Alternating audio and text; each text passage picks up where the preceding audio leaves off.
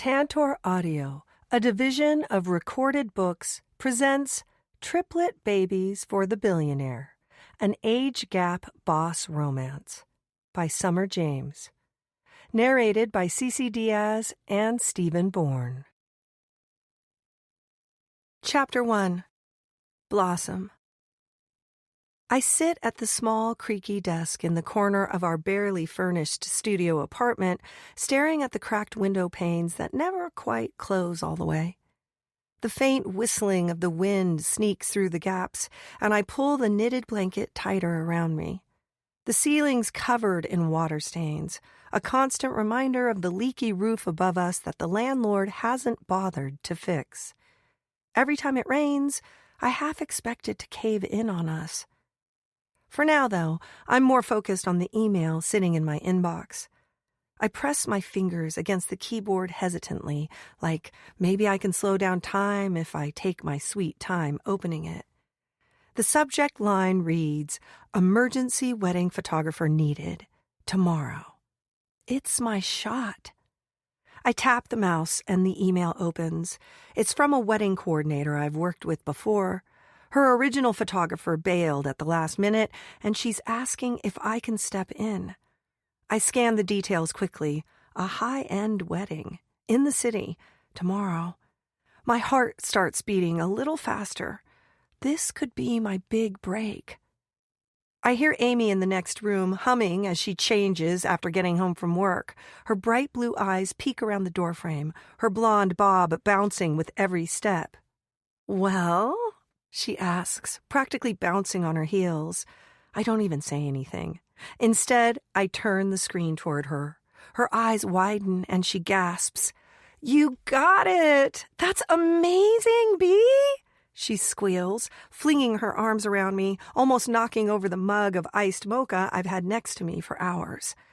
I stare at the email again, unable to wipe the grin off my face. I got it. I really got it. This is my chance to step up. The gig is huge. Well, for me at least. A high-end wedding in the city? This is exactly the kind of opportunity I've been dying for. But then reality hits. The excitement fades as fast as it came. It's been 5 years since you passed. 4 years since my world shifted. I'm still not sure. What if I mess up? I chew on the inside of my cheek. Amy rolls her eyes, walking into the room with her hands on her hips.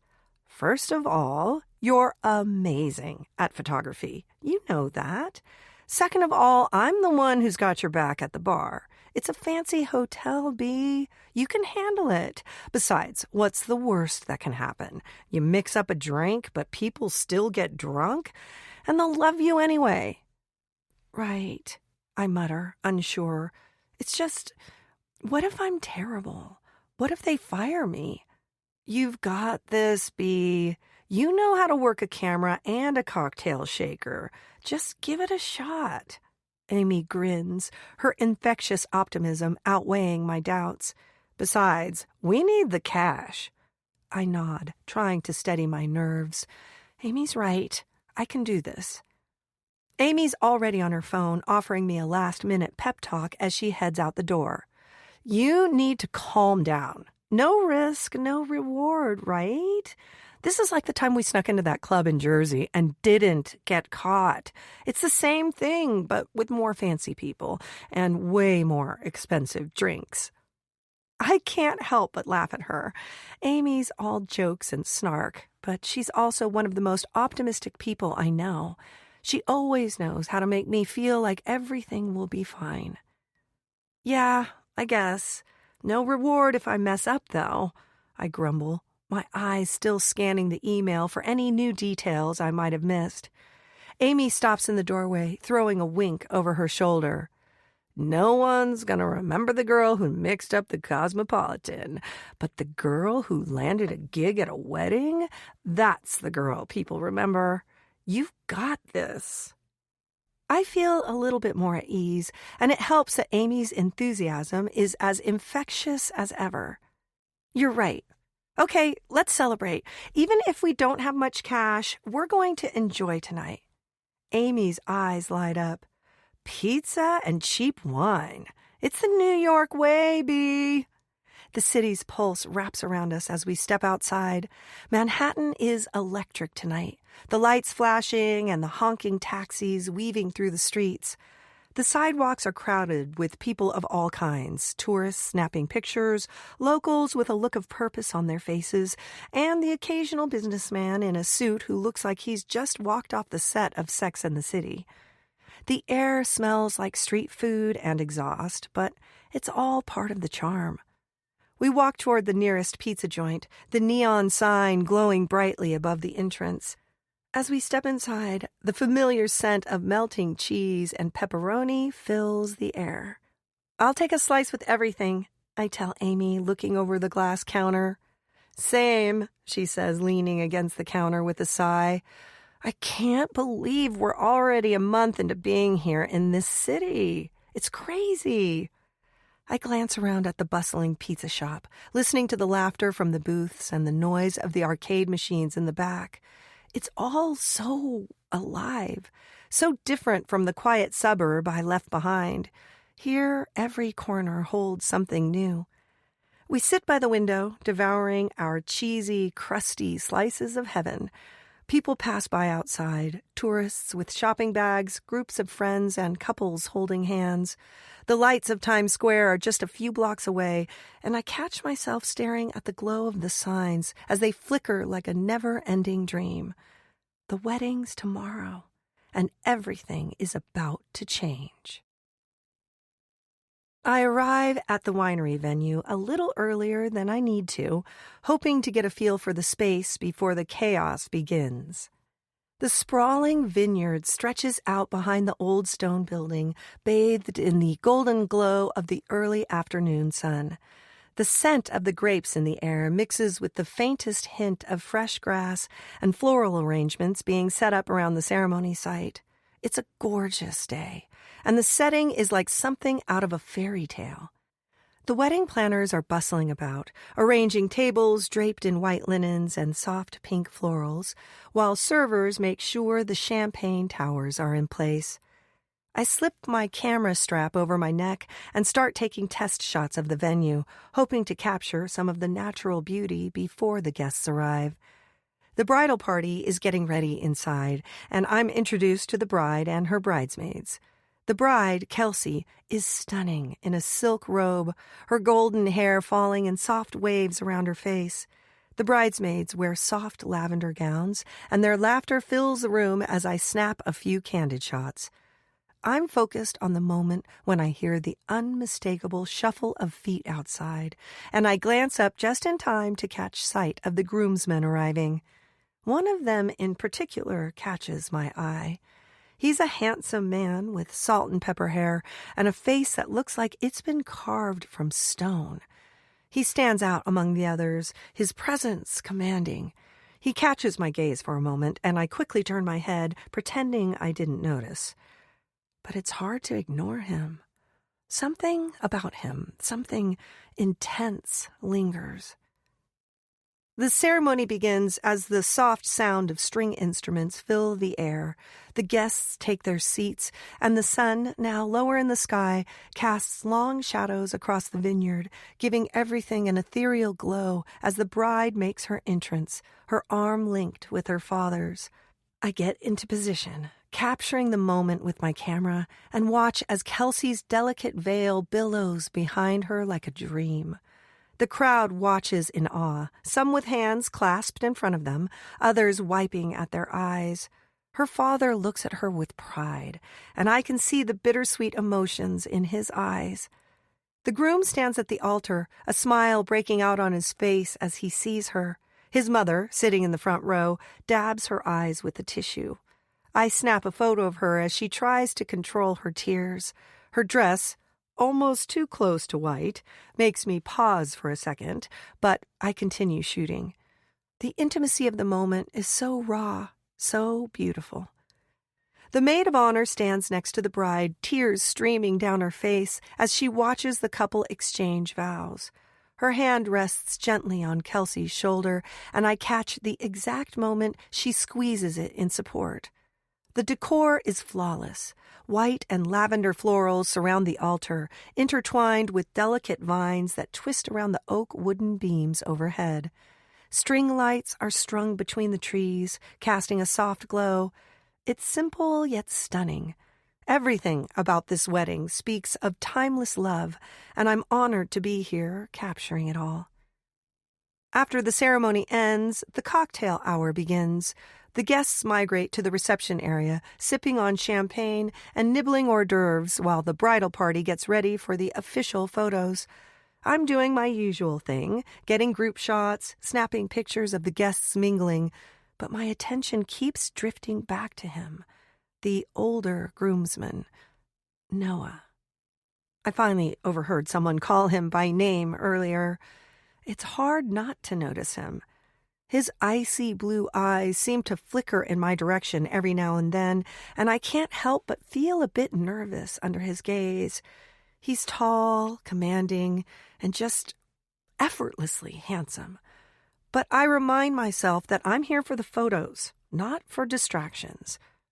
When I move to take pictures of the groomsmen, he's standing a little too close for comfort, and my heart skips a beat.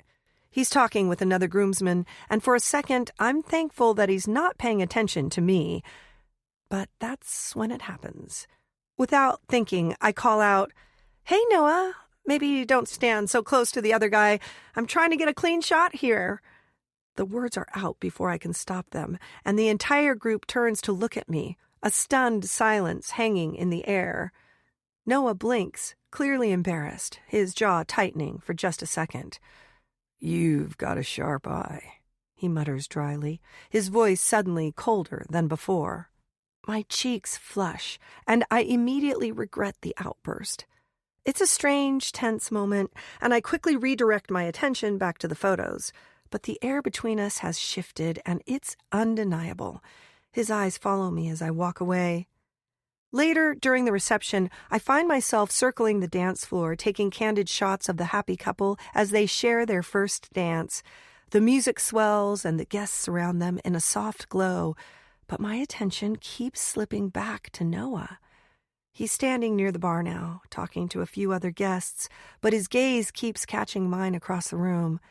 He's got a quiet, commanding energy that draws people in, but when he finally walks over to where I'm standing, I freeze for a second. He's close, too close, and I suddenly feel that familiar flutter in my chest. "Nice shot earlier," he says, his tone a little wry. "You caught me off guard there." I smile, my nerves settling into something lighter. "Well, someone had to remind you to behave." He smirks. "Maybe I needed the reminder." We fall into an easy, teasing banter, and I find myself enjoying the back and forth more than I expected. It's strange, this chemistry, this magnetic pull between us. He's charming and sharp, but there's something more behind his eyes, something guarded. It's only been a few weeks since I broke up with Zach, but I'm already starting to feel like this, whatever this is, feels like an unuttered agreement. A promise of what's to come. Noah seems to sense it, too. His smile lingers, his eyes a little warmer than before. However, before the moment can go any farther, I pull away, raising my camera to capture a spontaneous moment of the bride and groom spinning across the floor. The attraction is undeniable, but the timing is still off. For now. Chapter 2. Noah. I watch her move across the room, her camera swinging lightly at her side as she weaves through the crowd toward the dance floor. Her focus is unwavering, lost in her work just as it should be. But there's something about her.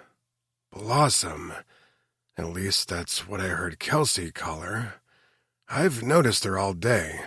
Her energy, her quick smile, and the way she handles herself with such grace despite the whirlwind of activity. It's hard to ignore her. She's got this effortless charm even in the middle of all the chaos. Her dark blue shirt hugs her frame just right, and her black slacks fit her perfectly. It's nothing flashy nor over the top. The way she moves is confident, casual, like it's the most natural thing in the world. She has a captivating quality. I don't know why I'm so drawn to her. I can't explain it. Maybe it's the way her green eyes catch the light or how she seems to light up the room without even trying. Maybe it's the subtle curve of her lips as she interacts with people. Friendly, warm, genuine. Maybe it's the fact she's a total fox. She's easily the prettiest girl in this entire venue. I drag my gaze away, but it's hard to keep my eyes off her. Maybe it's just the moment, the way she fits in here, or maybe it's just her. I push my drink toward the bartender, turning away from the scene and trying to focus on something else. But I feel the pull again, and it makes me wonder if I'm just imagining things or if she feels it too. I take a slow sip of my drink, letting the amber liquid settle in my chest. The weight of the glass in my hand does little to dull the ache that's been with me for years now. The ache of loss, of loneliness. I try not to think about it, but the thoughts creep in anyway. It's been 5 years since she passed. 4 years since my world shifted. My wife, the one person I trusted with everything. But now she's gone, and it's like I've been wandering through life, frozen in time, unable to move forward. I think about Blossom again. I shouldn't, but I can't help it. She's been on my mind more than I'd like to admit tonight. It's not just her looks. She's got this warmth, this light that seems to radiate from her. And maybe that's what makes it all the more difficult to ignore. As I'm lost in thought, a strong hand claps me on the back, pulling me from my reverie. It's Daniel, the groom. He pulls me into a quick embrace. "Noah, my man," he says, grinning ear to ear. "You have no idea how much I appreciate you being here. I couldn't think of anyone better to have by my side today." Daniel's one of the wealthiest restaurant owners in Manhattan. He's well-connected, but more than that, he's a genuine guy, a friend. "I wouldn't miss it for the world," I say, offering him a smile. "You know that." He nods, his gaze flicking briefly across the room, landing on Blossom. I don't follow his line of sight, but he smirks, his tone turning playful. "I see you, Noah. You've been looking at that photographer a little too much, huh? She's cute, man." I chuckle awkwardly, brushing him off with a wave. "It's just professional curiosity," I say, trying to play it cool. "I'm here for the wedding, not the photos." Daniel laughs, clearly unconvinced. Sure. You're not fooling anyone." He pats me on the back and turns back to the dance floor, still grinning. I watch Daniel walk off, shaking his head with a chuckle. There's a part of me that's annoyed. I don't know why, but I feel a flicker of frustration. Not with him. He's just doing what friends do, calling me out. But with myself. I can't seem to stop thinking about her. I take another drink, trying to clear my mind. The wedding is in full swing now. The bride and groom are dancing, the crowd cheering them on. The age gap between them is noticeable, but it works. The way they move together, it's as if they've known each other for a lifetime. I glance back at Blossom again, still busy with her camera, but this time she's not snapping photos. She's standing off to the side, her camera resting at her side. For the first time today, I get a glimpse of her, not as a photographer, but as a woman. Her gaze flits across the room, lingering briefly before she takes a breath and shifts her weight from one foot to the other. I can't seem to stop myself. My eyes lock onto her again, and I feel an impulse I can't ignore. I take the shot, just to capture her in this moment, this rare moment when she's not working. Then I take a step toward her, the crowd swirling around me. It's time we were introduced.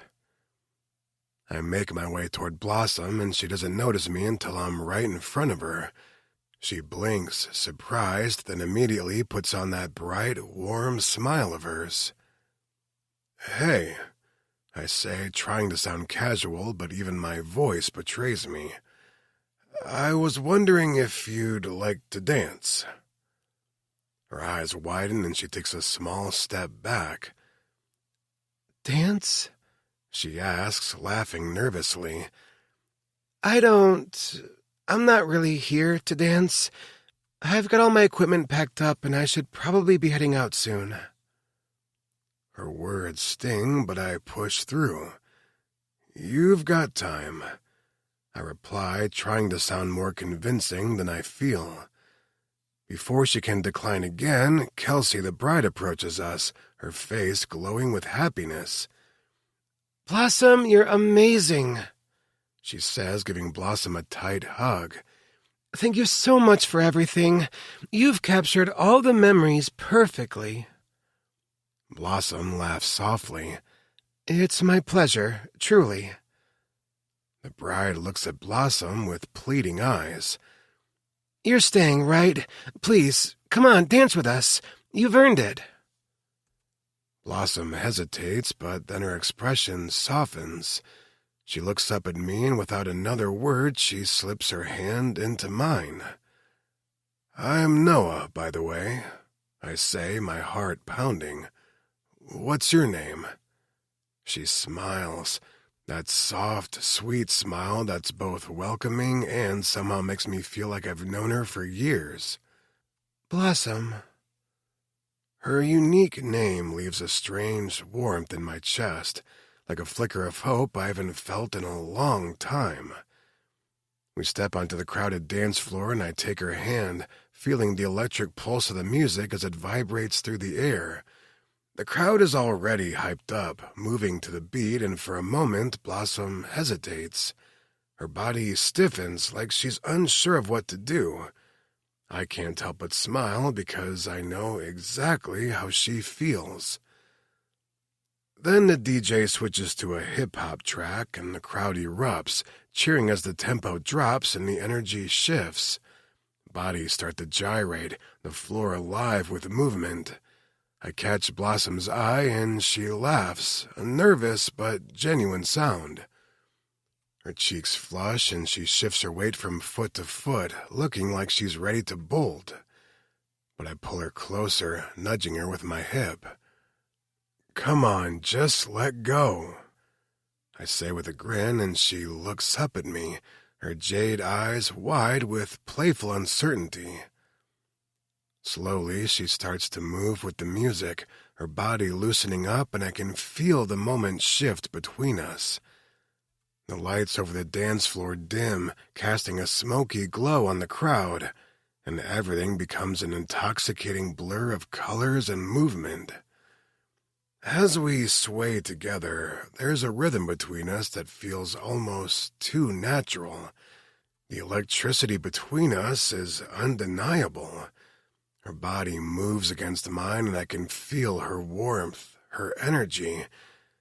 The daring look in her eyes says she's no longer shy. She's fully in the moment now, and I can't tear my gaze away from her. After a while, the music shifts again, the beat slowing as we take a breather. Blossom pulls back just enough to catch her breath, but she's still laughing, a carefree sound that makes something inside me loosen. "You know," she says, wiping a strand of hair from her face, "I didn't think I had it in me to dance like that, but hey, this place is full of surprises." "I can't say I minded," I reply, giving her a grin. "I'm definitely feeling the alcohol now. There's warmth spreading through me, and the edge of my usual restraint is starting to slip. But it's not just the booze. It's her. It's the way she makes me feel alive again, the way her laughter is contagious, her smile bright enough to make me forget about everything else. We head toward the bar, weaving through the crowd, and I catch myself leaning in a little closer than I need to. Blossom orders a glass of wine, and I ask for another whiskey, my hand resting on the counter, fingers tapping lightly to the beat of the music. "So, you're a wedding photographer, huh? You must have seen some interesting things." I tease, raising an eyebrow. She laughs, her eyes lighting up. "You have no idea. Some weddings are like fairy tales, and others are, well, let's just say interesting doesn't even cover it." We both laugh, and she brushes a strand of hair behind her ear, the soft movement catching my attention. Without thinking, I reach up, gently pushing her hair back, my fingers lingering a little longer than they should. "You're beautiful," I say, and it comes out quieter than I intended. Still, I can see the flicker of surprise in her eyes. We stand there for a moment, the energy between us shifting, quiet now, but still charged. The air feels thick, and when our eyes meet again, something passes between us. Something unspoken, but intense.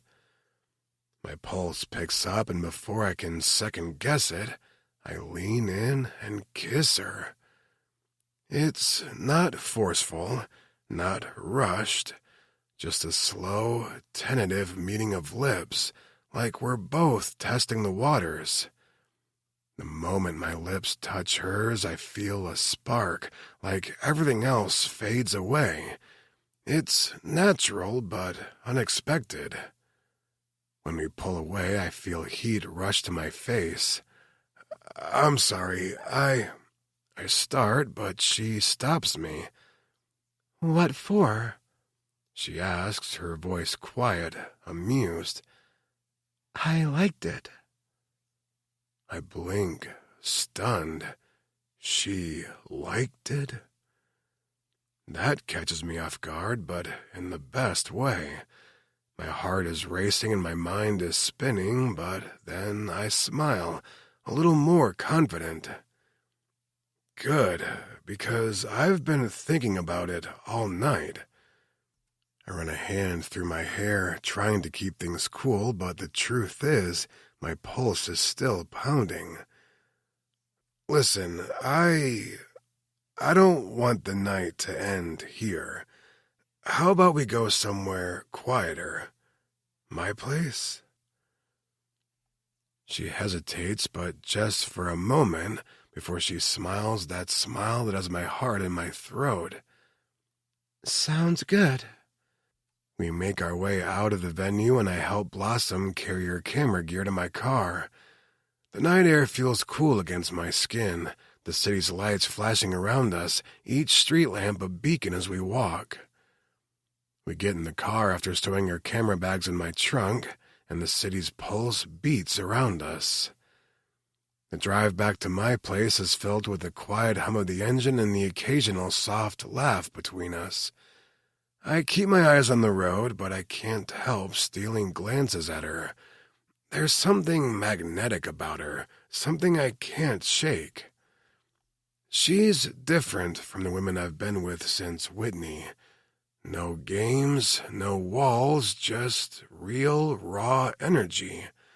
She makes me feel alive again. Her hand brushes mine in the car, and I don't pull away. It's unexpected, but natural. Her touch sends a jolt of electricity through me, and I find myself leaning closer, just enough to feel the warmth of her skin next to mine. We don't say much as I drive, but every minute spent in the car feels like we're growing closer, something I haven't felt in a long time. The air between us is charged, filled with an anticipation I can't quite place. I'm not sure what this is. Maybe it's just tonight, maybe it's more, But there's something about Blossom that I can't ignore. Something that makes me want to see where this goes. I park the car in the private lot behind the hotel, the engine rumbling to a stop. As I step out, I'm struck by the vibrancy of the city above us. The skyline is alive with neon lights, the stars obscured by the glow of the city, but the view is no less breathtaking. The skyscrapers reach up like fingers brushing the sky, and the glow of Manhattan's nightlife creates an almost electric atmosphere that fills the air. The city pulses with life, but right now it feels like it's just me and her, this moment suspended in time. Blossom is already out of the car, walking alongside me. She glances up at the twinkling lights, her eyes reflecting the shimmering cityscape. I feel a strange pull toward her, something deeper than just tonight, but I don't have time to think too hard about it. I want her in ways that make my head spin, but the last thing I need to do is complicate things. We slip through the back entrance of the Hudson Hotel, avoiding the main lobby where the bustle of guests could slow us down. The doors open to a sleek, quiet hallway that leads to a private elevator. It's just us here, no one else to interrupt. As the elevator ascends, the tension between us builds. The soft hum is drowned out by the heat between us. Without saying a word, I pull her into a kiss that feels like it's been waiting to happen all night. Her lips are soft, tentative at first, but soon we're both lost in it. This kiss is full of heat, hunger, and something I can't quite name. We part only when the elevator dings, signaling our arrival at the top, my penthouse. I open the door, and as she steps inside, I can't help but feel that everything is changing. My hands grip her sleek body as we enter the doorway, and I kick the door closed with the flick of my foot behind me. The smell of her vanilla and rose perfume takes my breath away. I literally wish I could inhale her like the pull from the finest cigar and hold her in my lungs forever. Her laugh is addictive. It makes me eager to hear the sound of her moans and sighs, and my hands explore more than just her refined waist and curvaceous hips. My fingers slide beneath her shirt, feeling the silky fabric lift off of her soft, supple skin. Her nipples, pointed and hard, welcome my touch as I swirl my fingertips against her skin. Blossom's light moans bring me to my knees, and I lift her into my arms, my hands grabbing her beneath her perky ass and lifting her up to face me. Her soft lips envelop me in kiss after kiss, and I sit down on the couch, letting her straddle me from above. She smiles down at me, her dark shadow only partially lit by the lights of the city outside. I grab the edge of her shirt and lift it over her head, exposing her pink, frilly bra that makes my dick stiffen even harder against the front of my slacks. I bury my face against her, licking and sucking at her skin. "Oh, yes, Noah."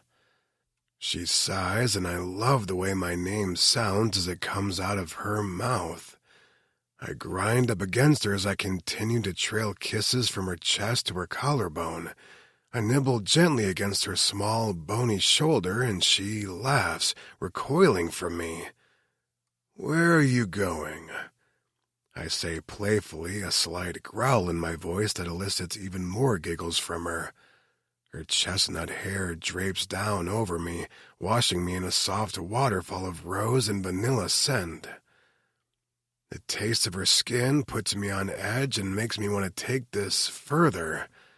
My hands slip around to the back of her bra and I pull the hooks loose, my mouth falling on her perfect tits. She moans my name again, her head falling backward, and I take one of her pebbled nipples in between my teeth, gently tugging as I look up at her. She's shivering a little, her hips grinding against my aching cock. "You're so gorgeous," I whispered to her. Her hands fall to my belt and she pulls it apart, a delicate smile still stretched across her luscious lips. A small gasp leaves her lips as she takes in the size of my cock before she drops to her knees in front of my couch. She grips me, a teasing glint in her eye. She opens her mouth and takes me, teasing my head with soft flicks of her tongue. I groan, stretching backward into the sofa, getting lost in the feeling of her pleasuring me. My hand falls to the back of her head. I don't push down, but I take joy in feeling the way she bobs back and forth, and comparing each motion with how good it's making me feel. She picks up the pace, quickening her movements, and before long, I pull myself away from her, laughing. "What?" she asks, a confused smile on her wet lips. "Your turn," I hiss, picking her up into my arms and laying her across the couch. I leave kisses along her stomach, trailing down further and further until my face is up against her crotch and my hands are at the buttons of her pants. She looks down at me, a hint of nervous excitement on her face, and I bite my lip, staring up at her as I pull the button and zipper of her pants apart. With a fluid motion, I pull her pants down, leaving her pink matching panties on. A matching set. Boy, I'm a lucky man. "I like your bra and panties," I whisper, placing my hands against the outside of her moist panties. Her back arches as she presses against me with her hips. "Thank you," she sighs before I bring her to another mounting cascade of moans, her wetness quivering and pulsing with every touch of my fingers. With a quick flick, I slip beneath her panties, pleasing her directly, feeling the soft, slippery folds of her beautiful pussy. I pull her panties off and dive my face against her, sucking and licking against her hard little clit. She groans my name again, riding against my face, and I grab her hips with my hands, steadying her, making her feel every movement of my tongue and lips. She gets wetter and wetter until I bring her to the edge, making her gush against me, and I love every moment of it. She sighs, her chest heaving, and I pick her up again, cradling her in my arms and setting her down in front of the window looking over Manhattan. Lean against the window. "Can anyone see us?" "No, it's one-way windows. We can see out, they can't see in." Blossom takes a moment, standing naked in the reflection of the flashing lights, and I see a smile stretch across her face as her hands touch the glass windows and her ass pokes out for me. I walk slowly behind her, taking in the view of her open legs, her voluptuous ass gently hanging open, showing off the familiar slit of her pussy. "Your pussy is absolutely amazing," I purr, taking my hard, throbbing dick into my hand and pressing it against her. She groans, her back arching as she feels me slide against her clit and opening, just teasing her for now. "I love how wet you are for me. I love feeling you drip down my cock." "Oh, God, Noah," she whispers, and in the dim light I can see her face blushing. "Are you nervous?" I hiss in her ear before pressing into her entirely, and the beautiful, undulating moan she lets out is almost like a note from a song. With each stroke I feel her shudder, her walls vibrating and throbbing against me. Already I can feel the urge to come brimming within me, but I hold back, wanting to give her everything I have before I'm done with her.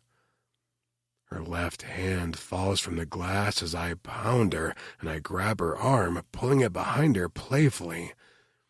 "Yes, oh fuck yes," She screams, "Please, Noah, fuck me hard."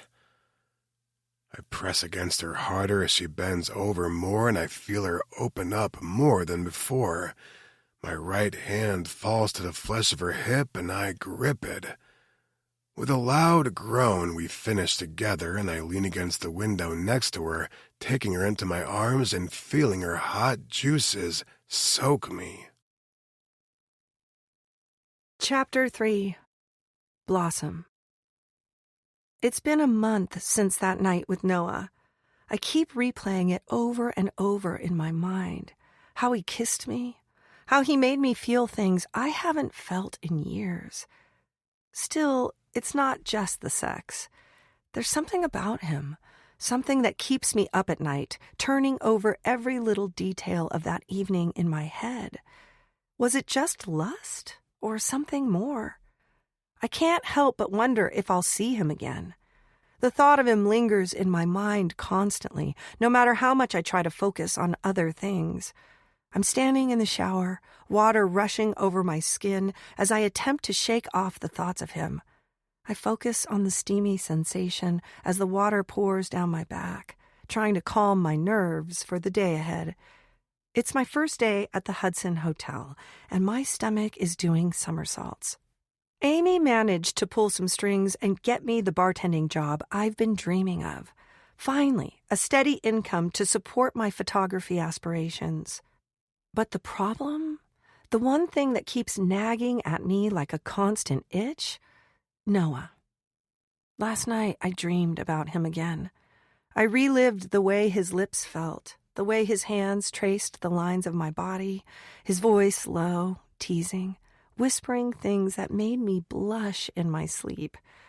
I shake my head, trying to clear my thoughts. Today isn't about him. Today is about my job, my career, my future. I can't get distracted. I leave the apartment and step out into the cold New York morning, my breath fogging in front of me. The city's alive with noise, the air thick with 1,000 different smells, coffee, exhaust fumes, and the sharp tang of city grime. I pull my coat tighter around me as I make my way to the subway station. The steps are crowded with people moving in all directions, some rushing, some barely moving, but all of us connected by the constant hum of the city. As I descend underground, the smell changes, becoming musty, stale, with a bit of mold mixed into the faint scent of sweat and stale air. The subway station is dingy, a far cry from the polished hotel I'm about to start working at. I feel a slight shiver run down my spine as I wait for the train, my shoes tapping impatiently on the cracked floor. A homeless man sits in the corner, his head resting against the wall, a sign held in front of him saying, "Anything helps." I dig into my purse, pulling out a $10 bill, and walk over to him. I drop it into his cup and give him a quick smile. "I hope things get better for you," I say quietly, before moving back toward the train tracks. As I board the train, I tell myself I really should do more. Volunteer, donate, help the community. But the doors close with a soft thud, and I push the thought aside. The subway starts moving, and I let myself focus on the rhythm of the tracks beneath my feet. The train slows as we approach my stop. Time to head to work. I step off the subway, the scent of the city now mixing with the fresh air of Manhattan. My heart beats faster as I make my way toward the Hudson Hotel. The building looms ahead, towering over me with its mirrored windows that reflect the bright morning sun. The white pillars out front give it a stately, almost regal look, and I feel a thrill of excitement in my chest as I approach the entrance. The logo is etched into the glass doors, bold, elegant, and unmistakable. Hudson Hotel, the kind of place I could only dream of working at just a few months ago. Now it's all within my reach. As I walk through the doors, the lobby greets me with a blast of cool air, and my footsteps echo across the opulent marble floors. The space is vast, with crystal chandeliers hanging above me, casting a warm golden light that makes everything sparkle. The polished wood of the reception desk shines beneath the soft glow, and there are fresh bouquets of flowers placed strategically around the space, their subtle floral scent adding to the elegant atmosphere. Everything is just so elegantly beautiful. So perfect. It's everything I've been working toward, and I can't help but feel a sense of accomplishment, even as nerves twist in my stomach. This is it, my first real bartending job at a fancy hotel, and I'm going to crush it. I approach the front desk, my shoes clicking against the marble floor. A young woman with dark hair and bright red lipstick looks up from her computer. She greets me with a professional smile. "Hi, I'm Blossom Bennett. I'm here to start my first day of work."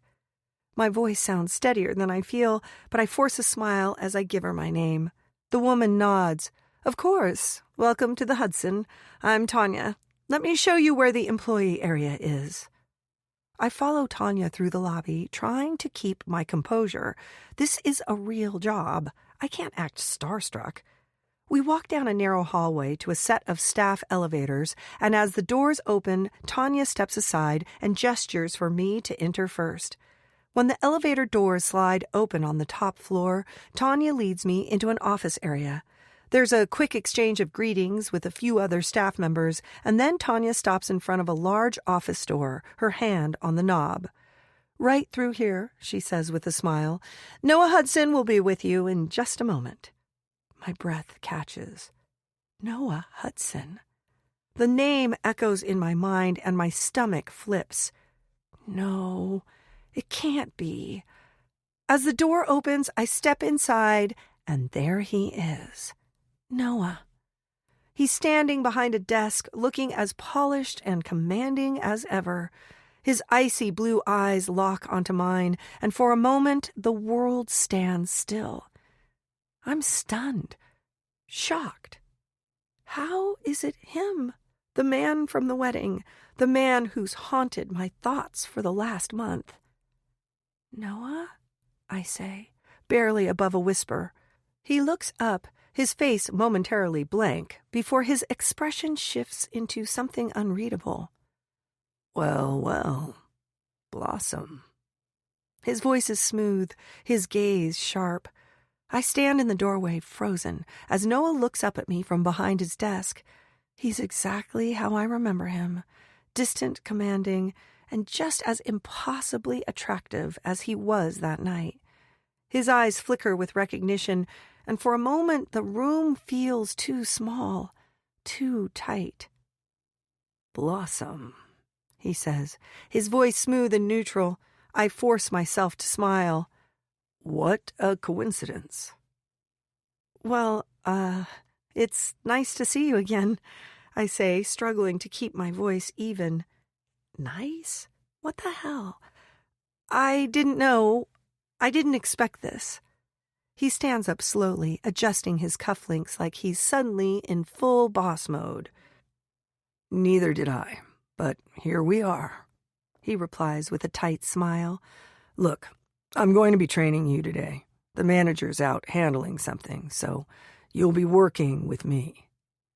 "Oh, great." I try to swallow the lump in my throat. This is my first day, and he's the one training me? The guy who I've been obsessively thinking about for the last month? The guy No, I can't go there. Not now.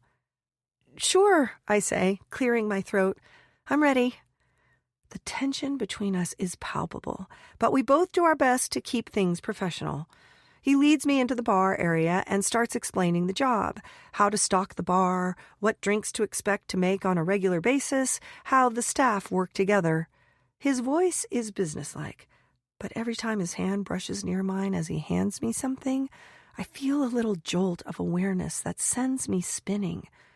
I keep my eyes on the task at hand, trying to ignore the fact that this is the man I spent the night with. I need to focus. We spend the rest of the day working together, and I'm silently freaking out the entire time. It's hard to concentrate on the job when every time Noah is near me, my mind flashes back to that night. The kiss, the chemistry, his hands on me. His voice, that deep, commanding tone. I can't stop thinking about it. Every time he gives me a brief instruction, I feel a rush of heat. Every time his eyes meet mine, something twists in my chest. We're restocking the bar when our hands nearly touch. It's a simple move, just passing a bottle between us, but the proximity is enough to make my heart race. I freeze, my breath catching in my throat. The brief brush of his skin against mine sends an electric jolt through me. I almost turn beet red with embarrassment or heat, who knows which, but my body is reacting all its own. I quickly look away, fumbling with the bottles in my hands to distract myself. What is wrong with me? Why am I reacting like this? Noah doesn't seem to notice. He's calm, collected, like he's been doing this forever. But I can't focus. He's not just some regular guy anymore. He's Noah Hudson, the man I had a ridiculously hot night with. And now I have to work for him. He's even more captivating in the light of day, and I'm losing it.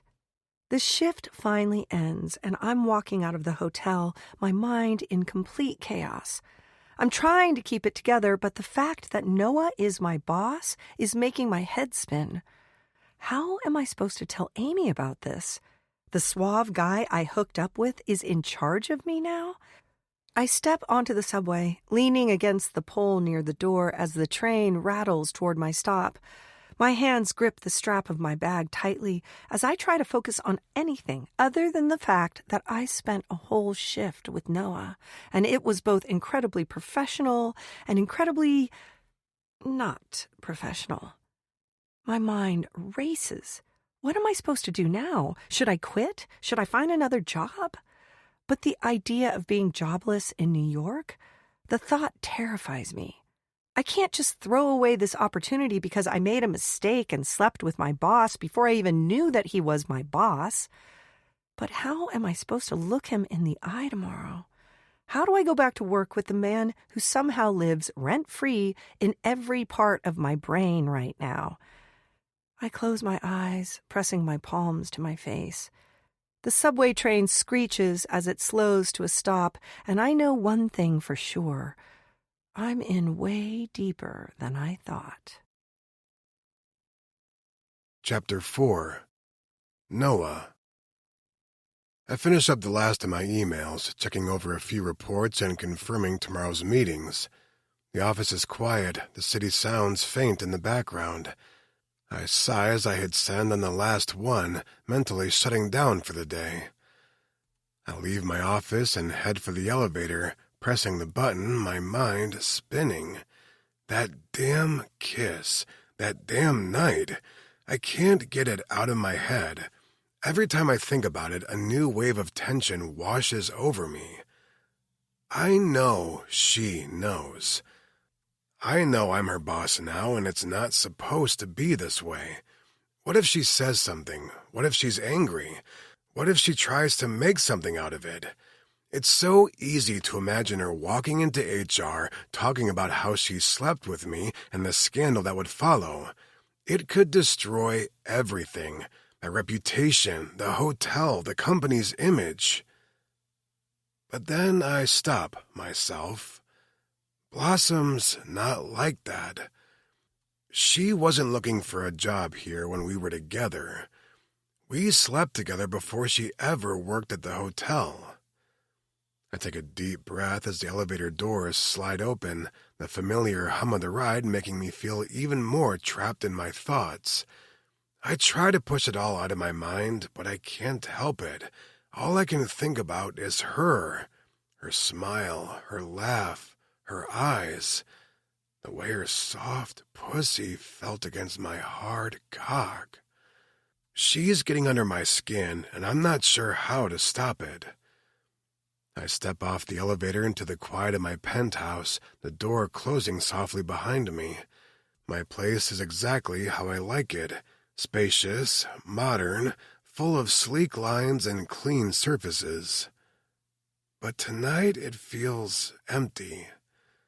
The floor-to-ceiling windows provide an unmatched view of Manhattan's skyline, towering buildings, glowing lights, everything sparkling in the distance.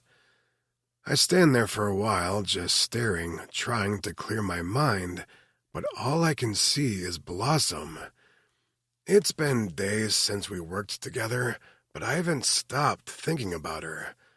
I've kept my distance, kept things professional, but it's harder than I expected. She's not like the other women I've been with for a single night since Whitney's death. There's something different about her, something real, something that pulls at me in a way I can't explain. I've spent so long keeping people at arm's length, keeping my emotions locked down, but with her, it's like I've forgotten how to do that. Every time I see her, hear her laugh, catch a glimpse of that warm smile, I feel like something inside me cracks open just a little more. I shake my head, trying to focus, but the weight of my thoughts makes it impossible. The apartment feels quieter than ever without her here. Goldie trots over to me, tail wagging, breaking the silence. I smile, bending down to pet her. "Hey, girl," I say, my voice soft. She nuzzles into my hand, and I stand, walking over to the kitchen to feed her. She's the hotel's mascot, and frankly, she's the only company I've really enjoyed since Whitney. It's a blessing that the entire staff loves Goldie and helps take care of her. She has no shortage of walks and attention, and Goldie returns the love tenfold to all of us. But there's something about Blossom that feels different. I sit down on the couch, flipping on the TV to try and distract myself. I watch a few minutes of a football game, but it's pointless. I can't concentrate on anything. My mind keeps circling back to her, to us. That kiss, the explosive sex, the way she made me feel. But then my thoughts wander unbidden to Whitney. It's been years, but the pain is still there, like an old scar that never really heals. Whitney was everything I could have asked for. Kind, compassionate, fiercely loving. She was the one who held me together when I wanted to fall apart, and then she was gone. Cancer took her from me, slowly. It's a loss I'll never get over, and yet here I am, thinking about a woman I shouldn't be thinking about. A woman who makes me feel things I'm not ready to feel again.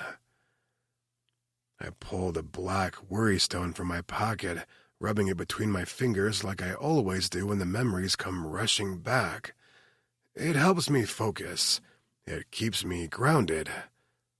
But tonight it doesn't seem to do the trick. The ache in my chest is still there. I close my eyes, letting the silence of the apartment wrap around me. I need to let go of this, but I don't know how. Just as I take a deep breath to clear my head, there is a knock at the door. I stand up, a little surprised. No one ever visits unannounced. I walk to the door and open it, finding my sister Nicole sitting in her wheelchair, waiting outside.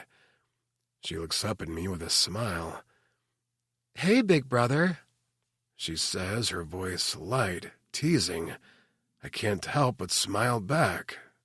"Hey, Nick, how's it going?"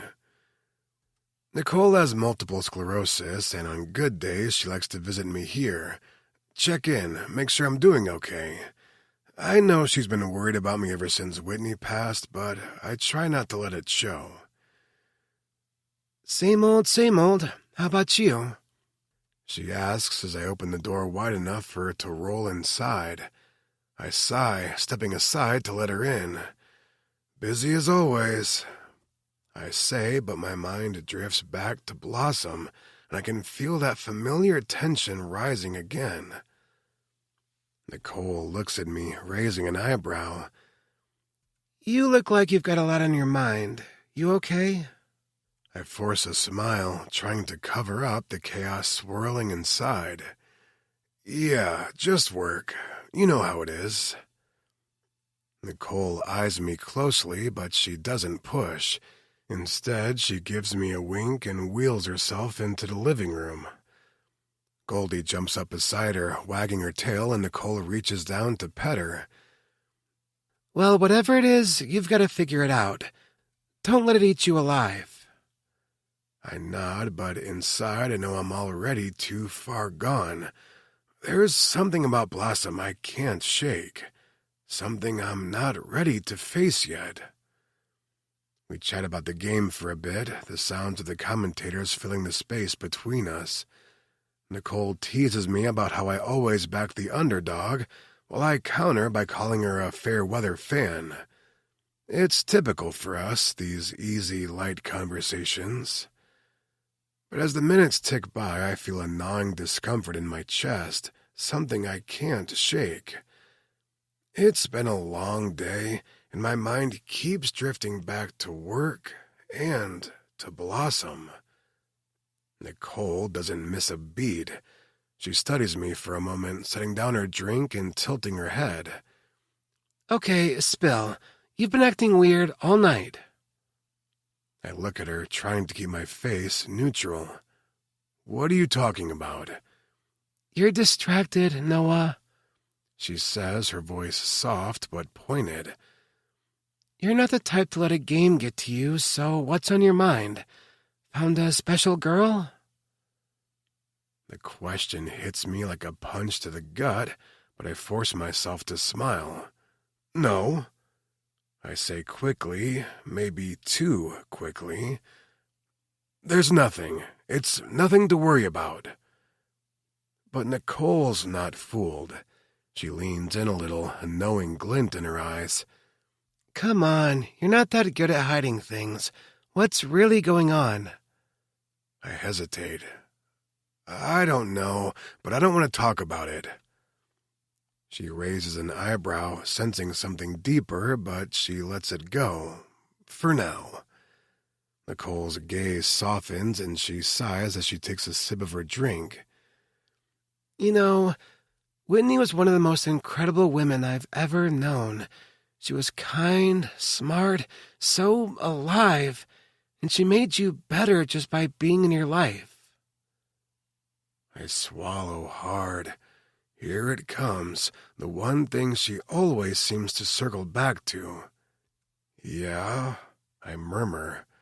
She was. I feel my chest tighten as the memory of Whitney flashes before me. Her smile, the way she always knew just what to say when things got tough. She was amazing. But Nicole's words have a different undertone. I think you're still holding on to her, she says softly. You've been stuck for years, Noah. You're not really moving on. I can see it. I'm worried you're holding on to a ghost. I don't respond right away. I can't. I want to deny it, to tell her she's wrong, but it's too complicated, and I'm not ready to deal with it. Nicole's voice softens again, and she leans forward, her eyes full of concern. I'm just worried about you, Noah. I love you, but I need you to start living again. I meet her gaze, but my thoughts are far away. Nicole's right, but I'm not ready to hear it. I'm fine, I finally say, though I know she doesn't believe me. Heck, I don't know if I believe me. She sighs, but then shifts the conversation. Anyway, enough of me playing therapist. There's something I want to talk to you about. I nod, still a little distracted, though a sudden change in tone catches my attention. What's up? Nicole doesn't waste any time. It's about the hotel. I want to improve the accessibility here. It's not great right now, and I think we can do a lot better. I sit up straighter. We don't need another set of hands on that. Our contractor's going to handle it. Nicole looks at me like I've just said something outrageous. No, I'm not talking about just any contractor. I've already found someone who specializes in accessibility. This is important. I rub my hand over my face, exasperated. We've been over this. I'm not bringing in someone else. We've got a team. We don't need a third-party expert. She crosses her arms, looking at me like I'm the one being unreasonable. Your team is great, but they don't have the expertise to handle the level of accessibility we need. We're talking about improving the experience for all of our guests, not just ticking off boxes. I shift uncomfortably, but my mind keeps drifting back to the game. I get it, but I still think we're fine. We don't need another expert. We can handle it ourselves. Nicole's topaz eyes narrow, a playful challenge behind them. Well, that's convenient, Noah. You know, it's not like disabled people like to do things, right? I wince at her sarcasm, but I also feel a little guilty. I never said that. I reply quickly, my voice defensive. You know you have my full permission to do anything you think will make the guests happy. You don't have to argue with me.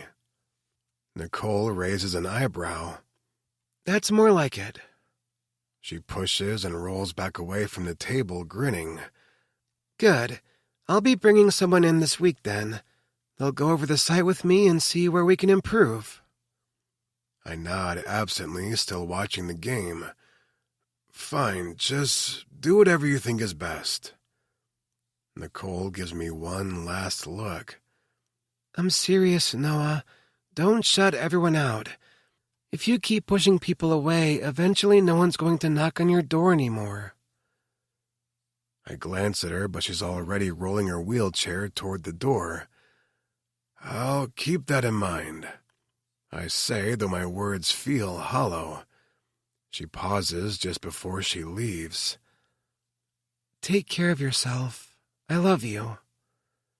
I nod again, but the words don't feel right. Love you too.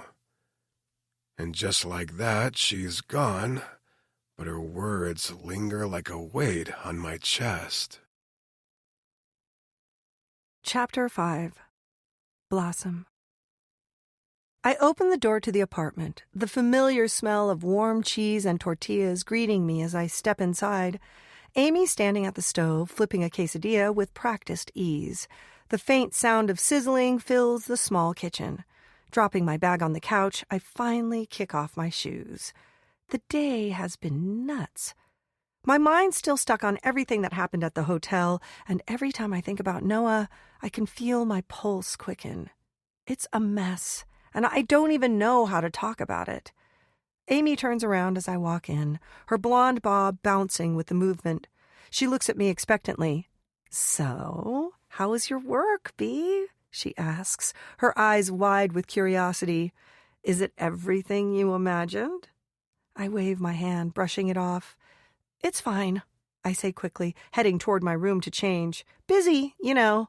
A lot of stuff to learn. She doesn't buy it. Come on, tell me all about it.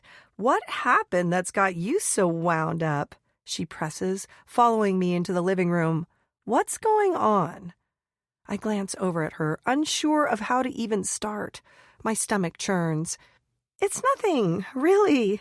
I lie, my voice coming out a little too high-pitched. Amy crosses her arms, her gaze narrowing. You're not fooling anyone. Spill it, Bea. What's going on with you? I can't keep it in any longer. The words spill out before I can even stop myself. Noah Hudson is the same Noah from the wedding, I blurt out. Amy freezes, the spatula hovering in midair. Her mouth drops open and her eyes widen in shock. You slept with our boss? She exclaims, the words coming out in a disbelieving gasp. I didn't know he was our boss yet. I defend myself, feeling my cheeks flush with embarrassment. He didn't tell me. Amy bursts out laughing, shaking her head. Oh my God, Bea! You've got to be kidding me.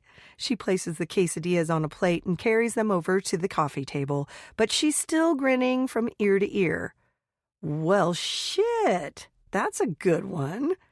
I don't know what to do, I confess, sitting down on the couch. This is so awkward. What if it messes up everything? What if he tells everyone? Amy plops down next to me, casually munching on her quesadilla. Calm down, she says between bites. You're both adults, right? It's not like you got caught in the supply closet or anything. Shit happens. I stare at her, dumbfounded. You're really not freaking out about this? Why should I? She shrugs, her eyes twinkling with amusement. You know what? It's New York City. People fuck. I'm still processing Amy's nonchalant response, my mind spinning as she plops a perfectly cooked quesadilla onto another plate. She slides it toward me and looks at me expectantly, like it's no big deal. Really? I mutter, shaking my head in disbelief. You're really this calm about it? Amy shrugs, sitting back on the couch and taking a bite of her food. Look, Bea, it's not a big deal. You're both grown adults. You weren't trying to sabotage your careers or anything.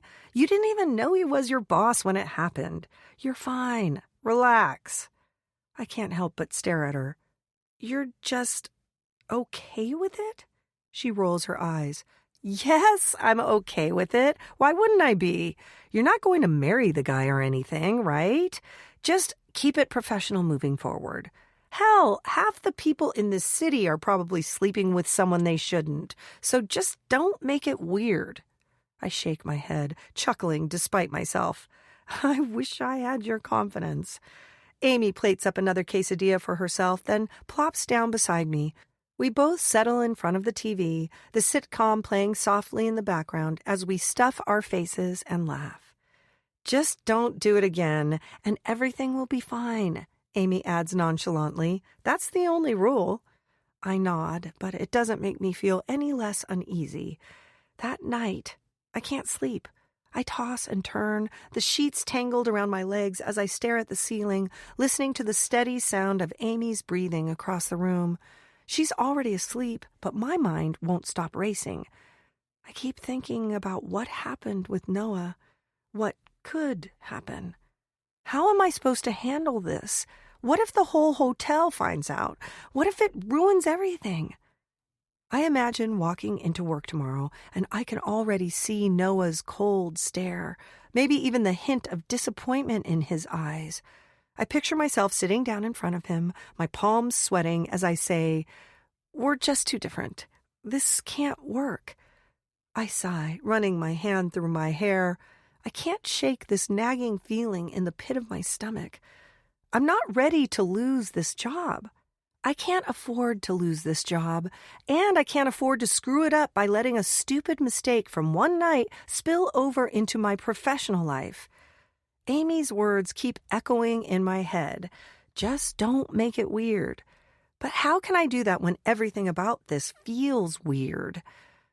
Eventually, I drift off to sleep, but I know tomorrow is going to be harder than I can even imagine.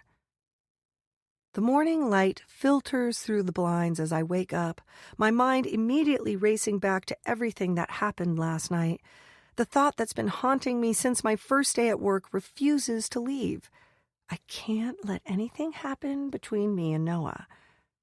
I move through the motions of getting ready for the day, taking a quick shower to shake off the haze of sleep, but all I can think about is that night, and the idea that everything could be ruined. What if we both get caught up in the attraction again? What if that night was more than just a fleeting moment? Under the hot water, I imagine him standing in front of me. I think of his tall, commanding figure and his blue eyes locked onto mine. I picture him coming toward me, his lips brushing against mine like before, drawing me into that magnetic pull between us. And then I push him away, the words coming out of my mouth before I even have a chance to think. We can't do this. It can't happen again. I force myself to shake off the thought, closing my eyes as I finish rinsing off. This is my job now. I have to keep it professional. There's no room for personal feelings, no room for temptation. I won't let Noah distract me. I finish up, take a deep breath, and try to focus. No matter how badly I want to feel those electric sparks between us again today, it's just business. Nothing more.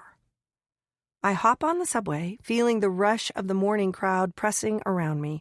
The familiar hum of the train fills my ears, but my mind is elsewhere. As I stand there, gripping the overhead pole, my eyes flick to the woman next to me holding a book. The cover catches my eye. It's a steamy romance novel with a shirtless guy on the cover, his abs glistening in the sun as he gazes at the woman in his arms. The cover is a little too graphic for my taste, but for some reason my eyes can't seem to look away. It's like a visual pull drawing me in. I think of Noah, of that night we shared, the heat, the closeness, the passion.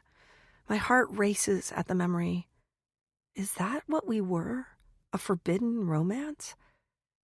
I feel myself getting lost in the image, imagining what it would be like if Noah was the one on the cover, the one pulling me close again. But just as my thoughts spiral, the train lurches to a stop and I'm jolted back to reality. I blink, realizing I almost missed my stop. My pulse quickens as I push my way toward the door, narrowly avoiding the closing train doors. I jump off just in time, my breath coming in short bursts. Focus, Blossom. You've got to keep it together today. The day starts out slow. Noah keeps his distance, letting me prove I can handle myself. I've been working at the bar for a few days now, and it's clear I've got the hang of things. I know how to make the drinks and where everything is, and the staff has stopped looking at me like I'm new. But the tension between me and Noah is still there, hanging in the air like an unspoken challenge. As we work together behind the bar, organizing glassware and serving drinks, our hands brush periodically. The electricity that zips through me is almost too much to handle, but this time I manage to pull myself together quickly. I remind myself, like I have 100 times since that first day, I can't do this. I can't let myself get distracted. This is my job. When our hands accidentally touch while reaching for a bottle, I immediately look away, biting my lip to keep my focus. Noah, for his part, doesn't seem to notice how much he is affecting me. He's calm and collected as always. But I can't help the way my heart pounds. I remind myself that this is all temporary. I can't let myself fall back into those dangerous feelings. If he asks me again, if he tries anything again, I'm saying no. That's the plan. Nothing more. I head into the back, searching for another bottle of Moscato. The kitchen is quiet, and I relish the brief moment of solitude. I just need a minute to gather my thoughts, to refocus. Just as I reach the wine rack, I hear footsteps approaching, and I turn to see Noah entering the back room. He gives me a quick nod of acknowledgement, and I force a smile. "How's everything going?" he asks casually, leaning against the doorframe. He's so collected, so professional. He's clearly fine with the way things are, but I can't shake the feeling that we're walking a fine line. "It's going well," I reply, trying to sound normal, but inside I'm nervous, my stomach churning. This is the moment I've been dreading. I take a deep breath, put the bottle back on the shelf, and turn to face him. "Listen, Noah," I say, my voice firmer than I feel. "Whatever happened between us before, that can't happen again." His eyes flash with surprise, but he doesn't argue. He just looks at me for a beat, his expression unreadable. Finally, he nods. "I get it.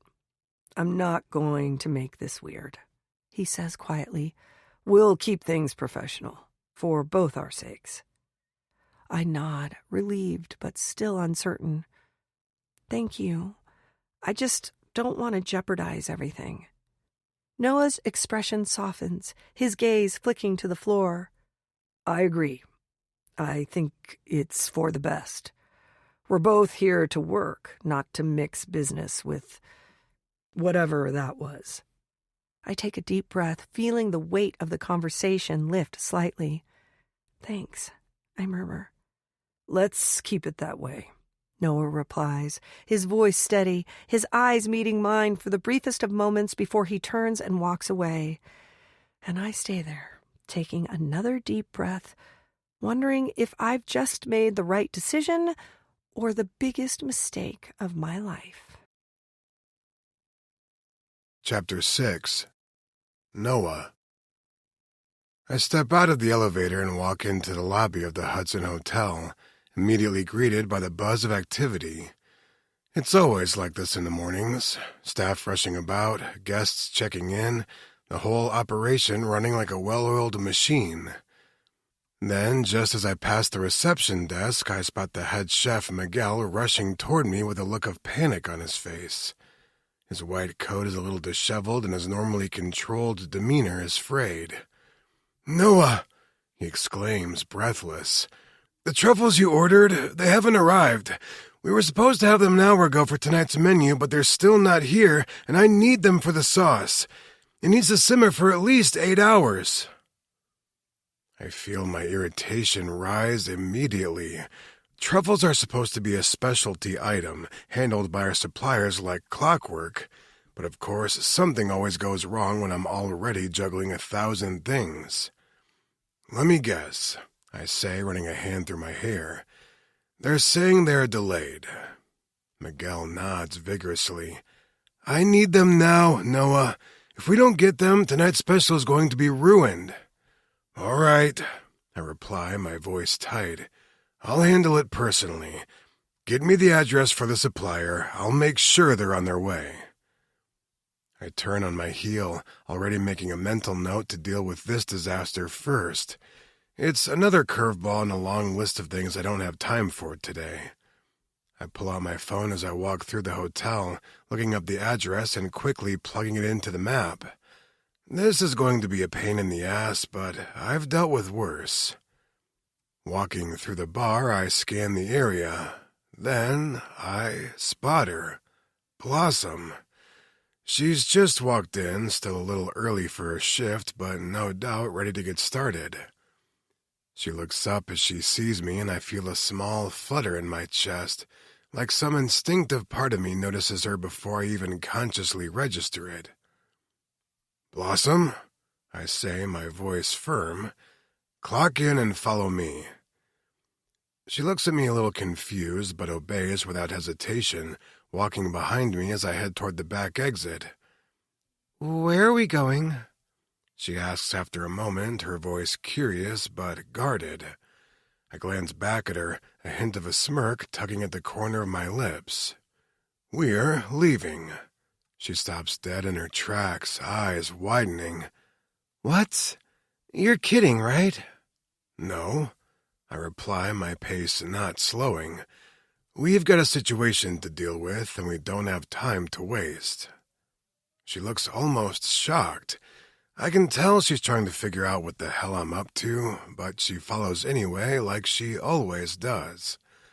I push through the hotel's back entrance and head toward my car, the luxury vehicle parked just outside looking like a beast in the morning sun.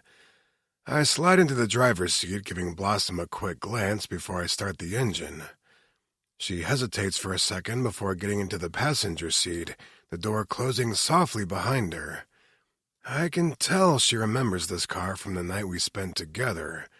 She's trying not to acknowledge it, but I can see the way her eyes linger on the leather interior.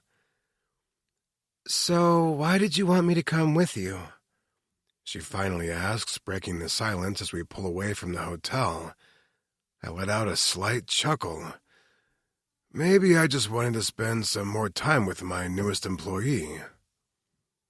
She shoots me a glance, the corners of her lips twitching, but she doesn't smile. Really? I lean back slightly, my eyes focused on the road ahead. Just kidding. You'll need to know where we get our supplies if you're going to work here. She seems to relax at that, but the tension in the air doesn't completely dissipate. There's something else between us that neither of us is addressing directly, but I don't want to think about that right now. The city passes by in a blur as I drive, the streets flashing by quickly. I focus on the road, but I can feel Blossom's eyes on me every now and then, as if she's still trying to piece together why I asked her to come with me on this errand. The skyline looms in the distance as we make our way to the market. It's a bustling part of the city, crowded, noisy, and chaotic in its own unique way. The car hums as I park in the large lot nearby, and I can see Blossom's expression shift. She looks uneasy, her bright eyes darting around, taking in the grimy exteriors of the buildings and the mix of cars and delivery trucks parked in the lot.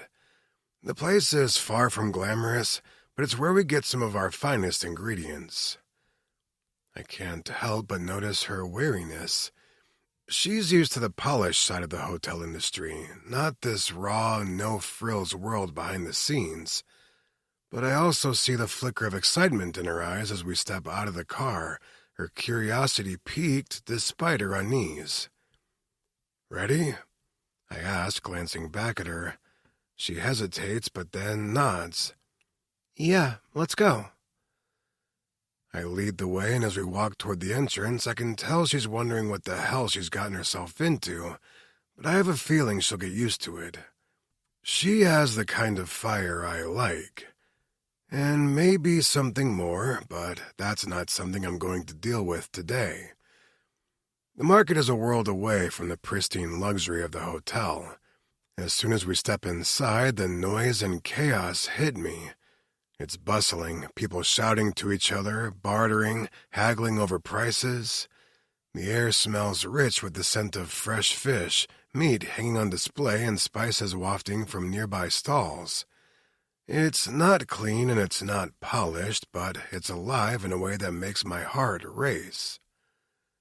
Blossom follows closely behind me, her eyes wide as she takes in the scene. I can tell she's a little out of her element, so I grab her hand without thinking, my fingers brushing over hers.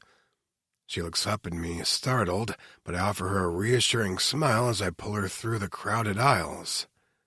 "Stick close," I say, guiding her around a vendor's table where a large fish is being expertly filleted. The smell of raw seafood lingers in the air, mixing with the thick, savory scent of meat from the butcher's corner. I can see her wrinkling her nose slightly, but she doesn't pull away, instead walking in step with me as we navigate the tight space.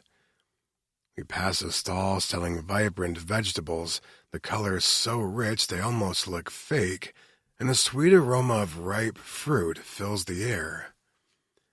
People around us shout about their deals, bargaining for the best price.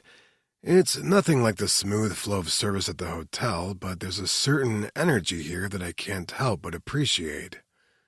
We reach the truffle dealer's stall, and I release Blossom's hand, stepping forward to address the man behind the counter. He's older, wearing a stained apron, and looks a little flustered when he sees me approach. "Noah Hudson," he says, almost apologetically. "I'm so sorry, but the truffles are delayed. The shipment's stuck, and I don't have any to send you right now. I know you're on a tight schedule, and I deeply apologize for this." I take a deep breath, my patience thin but still intact. "Look, I don't have time for this," I say, keeping my voice steady but firm. "I need those truffles today. You understand the kind of pressure we're under. The entire night's menu depends on them." The dealer looks down, rubbing the back of his neck. "I know, Noah. I've had some problems with my suppliers. If you want, I can get them to you tomorrow, but—" I cut him off. "Tomorrow won't work. What can we do today to make this right?" I glance over at Blossom, noticing how she's watching me closely, her eyes sharp. The dealer looks at me, then nods. "I'll tell you what. I can give you a premium deal for the inconvenience, a discount for next time, and priority shipping for this order. It's the best I can do." I look over at Blossom, then back at the dealer. Done, I say, extending my hand. Let's seal the deal. As we walk away, I can feel Blossom's gaze on me. She's impressed. Not bad, she says quietly. That was smooth. I smile. You've got to know how to handle these situations, in business and in life. I pull out my phone and call the hotel, telling my chef that I'll have to improvise for tonight, but the truffles will arrive tomorrow in time for him to create the menu he has planned. I also tell him to make sure that he calls me if there's a rush at the bar that the bartenders can't handle. We get back into the car, the engine humming to life as I prepare to pull out of the parking lot, my mind still buzzing from the deal I just made. The city's lights begin to blur around us, the night closing in, but the air between us feels charged. Blossom is sitting silently next to me, but I can feel her glancing over at me every now and then. The tension from earlier is back, different, but still present. I want to reach for her, but I don't. Then, out of nowhere, she leans in. Her lips are soft, hesitant at first, but they meet mine, and I'm lost. I kiss her back just as softly, letting the tension between us melt away in the heat of the moment. It's not a kiss that was planned, but it's urgent, like we've both been holding our breath for too long. When we pull away, she looks at me with wide eyes, almost surprised at herself. I grin. I guess we're both in a rush to see where this goes, huh? She laughs softly, still a little breathless. I guess so.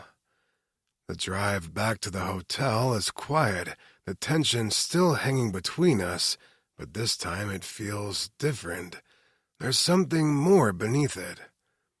When I pull into the hotel parking lot, I turn to her. You want to come up? I'd like to spend some more time with you. She looks at me for a long moment before nodding. Yeah, I'd like that. The elevator doors close behind us, the quiet hum of the ride almost drowned out by the quickening pulse in my ears. I can't help myself. I reach for Blossom as soon as we're inside, pulling her close, kissing her with a hunger that feels long overdue. She responds immediately, her body pressing against mine as we lose ourselves in the moment. It's familiarity mixed with something new, something more. It feels like we're right back where we were that night, only this time it's different. The elevator dings when we reach the top floor, and I barely pull away. We walk down the hallway, our hands brushing, the tension between us almost unbearable. When they open the door to my penthouse, we step inside, and I quickly shut the door behind us. I lean against the door for a moment, catching my breath. Blossom steps toward me, her eyes dark with desire. No one can know about this, she says quietly. I nod, stepping toward her, my fingers lightly grazing her cheek. I don't want anyone else to know either. We kiss again, the door to my penthouse closing behind us, leaving the rest of the world outside. I take her into my arms, holding her against me as we kiss, our lips enveloping one another's over and over again. She feels so light and small in my arms, and I love it. I pick her up and carry her into my bedroom. I lay her down and climb atop her, kissing her again, feeling my cock press against her. I grind my hips against her, thrusting toward her, letting her feel my dick begging to be released from my pants. Her small hands fall to my crotch. She teases me, rubbing against my hard dick with her hand, only the fabric of my pants keeping us apart. Silently, she unbuttons them, pulling down my zipper, and I feel the cool, air-conditioned climate hit my exposed cock. She pulls off her pants and straddles me, her delicate hand placed against my chest and pushing me backward. I feel her slip herself against me, her wetness sliding across me and making me shiver with delight. It's only a few passes before she grabs my shaft with her hand, standing me erect before sitting down on me completely. I feel myself plunge into her, my hands fall to her hips, and I grip her tightly as I pump up to meet her. I watch as she serpentines her body across me, flicking her hips back and forth, grinding against me. I groan, feeling myself rut against her harder and harder until she collapses across me, screaming my name and shuddering. We're lying in bed, tangled together, our bodies warm and relaxed after everything that's happened tonight. The city lights pour through the floor-to-ceiling windows, casting a soft glow over the room. I can hear the city's hum below, cars honking, people shouting, the distant sound of life going on. But in here, it's just us. Quiet. Peaceful. Blossom's head rests on my chest, her breath soft against my skin. I can feel the rhythm of her heartbeat, steady and calm. My fingers trace small circles along her back, and for a moment, everything else fades away. I'm not thinking about the hotel, the business, or the complicated mess I've gotten myself into. It's just her, here with me. We've been talking quietly, our words drifting like the night air. "You know," she says, her voice barely above a whisper, "this feels real, like not just a one-off thing." I take a slow breath, unsure of how to answer. There's something in her tone, something deeper than just physical attraction. It's like she's asking if there's more to us than what we've shared so far. "Yeah," I say, my fingers still tracing the curves of her back. "But I don't know what it means." She shifts slightly, raising her head to look at me. "What do you mean?" she asks, her eyes searching mine. I hesitate, feeling a lump form in my throat. "I've been avoiding real connections for years. I don't know how to let someone in without being afraid of losing them." My voice cracks a little and I clear my throat. "This place," I add, gesturing to the penthouse around us. "It was Whitney's dream. She wanted to restore this hotel, make it beautiful. I promised her I'd do it. It was important to her." Blossom's eyes soften. She doesn't say anything right away, just listens, and I'm grateful for that. Blossom shifts again, and her fingers slide gently over my chest, tracing the scars that I know are there but rarely let anyone see. She lifts her head, her expression gentle but full of concern. "Noah, what happened to Whitney? Why are you so afraid to let someone in?" I swallow hard, the memory of her still raw after all these years. She died," I whisper.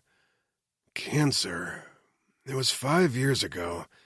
It happened fast. We knew it was coming, but it still hit like a ton of bricks. I was with her until the end, holding her hand when she couldn't hold her head up anymore." The words feel heavy in the air between us. I haven't said them out loud in so long, and I don't know why I'm saying them now. Maybe because she's here. Maybe because I need someone to hear it. "I'm sorry," Blossom says softly, her arms wrapping around me, pulling me close. I feel the warmth of her embrace, her fingers threading through my hair. "That must have been so hard." I let out a shaky breath, leaning into her touch. It's a comfort I didn't realize I needed. It was. I lost the person I thought I'd spend my life with, and after that, I couldn't even think about letting anyone get close. She holds me tighter, her voice low and comforting. You don't have to do this alone anymore, Noah. I close my eyes, allowing myself to relax for the first time in years, feeling her warmth, her presence, as if for just a moment I'm not alone anymore. Chapter 7. Blossom. Stepping into the hotel lobby, the familiar hum of activity surrounds me. The staff is busy, the guests are chattering, and everything feels like it's moving at lightning speed. But all I can focus on is him, Noah Hudson. Over the last 2 weeks, we've been sneaking around, quiet kisses, shared glances, stolen moments when no one's looking. It feels like we're walking a tightrope, balancing between something real and the secret we're trying to keep hidden. I try to push the thought aside, but it sticks to me like a weight. I'm nervous. I can feel the nerves creeping up with every passing shift, but at the same time, there's this strange sense of confidence that builds inside me. We've been getting away with it so far. No one suspects anything, and it feels like we can keep doing this. Like I can have my cake and eat it too, but I know the inevitable is coming. We can't keep this secret forever. Eventually, someone will notice, and when they do, I don't know how we'll handle it. I focus on my work, putting on my best bartender smile, and push the doubts to the back of my mind. I can do this. We can do this. For now, at least. As I walk toward the bar, I see Courtney standing near the counter, fiddling with the glassware.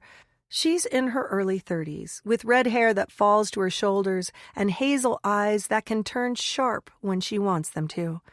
I've worked with her a few times now, and though she doesn't say much, I always try to be friendly. Hey, Courtney. I greet her, forcing a smile, trying to shake off the nerves still buzzing in my chest. She doesn't answer immediately, and when she does, it's with a terse nod. There's something in her expression, something cold. She just brushes past me, walking off without a word, like I'm not even standing there. I feel my stomach tighten, the unease settling into my chest. What did I do? I don't get it. I've always been nice to her. Was it something I said? Or did she just decide she doesn't like me? The silence between us feels uncomfortable, and I try to shake it off, focusing on the bar, on the drinks I have to prepare, but her snub lingers. It's hard not to let it get to me. A little while later, Noah walks into the bar, his tall frame commanding attention. He greets everyone with his usual easy charm, but when his eyes find mine, it's like everything else fades away. There's a brief pause, just a moment when our gazes lock, and I feel that familiar flutter in my stomach. I try to look away, but it's hard. He's here, and I'm here. And even though we've been careful, it's like we can't stop this connection. The attraction is so palpable that it feels impossible to ignore. My gaze flicks to Courtney, and I see her face contort into something between frustration and anger as she huffs and walks off, clearly irritated. I mutter under my breath, trying to ignore the odd tension in the air. What's up with her today? I ask, though I don't really expect anyone to hear me. Just then, the chef, Miguel, calls out from the kitchen. Blossom, come here for a second. Relieved to be distracted, I turn away from Noah and make my way to the kitchen. But the lingering feeling of Noah's gaze follows me, and I can't shake it off.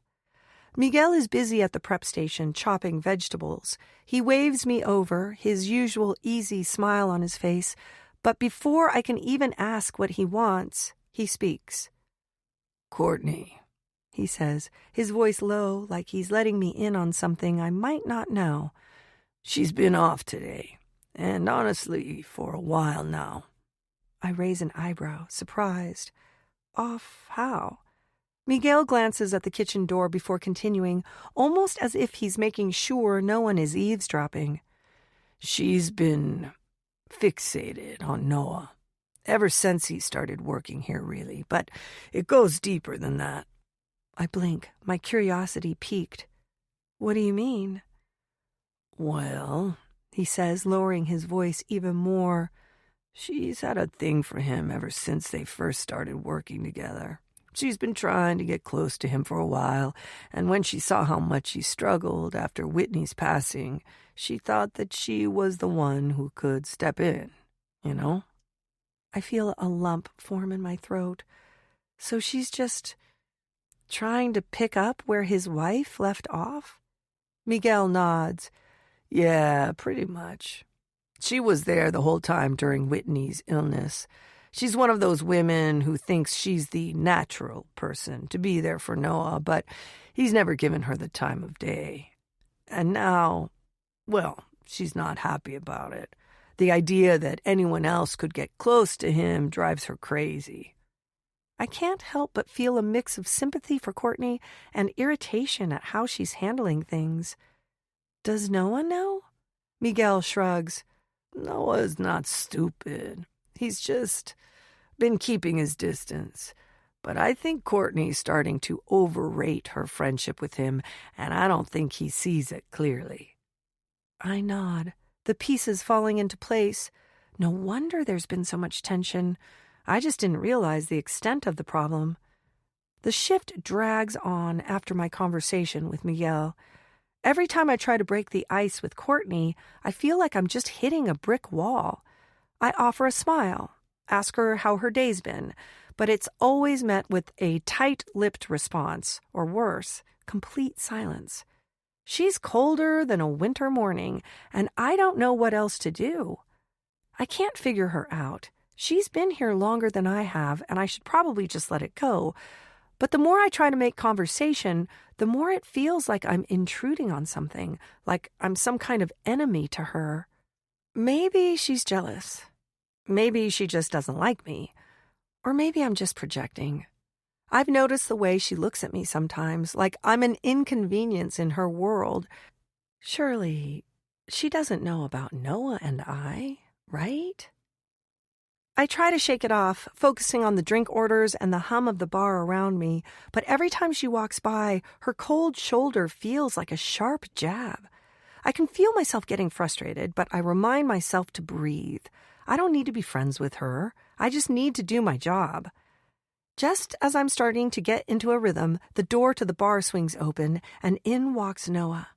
I can feel the shift in energy as soon as he enters. Everyone's attention gravitates toward him, and even Courtney straightens up, her eyes lighting up as she watches him make his way toward the bar.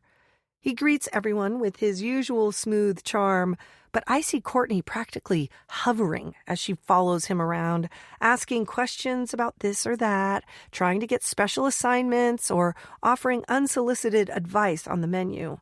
It's obvious she's trying to get his attention, trying to insert herself into his orbit. I can see the slight twitch of annoyance in Noah's expression, and I can't help but smirk as he politely brushes off her comments. It's like a game at this point.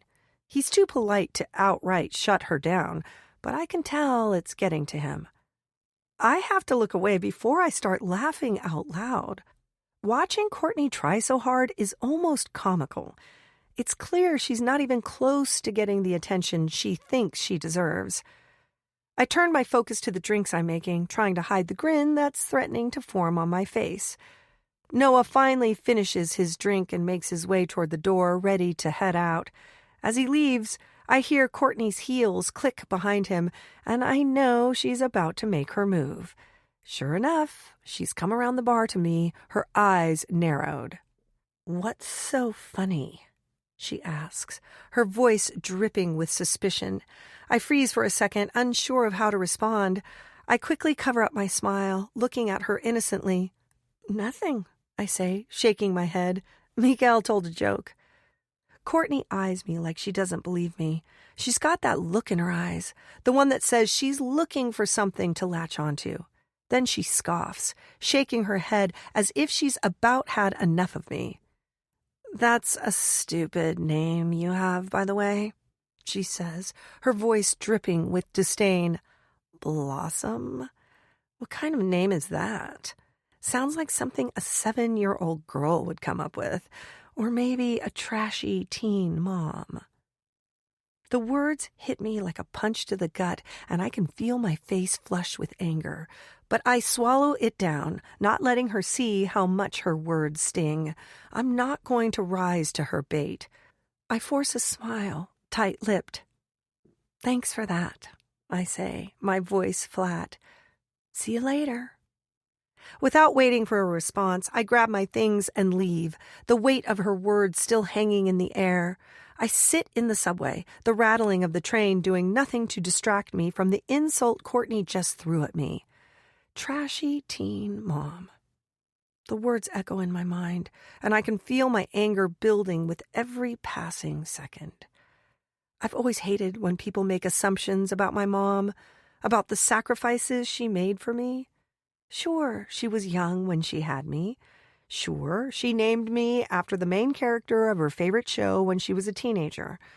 She told me that she rewatched the whole series over and over during her pregnancy because all of her friends quit talking to her and her parents threw her out. The characters of Blossom were her family when she had no one. She wasn't perfect, but she did everything she could to make sure I had a good life. She worked hard, sacrificed everything, and never once made me feel unloved. But Courtney doesn't know that. She doesn't know what it's like to have a mom who fought tooth and nail to give her kid a shot at a better life. I want to scream, but I bury it. I pull my coat tighter around me and try to breathe. I know why Courtney's acting like this. She knows. She has to know. How could she not? The way she's been watching me and the way she's been acting ever since I started working with Noah, she's figured it out. And I'm not sure how to feel about that. What if she knows what's going on between Noah and me? What if she's going to use it against us, make this worse than it already is?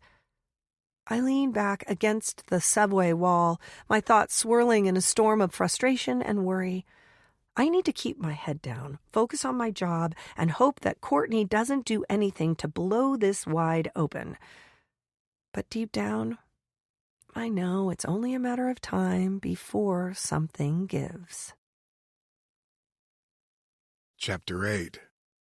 Noah. I wake up in the early light of the morning, my body still tangled in the sheets, and for a moment, everything feels strangely still.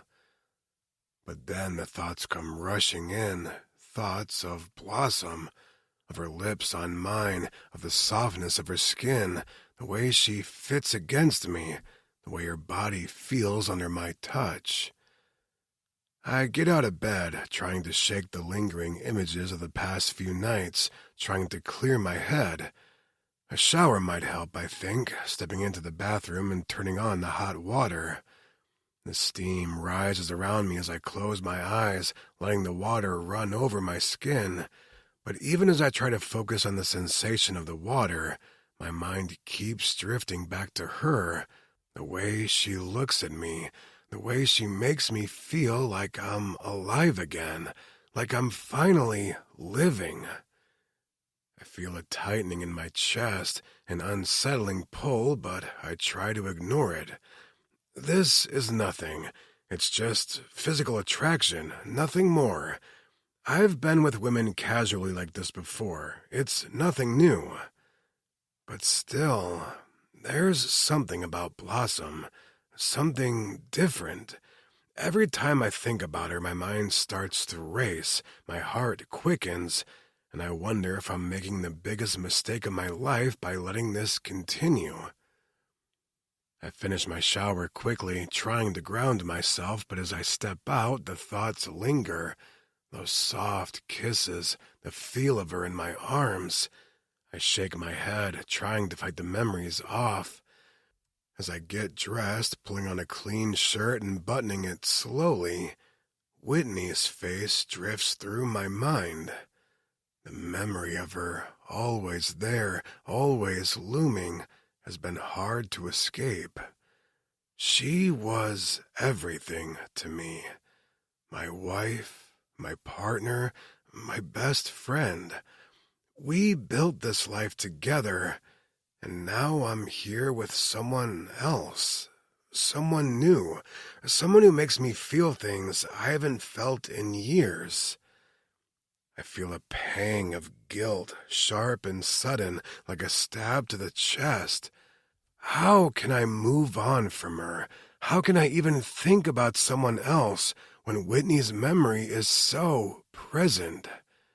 She should be here. We should be sharing this life together. And yet, here I am, tangled up in something with Blossom that feels like it could go somewhere I'm not ready for.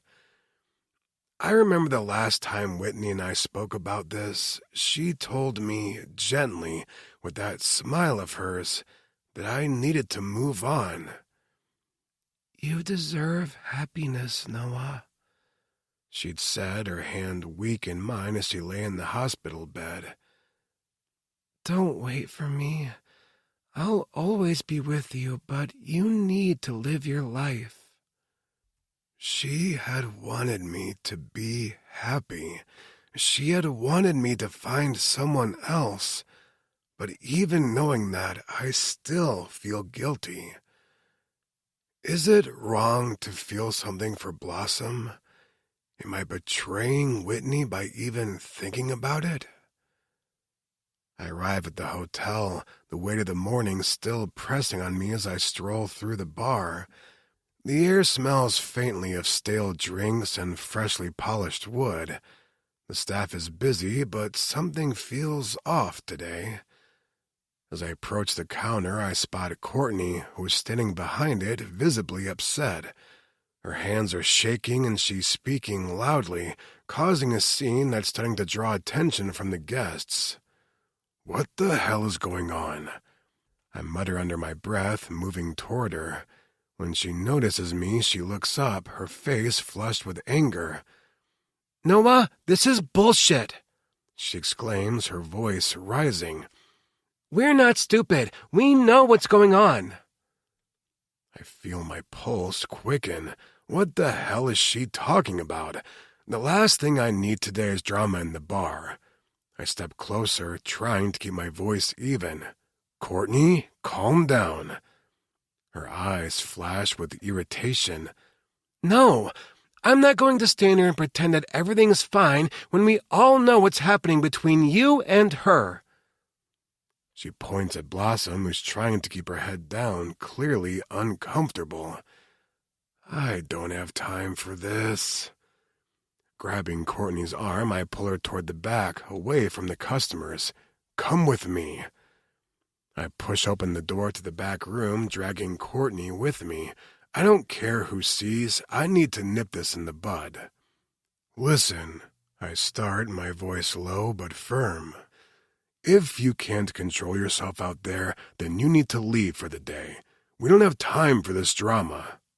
Her face twists into a sneer. "You think you can just ignore it, don't you? Just act like no one's going to say anything?" She snaps, her voice dripping with disdain. I take a deep breath, trying to stay calm.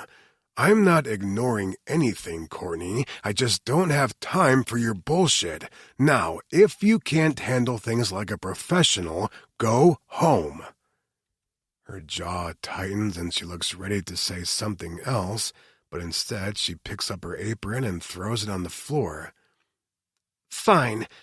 You know Whitney wouldn't approve of you going after the staff, right?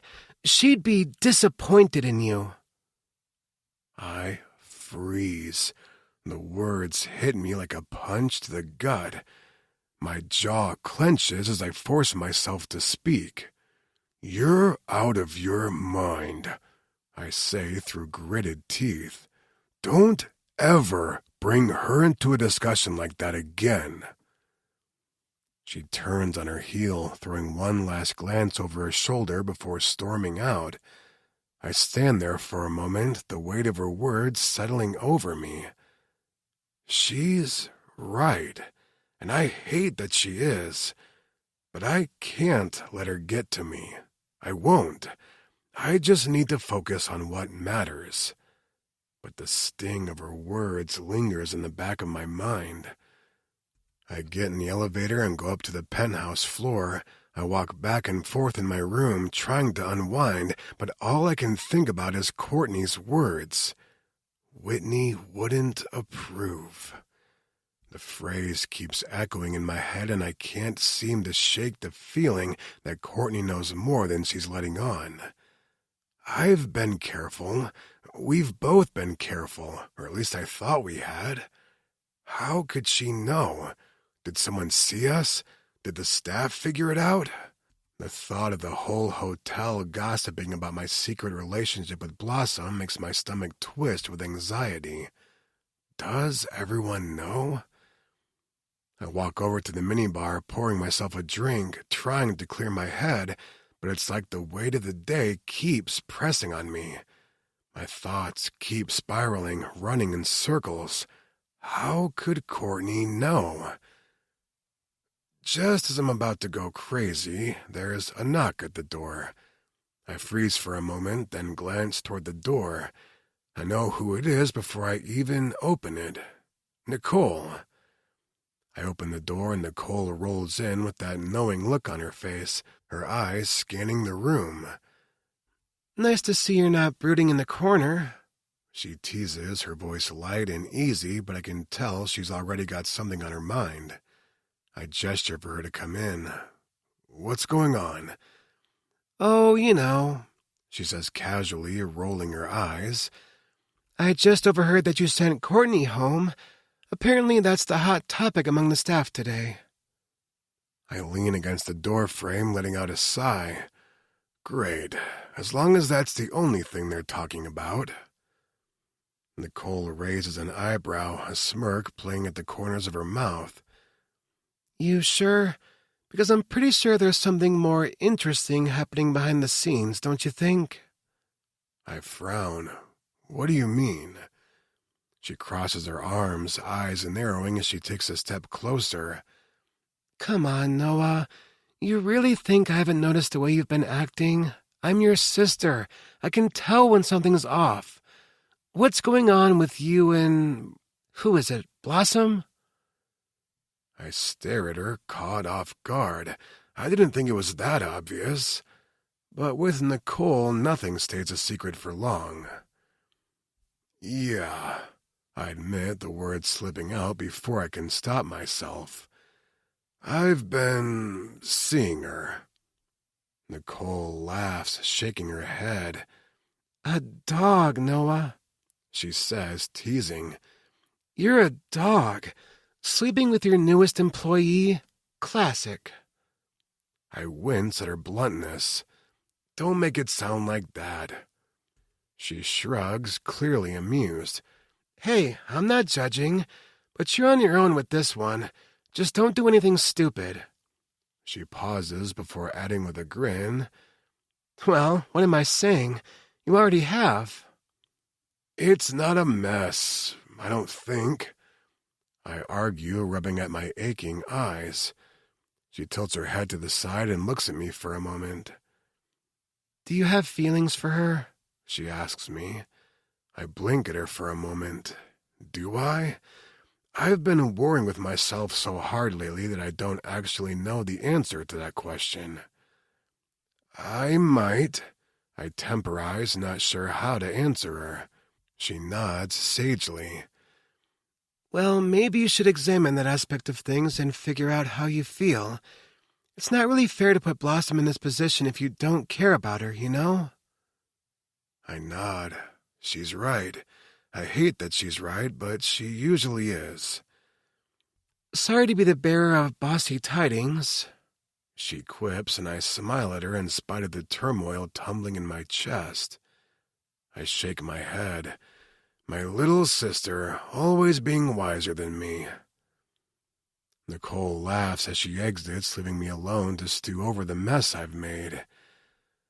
A few hours later, I walked downstairs to find Nicole chatting with Amy, Blossom's best friend and fellow bartender. Amy has that spark about her, the kind of flirtatious energy that's impossible to ignore. Nicole's laughing, leaning in a little too close to Amy as they share some joke. Amy smiles back, her blue eyes glinting with something that looks a little too much like reciprocation. I stop in my tracks, watching them. It's strange seeing Nicole so playful. She's always had a sharp, calculating edge, so seeing her in this light is a surprise. But what's even stranger is the way Amy's reacting to her. I can see the flirtation, the way Amy's leaning in slightly, smiling in a way that says she likes the attention. It throws me off, more than I want to admit. It's not like I care about what happens between Nicole and Amy. Hell, they're both adults, right? But still, seeing them interact like this in the middle of the hotel, it bothers me. So many things in my life are changing. I'm grappling with the fact that I'm changing, and here is yet more proof that change is in the air all around me all the time. For the past few years, I've built up a cocoon around myself, the cottony walls protecting me from seeing that the world moves on, even if we stubbornly refuse to come along with it. Faced with the chance to join the progression of the world toward new seasons, I feel reluctant, scared, defeated. I'm not sure I'm ready for Nicole to fall in love, or for Blossom and I to become something serious. I grudgingly admit to myself that I might not be ready to make the most of my life ever again. Whitney's words float through my mind again. She had known me. She had known I would wallow in my grief. She had wanted me to do better than that, yet here I am, struggling to let go, struggling to evolve, struggling to allow the people I care about to be a part of a happier future with me in it. Amy finally steps away from Nicole, heading back toward the bar with a playful wave. Nicole watches her go, a satisfied smirk on her lips. I raise an eyebrow, taking a step closer. Amy's a bartender. She works for us, you know. Nicole shrugs nonchalantly. I know. She's good at her job, and I can tell she's got a good sense of humor. I glance over at Nicole, confused by her nonchalant attitude. You really like her, don't you? Nicole chuckles softly, not looking at me as she reaches for her coat. Who knows? She's fun. She turns to face me. If you can do it, why can't I do it? She tosses me a wink. Yeah, I say quietly, my eyes meeting hers. I guess that's only fair. We both share a soft smile, though the moment feels a little too loaded.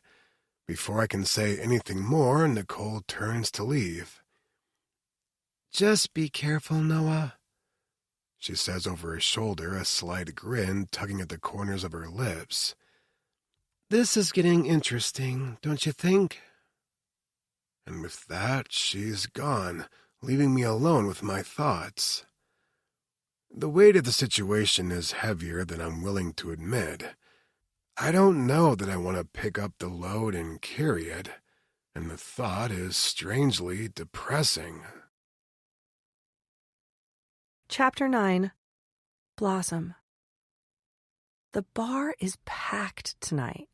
A large conference is in full swing at the hotel, and the guests are here to unwind after a day of presentations and meetings. Their chatter and laughter fill the air, and I can feel the pulse of the evening. I'm moving quickly behind the bar, sliding glasses in and out of the fridge, pouring liquor and mixing cocktails with the precision of someone who's been doing this for a while now. 5 drinks at once? No problem. I line up the glasses, 2 martinis, a gin and tonic, a mojito, and a whiskey neat. I work fluidly, mixing, shaking, pouring, all while keeping a smile plastered on my face. The guests are always appreciative of a good bartender, and I'm happy to oblige. It's been a few weeks since I started working full-time at the Hudson Hotel, and things are starting to fall into place. The tips are decent, better than I expected, actually, but living in Manhattan means it never feels like enough. I'm still barely getting by, still stretching every dollar as far as it'll go. Rent is high, food is expensive, and despite the tips, I'm always just one unexpected bill away from being behind. But for tonight, at least, I push those thoughts away and focus on making the next round. I hand over the whiskey neat with a smile. A couple of guests cheer for their drinks, and I can't help but feel a little proud. This is the life I'm carving out for myself. I'm reaching for a bottle of bourbon when the phone rings. It's loud behind the bar, and no one else seems to hear it, so I sigh and step away to grab the receiver. "Hudson Hotel, how can I help you?" I say, trying to keep my voice friendly despite the exhaustion in my limbs. I hear a pause on the other end, then a voice I immediately recognize speaks up. "Blossom." The voice is unmistakable, gruff and familiar in all the wrong ways. Zach. My loser ex-boyfriend from back in Carteret, Zach. My heart drops into my chest. The knot in my chest tightens. What the hell is he doing calling the hotel? I don't have time for this. I don't want to hear him, don't want to feel the anger and disgust that come with his presence in my life. I don't even say anything. Without a second thought, I hang up, my fingers trembling on the receiver. I feel cold suddenly, the sound of his voice still hanging in the air. Amy's working at the bar nearby, and she immediately notices the shift in my expression. I don't even have to say anything. She can see it. She's always been able to see when something's wrong. She looks at me, her eyebrows furrowed, but I quickly turn back to the drinks, trying to hide the sickness in my stomach. I return to my side of the bar, trying to shake off the after effects of that call, but it's impossible. I'm still thinking about Zach, his voice on the phone like a taunting ghost from the past. I try to focus on the orders in front of me. 3 old fashions. Easy enough. I grab the ingredients, trying to block out the thoughts swirling in my head. Amy rounds the bar and leans in close, her voice a whisper. "What happened? Who was that on the phone?" I glance up at her, and she knows instantly that something's off. I don't want to tell her, but the words tumble out of my mouth before I can stop them. "Zach." Amy's eyes widen, her mouth hanging open in surprise. "He called the hotel?" she asks, her voice full of disbelief. She leans in closer, her curiosity piqued. What did he want? I feel my stomach churn again. I don't know. He just said my name like a question, like he was surprised to get me, but I recognized his voice immediately. It was like he wasn't expecting to be put through to me. Amy looks disgusted, shaking her head. That's so creepy. What a jerk. Are you going to report him? Tell Noah? He's got to do something about this. I pause, my hand hovering over the glass I'm about to pour. I don't know, I say quietly. Isn't that a bit too much? I don't want to make a big deal out of it. Amy presses her lips together, looking at me like I'm out of my mind.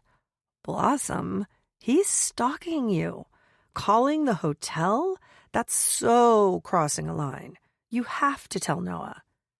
I shake my head, not wanting to drag Noah into my mess. I don't want to bother him with this. It's my problem. Amy's gaze softens, but she still looks concerned. You should, though. You don't have to handle this on your own.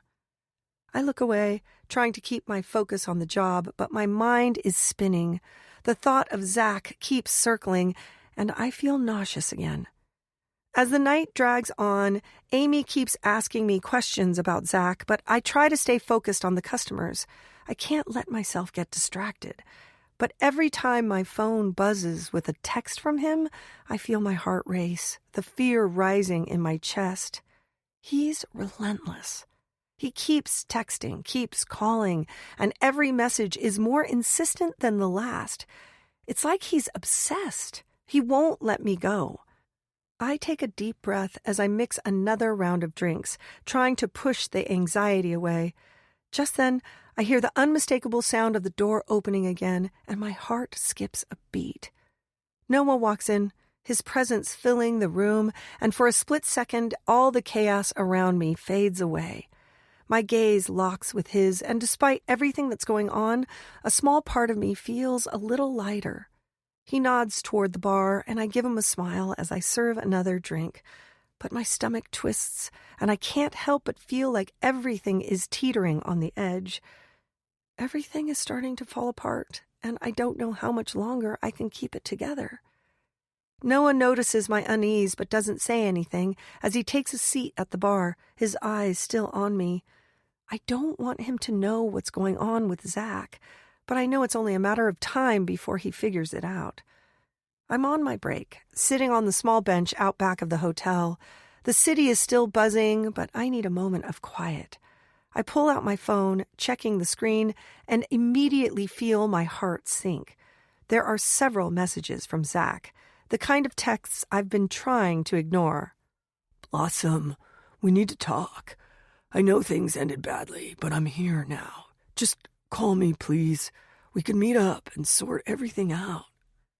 The messages keep coming, pleading, desperate, and I feel the sick, familiar weight of dread settle in my stomach. Why is he even here? He's supposed to be back in Jersey, trying to move on with his life.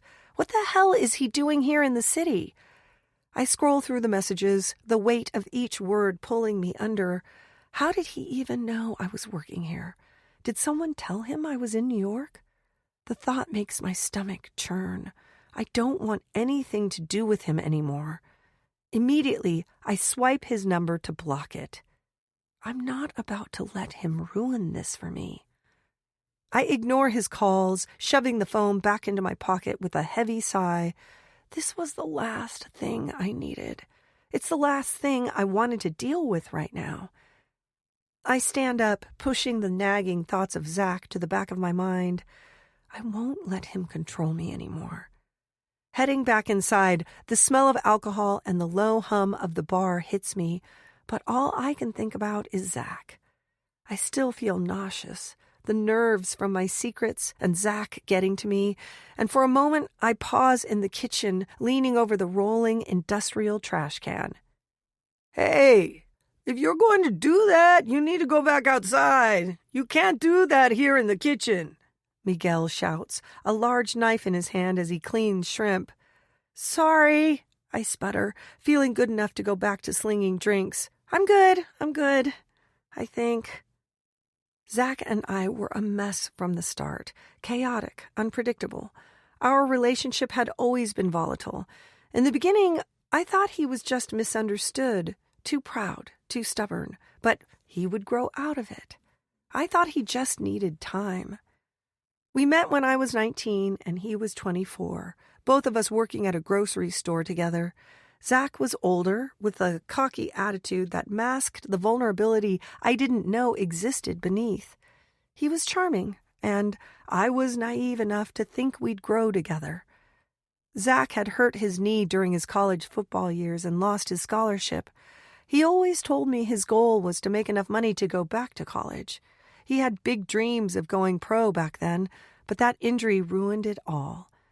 But any time I asked if he was going to start returning to classes, he'd always make excuses, blow me off. Then the bitterness started to creep in. I didn't realize it at first, but looking back, it was obvious. I had dreams, too, of a better life, of escaping the small-town rut, but he couldn't see it. He just kept drinking, complaining about the life that could have been. I remember the day I finally told him, "You need to grow up, get a real job, do something that matters." That was the beginning of the end. He couldn't handle it. And now, after everything we went through, he's calling me like nothing's changed. But everything has changed. I pull myself from the memory, knowing that I'm better off. I don't need to go back to him. I pull out my phone again, trying to distract myself from the turmoil of the day, but then I see a missed call and a voicemail notification. For a moment, my heart stops. Could it be him? Could it be Zach calling again? I hesitate, my thumb hovering over the screen. It's probably better to check. I press play, and as the voicemail starts, I hear the voice of a potential bride. Hi, Blossom. This is Emily. I've been going over your portfolio, and we'd love for you to photograph our wedding on the 18th of next month. We're having a small ceremony, but a big reception, and we were hoping you could fit us in. We were hoping to offer $5,000 for the day, if that works for you. Let me know as soon as possible. The words hit me like a wave. $5,000? I can hardly believe it. This is the break I've been waiting for, the opportunity I've dreamed about. I hit call back immediately, my pulse racing. Hi, Emily. It's Blossom. I'm returning your call. I'm available on the 18th, and I would love to photograph your wedding. I'm so excited. Thank you so much for considering me. I can't wait to work with you. I hang up the phone, smiling from ear to ear. This is a huge opportunity, and it feels like everything I've worked for is finally coming together. I return to the bar, my head buzzing with excitement from the wedding gig. Amy's wiping down the counter, but the moment she sees me, she grins. So, did you get the job? She asks, leaning in a little. I can't help the grin that spreads across my face. Yes, I got it. $5,000 for one day. Can you believe it? Amy's eyes widen in surprise, and she gives me a playful shove. That's amazing, Bea. You deserve it. You've been working so hard. We need to celebrate. We finish our shift for the night, and as the bar clears out and we start to clean, I can't help but hum a little tune. I've always loved singing, but I never really do so in front of other people. As I finish cleaning a glass, I catch one of the cleaning crew members smiling at me from the corner. He's an older guy, always there to help after hours, and tonight he looks up from his broom. You have a beautiful voice, he says with a warm smile. You should sing more often. I feel my cheeks warm, and I laugh softly. Thanks, I say, a little embarrassed. I just like to sing while I work. Amy overhears and joins in laughing. Yeah, she sings all the time. You should hear her when she's really into it. The compliment stays with me as I finish up, and for the first time in a while, everything feels like it might just be falling into place. I'm finishing up my shift, drying the last of the glasses, when I spot Noah stepping into the bar. His presence is unmistakable, and the energy in the room shifts immediately. Hey, he says, his voice smooth but carrying a hint of seriousness. We need to talk. Amy, who's putting away a bottle of gin, looks up at him, her eyes twinkling with mischief. Oh, no problem, she says, voice dripping with sarcasm. See you later tonight, maybe. The words hit me with a pang, and I notice Noah stiffen slightly. It's like a small jab, but I can tell it rubs him the wrong way. I try to cover for Amy, knowing she's just messing around, but I can feel the tension in Noah's posture. I smile awkwardly at him before turning back to Amy and grabbing my jacket. All right, Amy, see you later. Noah doesn't say anything at first, but when he looks at me again, there's a flicker of amusement in his eyes, though he's still a little on edge. Amy lives with me, Noah, I remind him gently as I walk toward him. It would be impossible to keep this from her. She'd wonder where I am every night. So, yeah, it's just her way of teasing me. He lets out a deep breath, visibly calming down. Fair enough, he says, a smirk forming on his lips. But if you want to spend the night again, I'm not complaining, especially if you're going to sing for me. Your voice is incredible. I laugh a little nervously, but I can't help but smile. I think that sounds like a great idea, I say, my voice softening. Noah's grin widens as he steps closer, his eyes locking with mine. The night just got a whole lot more interesting, and as we retreat back to his penthouse, I realize we're slowly taking on a routine. I'm not nervous about showing my body to him anymore. I used to be nervous he would expect more. After all, he's so wealthy, he could have any woman.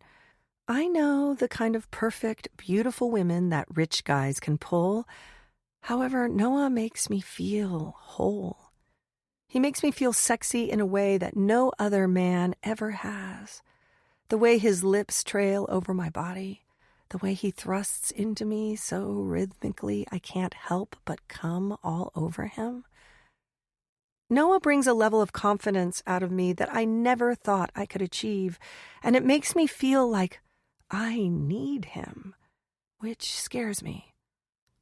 I decide to show him my gratitude, sucking him off slowly and sensually, bringing him nearly to a head before teasing him and just swapping my deep strokes for flicks of my tongue. Before long, he's pulling me to my feet, bending me over the kitchen counter and fucking me across the marble top. My nipples are rock hard against the cool marble, and somehow the extreme difference in temperatures brings me to an orgasm faster than normal. I gush against him, screaming his name, my knees shaking underneath me. He playfully slaps my ass before dropping to his knees and sucking my pussy dry. It's late now, and the soft glow of the city lights outside the windows illuminate the room as I lie next to Noah in his bed. We're tangled in the sheets, our bodies still humming from the intimacy we just shared. The warmth of his skin against mine is comforting, and I feel peaceful, almost like everything in my life is finally aligning. But then, just as I start to drift into that peaceful state, I hear it. The chime of my phone, sharp and sudden, cutting through the quiet. My heart jumps in my chest, and I feel a wave of anxiety hit me. I immediately reach for the phone on the bed, almost knocking Noah's arm off me in the process. He sits up, eyes narrowing in concern. "What's wrong?" he asks, his voice low but filled with curiosity. I try to brush it off, pretending everything's fine, but I can't hide the tension in my face. I'm already dreading what I might see on the screen, but I know I can't avoid it. Noah watches me for a moment longer, his gaze soft but serious. "Seriously, Blossom, you look worried. What's going on?" I freeze, my fingers hovering over the phone. Noah's never seen me like this, so vulnerable, so shaken. But I can't hide it from him. The anxiety is consuming me, and I don't know how to pretend everything's okay anymore. I take a shaky breath, finally setting the phone back down beside me. Noah's still watching me intently, waiting for me to speak. "Zach," I whisper, my voice barely audible. I try to hold it together, but my chest tightens. He's been reaching out again. Noah stiffens beside me, his fingers brushing the back of my hand. "Zach? Who's Zach?" I swallow hard. He's my ex. We met when I was younger, in my hometown of Carteret in North Jersey. He was older, and I thought at first that he'd get his life together, that he'd grow up, but he never did. He kept falling back into bad habits, getting stuck in the same cycle. I pause, trying to steady my breathing. The memories of that relationship are a blur of emotions. Anger, love, confusion, but most of all, regret. I broke up with him right before Amy and I moved to New York. I continue, my voice trembling. I needed a fresh start, something new, but Zach didn't take it well. And now he's been texting me nonstop and calling the hotel. Noah's face darkens at the mention of the hotel, his hand tightening around mine. "The hotel? You mean he's been calling my hotel?" I nod, feeling the weight of the situation settle deeper into my chest. "Yeah, he's persistent, Noah. It's starting to feel like I can't escape him." Noah sits up in bed now, his jaw set, a flicker of anger crossing his face. "He's calling the hotel?" His voice is low, dangerous. "That's crossing a line, Blossom. You're my employee. He has no business doing that." I shake my head, trying to calm him down. It's fine, really. It's just Zach. He's stubborn, but he'll get over it. He leans toward me, his expression softening but still tense. Just say the word, and I'll ban him from the hotel. I'll ban him from every hotel I own if I have to. No one gets to harass you like that. I feel a flutter of relief at his words, but I try to ease his frustration. No, Noah, it's fine. I don't want to cause trouble. I've been dealing with him for years. He'll eventually get the message. But Noah doesn't seem convinced. His brow furrows as he pulls me closer to him. You don't have to handle this on your own, Blossom. I won't let him hurt you. You don't have to put up with this. I rest my head against his chest, feeling comforted by his words, but still uncertain. Do you think he'll ever let me go? I ask softly, my voice barely above a whisper. The thought of him continuing to intrude on my life scares me more than I'm willing to admit. Noah presses a gentle kiss to the top of my head. We'll figure it out, Blossom. Together. For the first time in a while, I feel like maybe, just maybe, I'm not alone in this. Chapter 10. Blossom. It's midday and the hotel bar is surprisingly busy. I'm behind the counter, wiping down glasses and trying to keep up with the constant flow of orders. Amy's off today and I'm working with Courtney, who's as cold as always. She doesn't say much, just stands there shuffling bottles around, acting like she's too good to engage in any conversation. It's hard to work with someone who refuses to communicate. Behind a bar, space is limited, and we need to work in sync. But every time I ask her a question or make a comment, it's like I'm talking to a brick wall. I try to focus on the customers, but the tension is starting to get to me. Courtney's icy demeanor makes everything feel more uncomfortable than it needs to be. I feel a wave of nausea hit me, a familiar sensation that I've been trying to ignore for a while now. Great, I'm probably coming down with something. I quickly excuse myself, not wanting to make a scene in front of the guests. I'll be right back, I say to Courtney, but she doesn't respond. I don't even think she heard me. I make my way to the bathroom, my stomach turning as I walk through the lobby, and I barely make it to the bathroom stall in time. I lean over the toilet, the nausea hitting me full force. The moment my stomach empties, I feel a wave of relief wash over me. Getting sick is disgusting, but at least I feel better. The sound of the bathroom door opening and closing catches my attention, and I freeze. Someone else is in here. I lift my head and try to steady my breathing, feeling embarrassed that someone might have heard me, but I push the thought away. I need to get it together. I flush the toilet and sit back on my heels, trying to calm my racing heart. My mind drifts to the stress of the past few weeks. Between Zach's harassment and the secret I'm keeping about Noah, I haven't exactly been feeling like myself. The weight of everything is starting to catch up with me. I pull myself together, opening the stall door and stepping out. That's when I see her, Courtney, standing there, arms crossed, watching me closely. I freeze, immediately feeling exposed. What the hell are you staring at? I snap, feeling my face flush with embarrassment.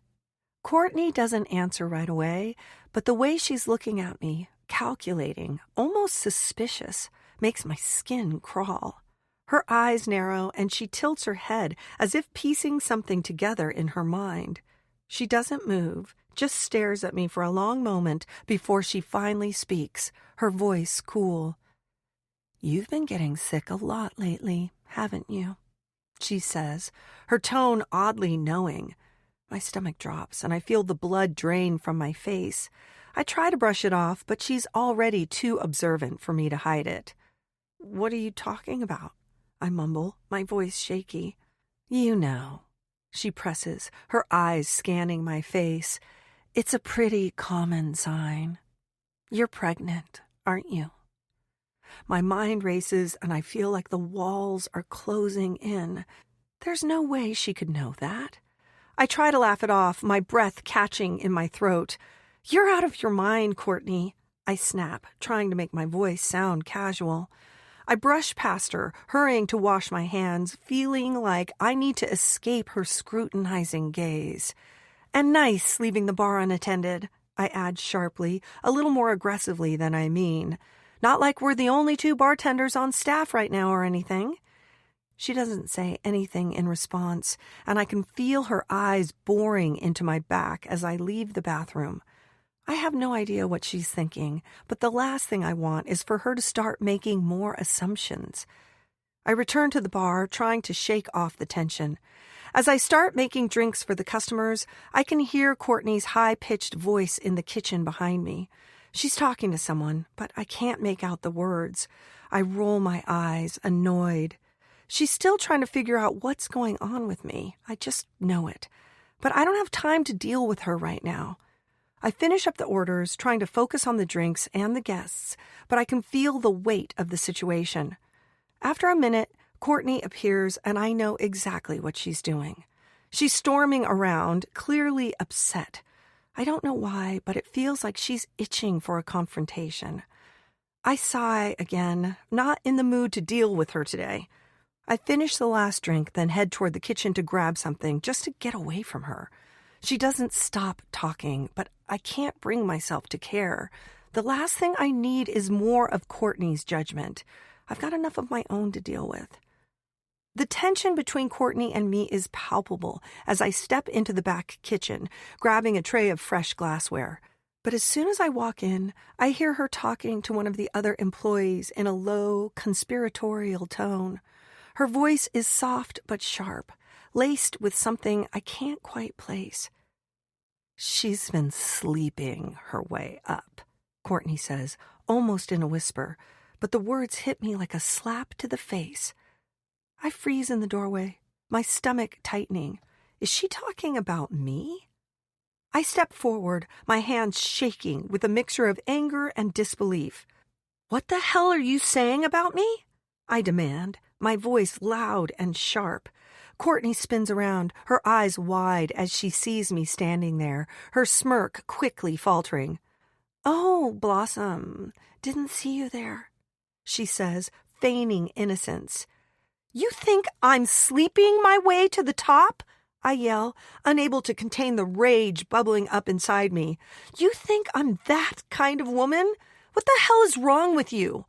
Before she can respond, Miguel steps between us, his face hard with authority. "Enough," he says, his voice booming in the small kitchen. "Both of you, out, now. I don't care what's going on, but I'm not having this shit in my kitchen." Neither of us says a word as Miguel gives us both a stern look. "Keep it up, and I'm calling Noah.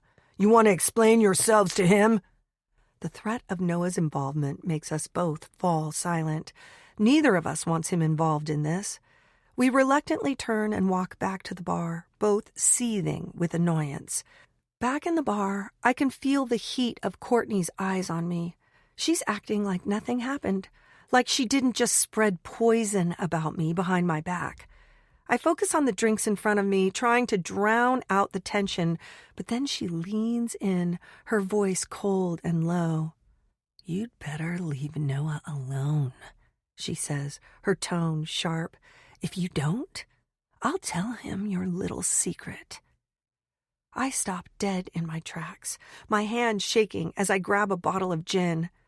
"What secret?" I ask, my voice rising with a mixture of anger and confusion. Courtney watches me with an almost predatory look. "You really think you can hide this from me? You think Noah doesn't have a right to know?" I feel my stomach churn, the sick feeling growing stronger. I don't know how much more of this I can take. Is she talking about what I think she is? Is she trying to blackmail me? I stand tall, trying to mask my fear. "You're out of your mind, Courtney. Stay away from Noah," I snap, my voice firm. I take a breath, keeping my gaze steady on her. And I see why Noah got tired of you. You're just a bitter, jealous mess. Courtney's face reddens, but she doesn't say anything. Instead, she walks away, leaving me to focus on the drinks in front of me, my hand still shaking. The shift finally ends. Thank God. It's been a long, exhausting day, and I'm mentally and physically drained. I'm not sure what to do with myself. I don't feel like going home to Noah tonight, not with everything hanging over me, but I'm also anxious about seeing Amy. What if she starts asking about the way I've been feeling lately? She doesn't know about the nausea, the fatigue, the constant worry that something might be wrong. I decide to walk home instead of taking the subway. It feels like the right choice, even if my feet ache. The quiet of the night is calming, and I need some time to clear my head. I need to be alone. I breathe in the cool night air as I walk down the streets of Manhattan, the city alive with light and sound. The lights are so bright. It feels like the city never sleeps. The summer air is warm against my skin, and the smells from food carts wafts through the streets, mixing with the noise of cars and the chatter of late-night crowds. But instead of making me feel hungry or relaxed, the smells only make me feel nauseous again.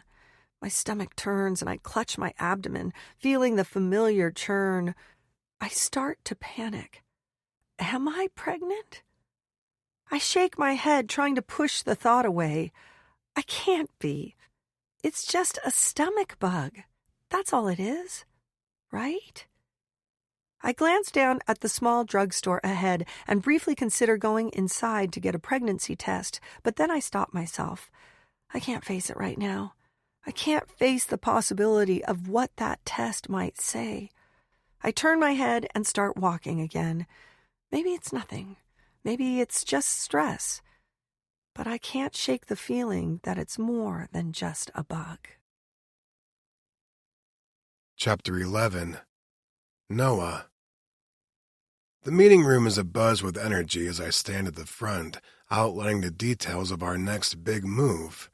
The investors are all there, seated around a dark, polished wood table, their eyes fixed on the projected figures on the screen. This is my world. Presentations, numbers, power plays. I've spent years building this empire, and moments like this are what make it all feel worth it. The deal I'm about to close, it's huge. A new set of beachfront hotels in the Bahamas. If we pull this off, it'll be the jewel of our portfolio. I present our projections, talking through logistics and expected ROI, while my sister chimes in with details on the branding strategy. The investors nod along, their pens scratching notes on paper, and I know they're hooked. The moment I manage to swing the deal, the room erupts into applause. Everyone is shaking hands, patting each other on the back. "This is a big win for all of us," one of the investors says, his voice thick with satisfaction. "We'll be celebrating tonight, right?" We make plans to grab dinner later in the week to finalize the details. The deal is sealed, and the energy in the room is one of triumphant relief. Nicole flashes me a proud smile as we exchange a quick word. Great job, she says, winking. The others are already talking about the logistics, but she and I share a private, brief moment. This one's ours. After the meeting, we're heading back to the elevators, and Nicole can't help herself. You know, she says, her voice light and teasing, I'm starting to think you only wanted to buy those beachfront hotels in the Bahamas so you'd have somewhere nice to take Blossom. I freeze for a split second, her words hitting me harder than I expected. I look over at her, confusion flashing across my face before I can hide it. "What makes you think that?" I say more defensively than I intend. Nicole raises an eyebrow, clearly amused. Come on, Noah. I've known you long enough to see through the bullshit. You're making all these moves for the business, but I can see how much you care about her. I clench my jaw, but she continues, her voice softer now. It was a joke, Noah. But seriously, the way you just reacted, I can tell you've got it bad for her. I feel my pulse quicken as my mind races. I try to push the thoughts away, but it's hard when Nicole is looking at me like she sees right through me. I don't know what you're talking about, I mutter, trying to deflect. Nicole smiles knowingly but doesn't press me any further. Yeah, sure. Keep pretending, big brother. I scowl at her, but she's right. She can see it, even if I'm not ready to admit it. After Nicole wheels out of the elevator, I stand alone, looking out at the sprawling expanse of the hotel. The floor-to-ceiling windows let in the light, offering a view of the city that feels almost too perfect. It's modern, sleek, and polished, everything we've worked for. But the opulence of the hotel around me stirs something deeper in me. I glance around at the walls, looking at the art on display, the immaculate design.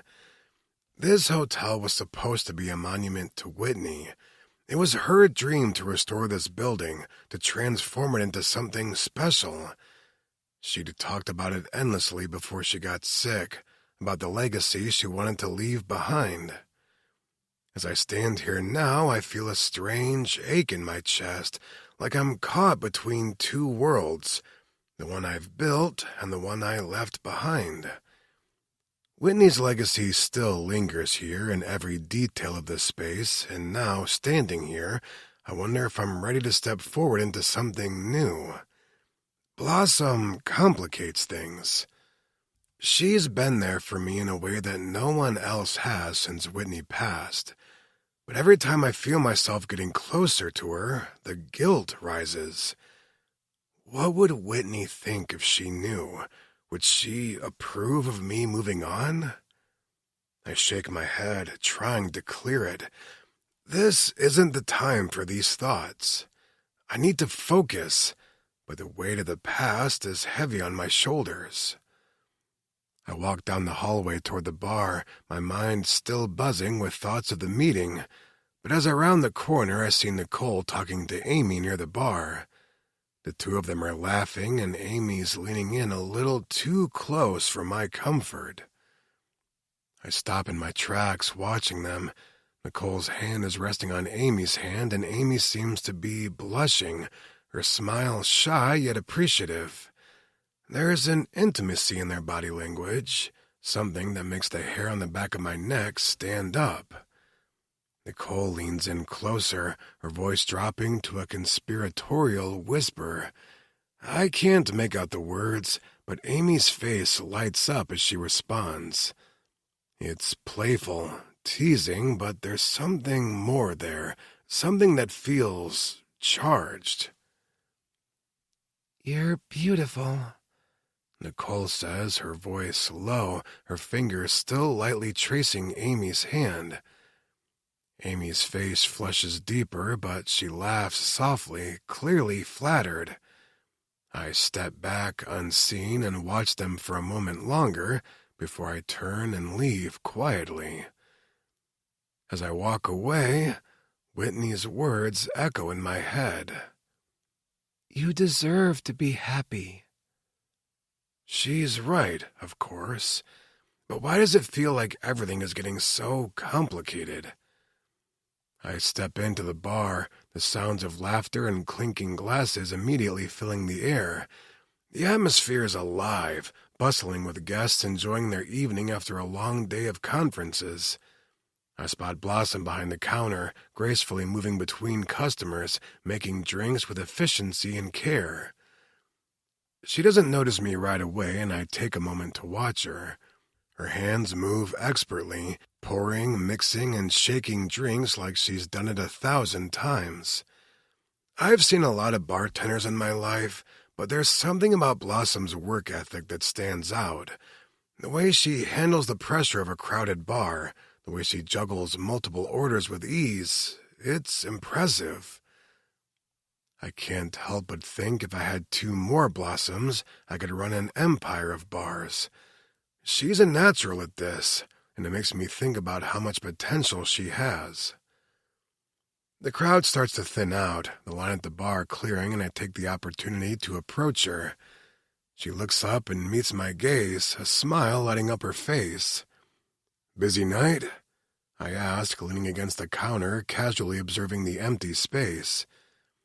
"Just another night," she says with a playful smile, but I can tell she's as tired as I am. I'm standing across from her now, watching her expertly prepare the next round of drinks. "How's the shift going?" I ask, trying to sound casual, though I'm more focused on her than the task at hand. "It's been all right," she says, setting down a finished drink with ease. "A little chaotic, but nothing I can't handle." I glance over at the kitchen where Miguel's eyes are trained on us through the window. His gaze shifts quickly when I catch him, but I don't acknowledge it. I glance back at Blossom, noticing the subtle way her lips curve when she speaks, the quiet confidence in her voice. "Need any supplies? I can get you whatever you need," I offer, trying to make the moment feel casual, normal. She shakes her head, a faint smile tugging at the corners of her mouth.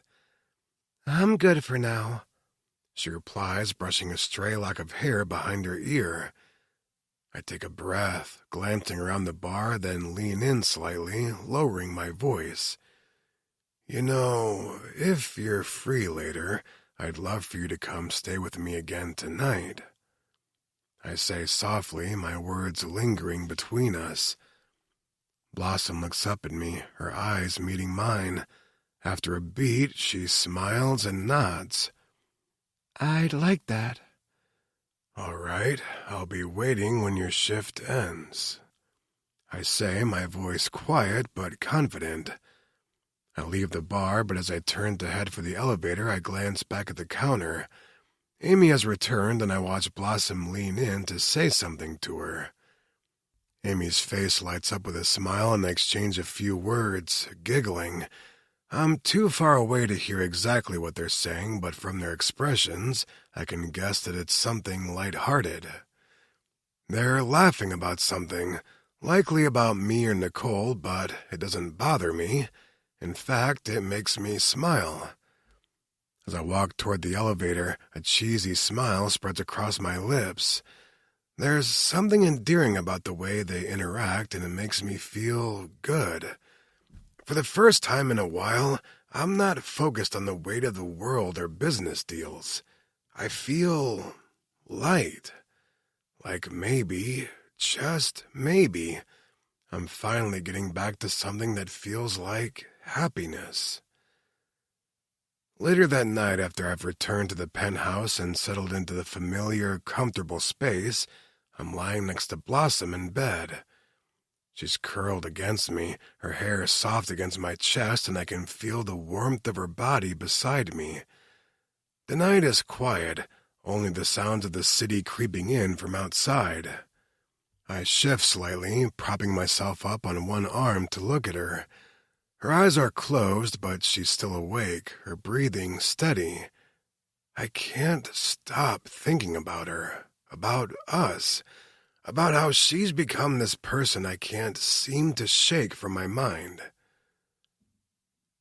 "I've been thinking a lot about Whitney," I say quietly, breaking the silence between us. Blossom stirs, looking up at me with soft eyes.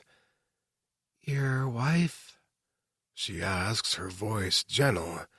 I nod, feeling the familiar ache in my chest. "Yeah, it's hard not to. I thought I'd never be able to move on, but with you, things feel different. I can't explain it, but when I'm with you, it's like I'm finally starting to let go of the past." Blossom's fingers brush my cheek, and I feel a flutter in my chest. She doesn't say anything right away, but her eyes say everything. I lean down, my lips brushing hers gently, and the kiss deepens as the emotions of the night fall away. The connection between us intensifies, and for the first time in a long while, I feel like I might be ready to move forward. The kiss is slow, passionate, and I take her into my arms, feeling her warm body against me. Her addictive smell of vanilla and rose fills my nose with each kiss, each lick, each movement of her gorgeous body over me. Blossom is becoming a new constant in my life. Her laugh, her smile, the way she pleases me with every inch of her goddess-like form. I worship her, kissing along her thighs, reaching down below with my mouth to taste her between the legs, deep inside. She tastes so good. I take her hips into my hands and hold her wide, like eating the most succulent piece of watermelon in the world. Her juices flow down my chin. I listen to her sighs and moans as I eat her out, licking and tasting every inch of her. I'm quick to give a release as I press my hard cock inside of her, feeling her shudder and shiver against me. She wraps her legs around my back, pulling me in deeper, and I feel myself building and building with each sigh and moan. Noah, you feel so fucking good in me. She sighs, and it's too much. Her appreciation of my efforts makes me explode instantly, and she sighs, laughing, wrapping me in her cocoon of affection as we snuggle together in my bed. Chapter 12. Blossom. Amy and I are packed onto the subway, the crowd of commuters pushing us closer together. I feel her elbow bump against mine as we both stand holding onto the metal poles. Her face is full of curiosity as she looks over at me, her voice lowering a bit. "So, has Zach been bothering you anymore?" she asks, her tone not as casual as she probably means it to be. I glance down at my phone, almost instinctively. "I blocked his number," I say, almost with relief. Haven't heard from him since. Amy grins, a proud smile spreading across her face. "Good. Good for you, Blossom. Fuck him." The words feel empowering, and a weight lifts from my chest. It's like in one action, I finally cut off the last tie to that part of my life. For the first time in weeks, I don't feel the constant nagging worry that he's going to show up somewhere or try to get under my skin. I can breathe a little easier now. Amy laughs and gives me a side hug as the train jerks to a stop. "Look at you, taking control. I'm proud of you." I smile and shake my head, grateful for her support. "Thanks, Amy. Seriously." The train pulls into our station and we file out with the crowd. We walk toward the hotel, the weight of the morning behind me. We start our shift just like every other day, busy, bustling, and full of guests from another conference. Today, it's bioengineering, so we've got a crowd of scientists and doctors at the bar. They're discussing gene editing, CRISPR, and the latest breakthroughs like it's all common knowledge. I'm not exactly a biologist, but I can still keep up. I crack a joke about cutting-edge science, literally. The crowd laughs, even though it's pretty corny.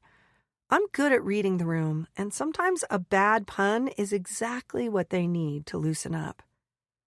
"Why did the biologist break up with the physicist?" I ask, putting down a freshly made cocktail. "Why?" one of the doctors asks, a skeptical grin on his face. "Because they had no chemistry." The joke lands perfectly, and a few of the guests chuckle, shaking their heads in amused disbelief. It's the usual corny stuff, but when you're surrounded by a bunch of scientists, you gotta have fun with them. Amy pours a drink beside me, shaking her head. "God, you're the worst," she says, but her smile betrays her. "Hey, it works," I laugh, sliding another drink across the counter to a guest. "What do you expect? I'm here to entertain." The crowd continues to banter with us, and for the next few hours, it feels like things are running smoothly. I'm behind the bar, wiping down the counter, when I notice the bar area has started to fill up again. As usual, I'm multitasking, pouring drinks, checking orders, and clearing empty glasses off tables. I move to one of the tables near the back, collecting dirty glassware, when I feel a tap on my shoulder. I turn around, expecting to see Amy, but instead my heart drops. It's Zach. "Hey, babe," he says, his grin wide and crazy, like he doesn't see the confusion and the panic in my eyes. His dark, ashy brown hair is slightly messy, his coffee brown eyes locked on mine with a gleam of something I don't want to understand. I freeze, my heart pounding in my chest as I try to steady my breath. "What the hell are you doing here?" I ask, my voice coming out in a strangled gasp. He steps closer, his hand reaching for my shoulder, his grip too tight. "I need to talk to you," he says, voice almost pleading.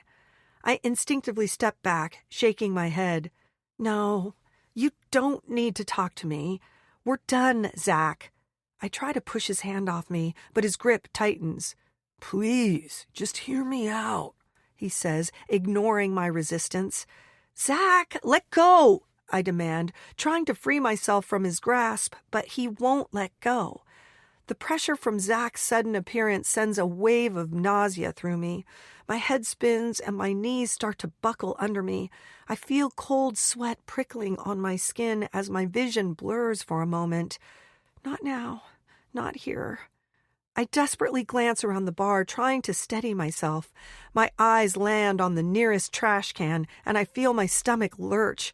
I need to get away from him. "Please, Zach, you don't understand," I whisper, my voice wavering as I try to pull away from him again. The pressure in my chest rises as my stomach churns uncontrollably, but he doesn't seem to get it. He's still holding onto my shoulder, his fingers digging into my skin. My breathing is quick, uneven, and I can't seem to shake the wave of nausea that's crashing over me. "Zach, let me go," I manage, my voice shaking as the panic sets in. I'm so close to losing it, and I need him to just leave me alone. I try to push him away again, but the dizziness is overwhelming now. My vision spins, and I feel like I might fall right here in front of the bar.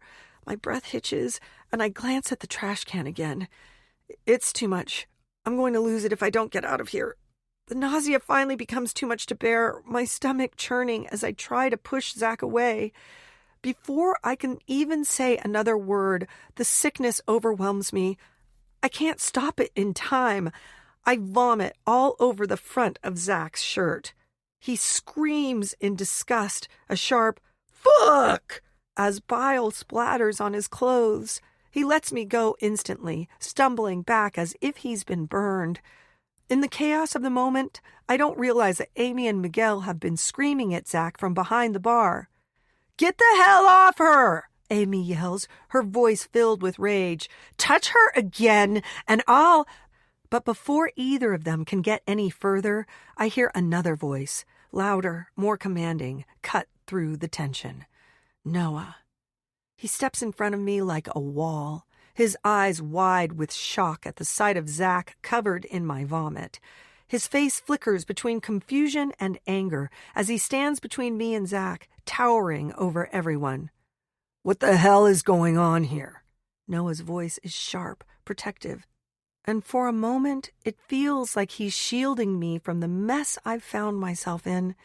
I feel a wave of embarrassment crash over me, but Noah doesn't back down.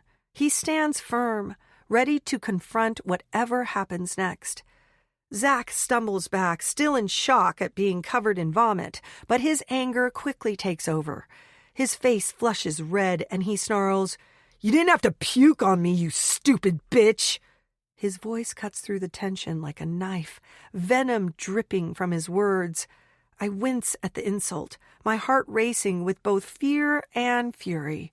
Amy, who's shown up at my side to hold me steady, bristles, her fists clenched. "You better shut the hell up, Zach," she snaps, moving toward him, ready to launch herself at him.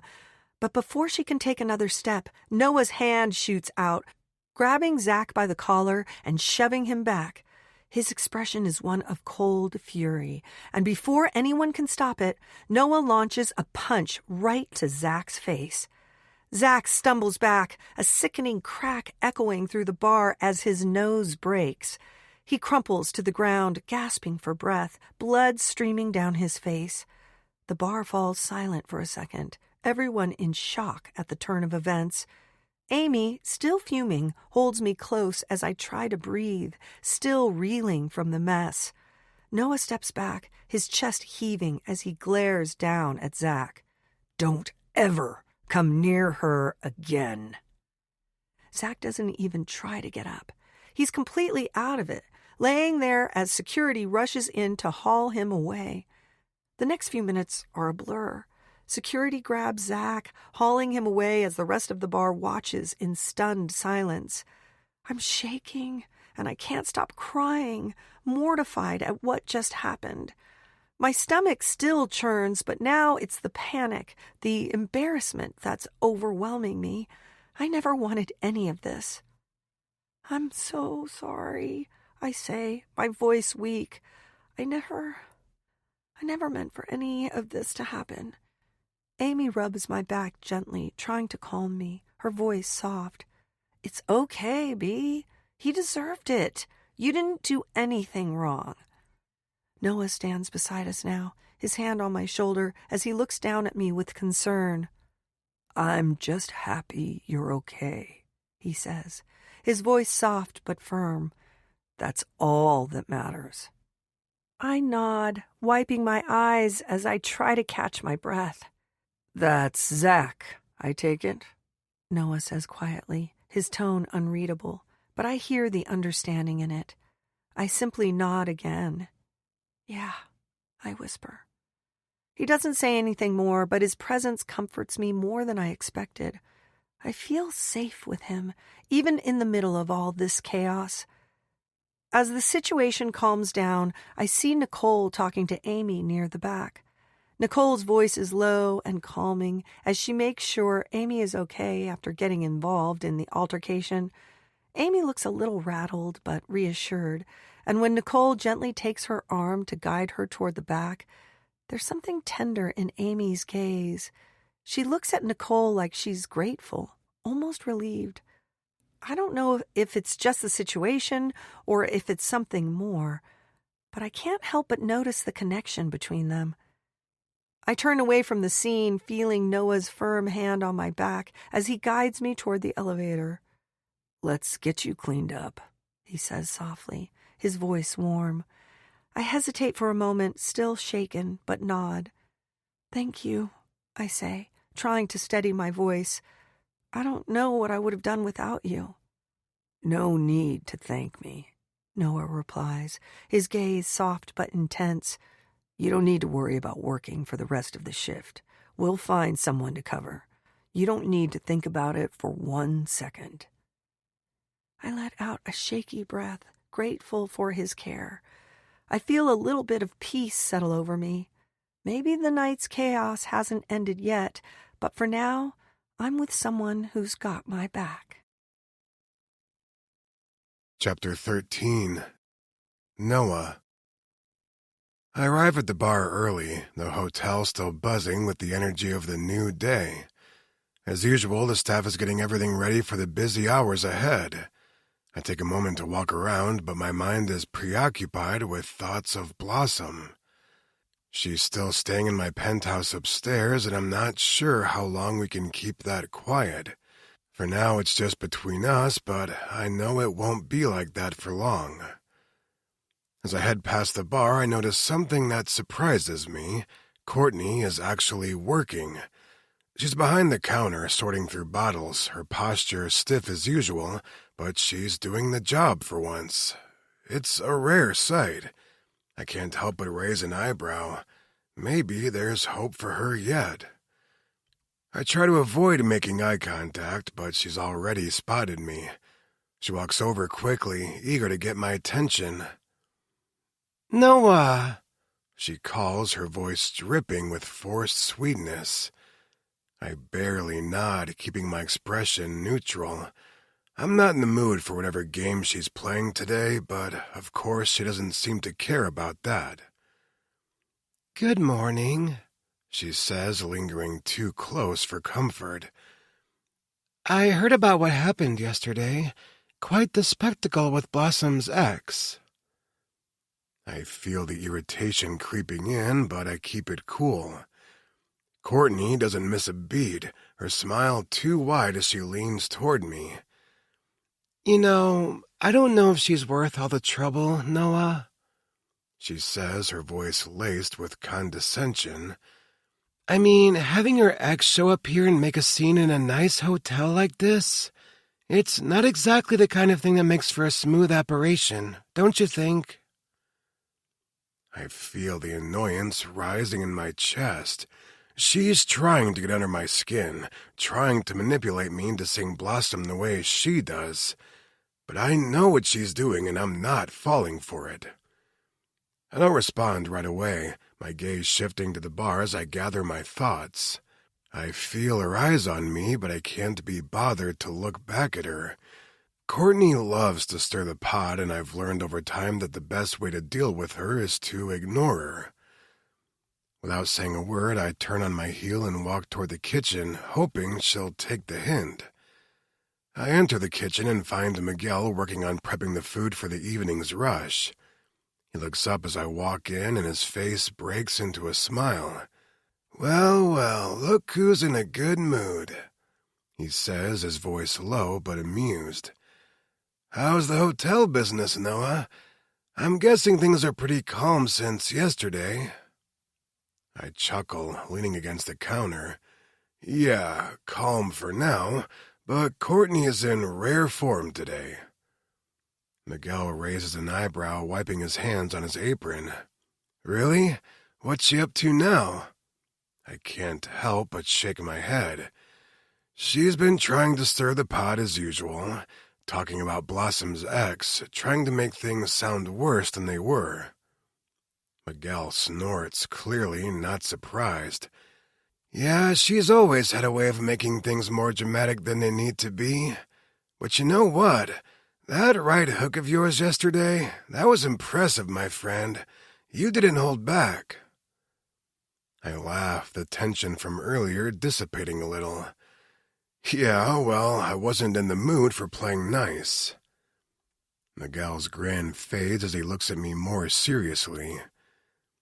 "You've been running this place so well, Noah. Don't let someone like Courtney throw you off track. You've got this under control." His words hit me in a good way.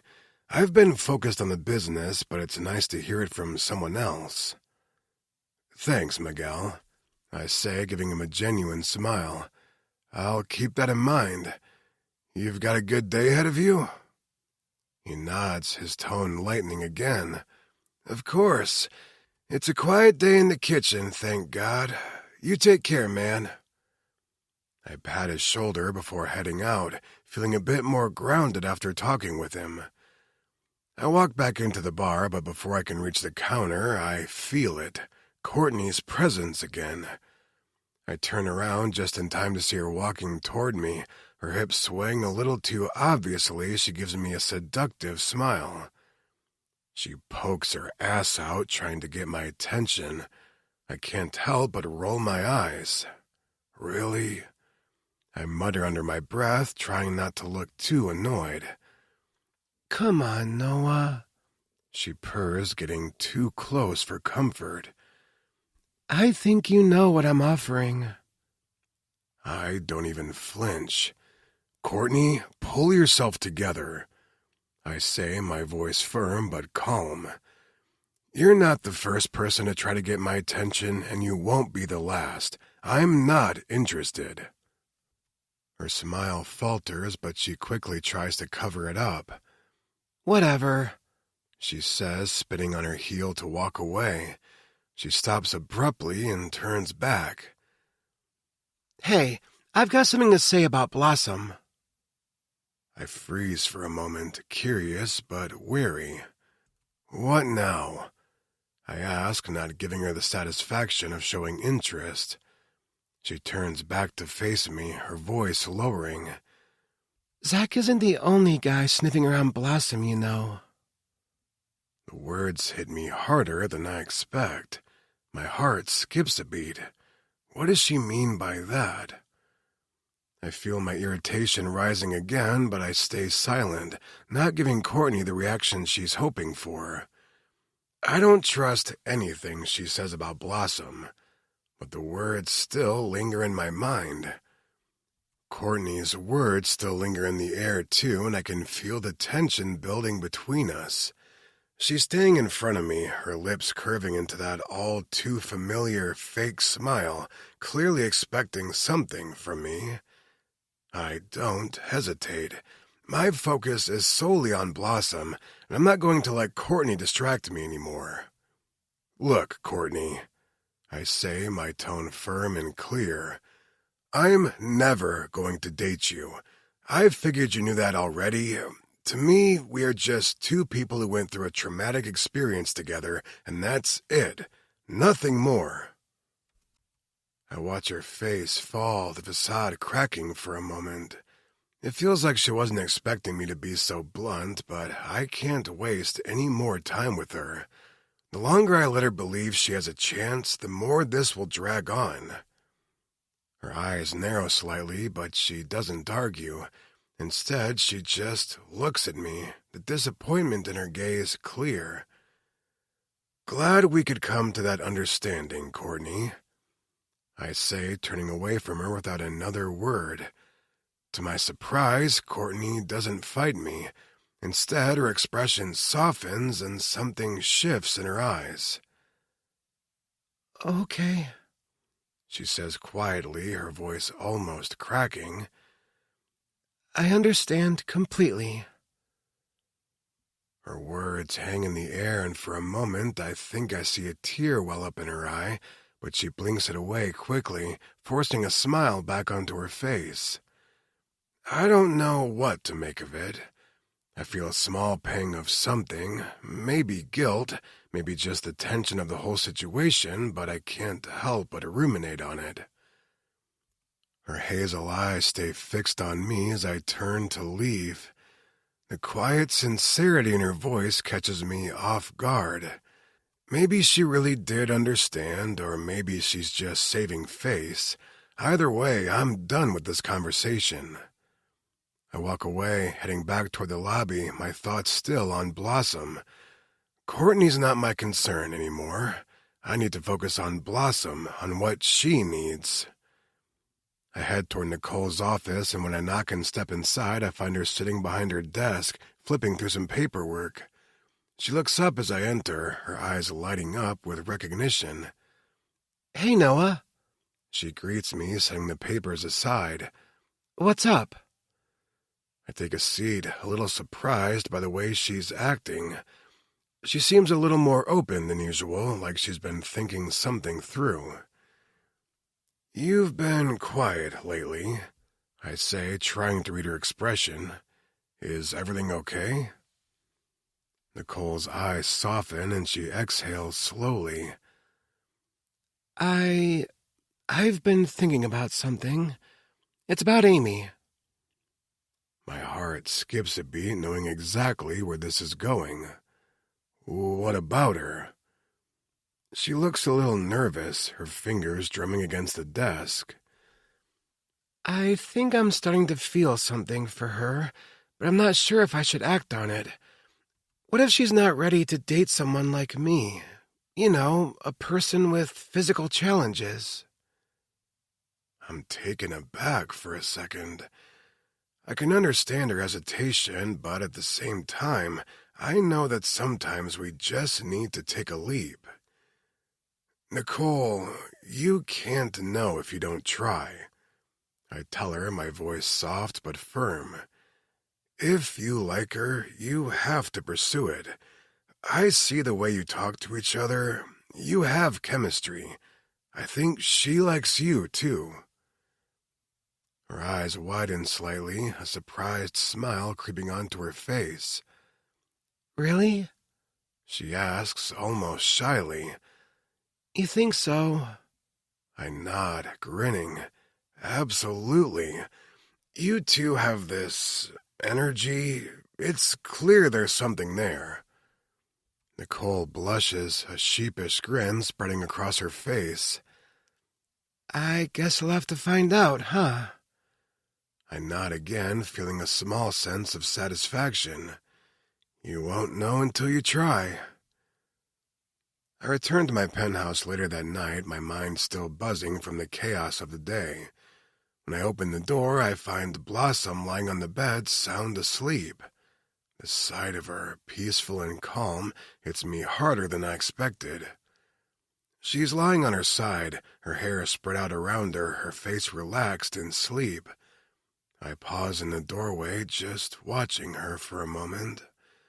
There's something about the way she looks so vulnerable and so beautiful that takes my breath away. I walk closer, careful not to wake her, and sit down at the edge of the bed. I look at her, my heart heavy with emotions I can't quite sort through. She's made me feel things I haven't felt in years, and I wonder if I'm really ready for this. I know what I feel for her, but I'm scared. Scared that I'm moving on too soon. Scared that I'll lose her the way I lost Whitney. I look at Blossom's sleeping face and I ask myself, am I ready to move on? But as I sit there, the overwhelming desire to be close to her overpowers everything else. I gently brush a lock of hair from her face, my fingers lingering on her skin. She stirs slightly but doesn't wake, and I feel a surge of something warm in my chest. For the first time in a long while, I feel like I'm not alone. Chapter 14. Blossom. I sit on the edge of the bathroom counter, my hands trembling as I hold the pregnancy test pack in front of me. The tiny box feels heavier than it should, and I can't help but feel like I'm holding the weight of my entire future in my hands. I've never taken a pregnancy test before, and it's nothing at all like I imagined. I'd always thought I'd be married, maybe even have a house before I needed to do this. I didn't think I would find myself sitting here in a dingy bathroom with this little stick. The instructions on the back look simple enough, but my eyes keep jumping from word to word, unable to focus. I keep reading the same line over and over. My mind is a whirlwind. What am I doing? This is so awkward. I finally take a deep breath, undo the packaging, and do what the instructions say. There's a moment of complete silence as I stare at the test in my hand, my heart pounding in my chest. I place it on the bathroom floor beside me, waiting. The weight feels like it's stretching into eternity. I stare at the small white stick, willing it to give me the answers I need, but part of me is terrified to find out what it'll say. What if I'm not ready for this?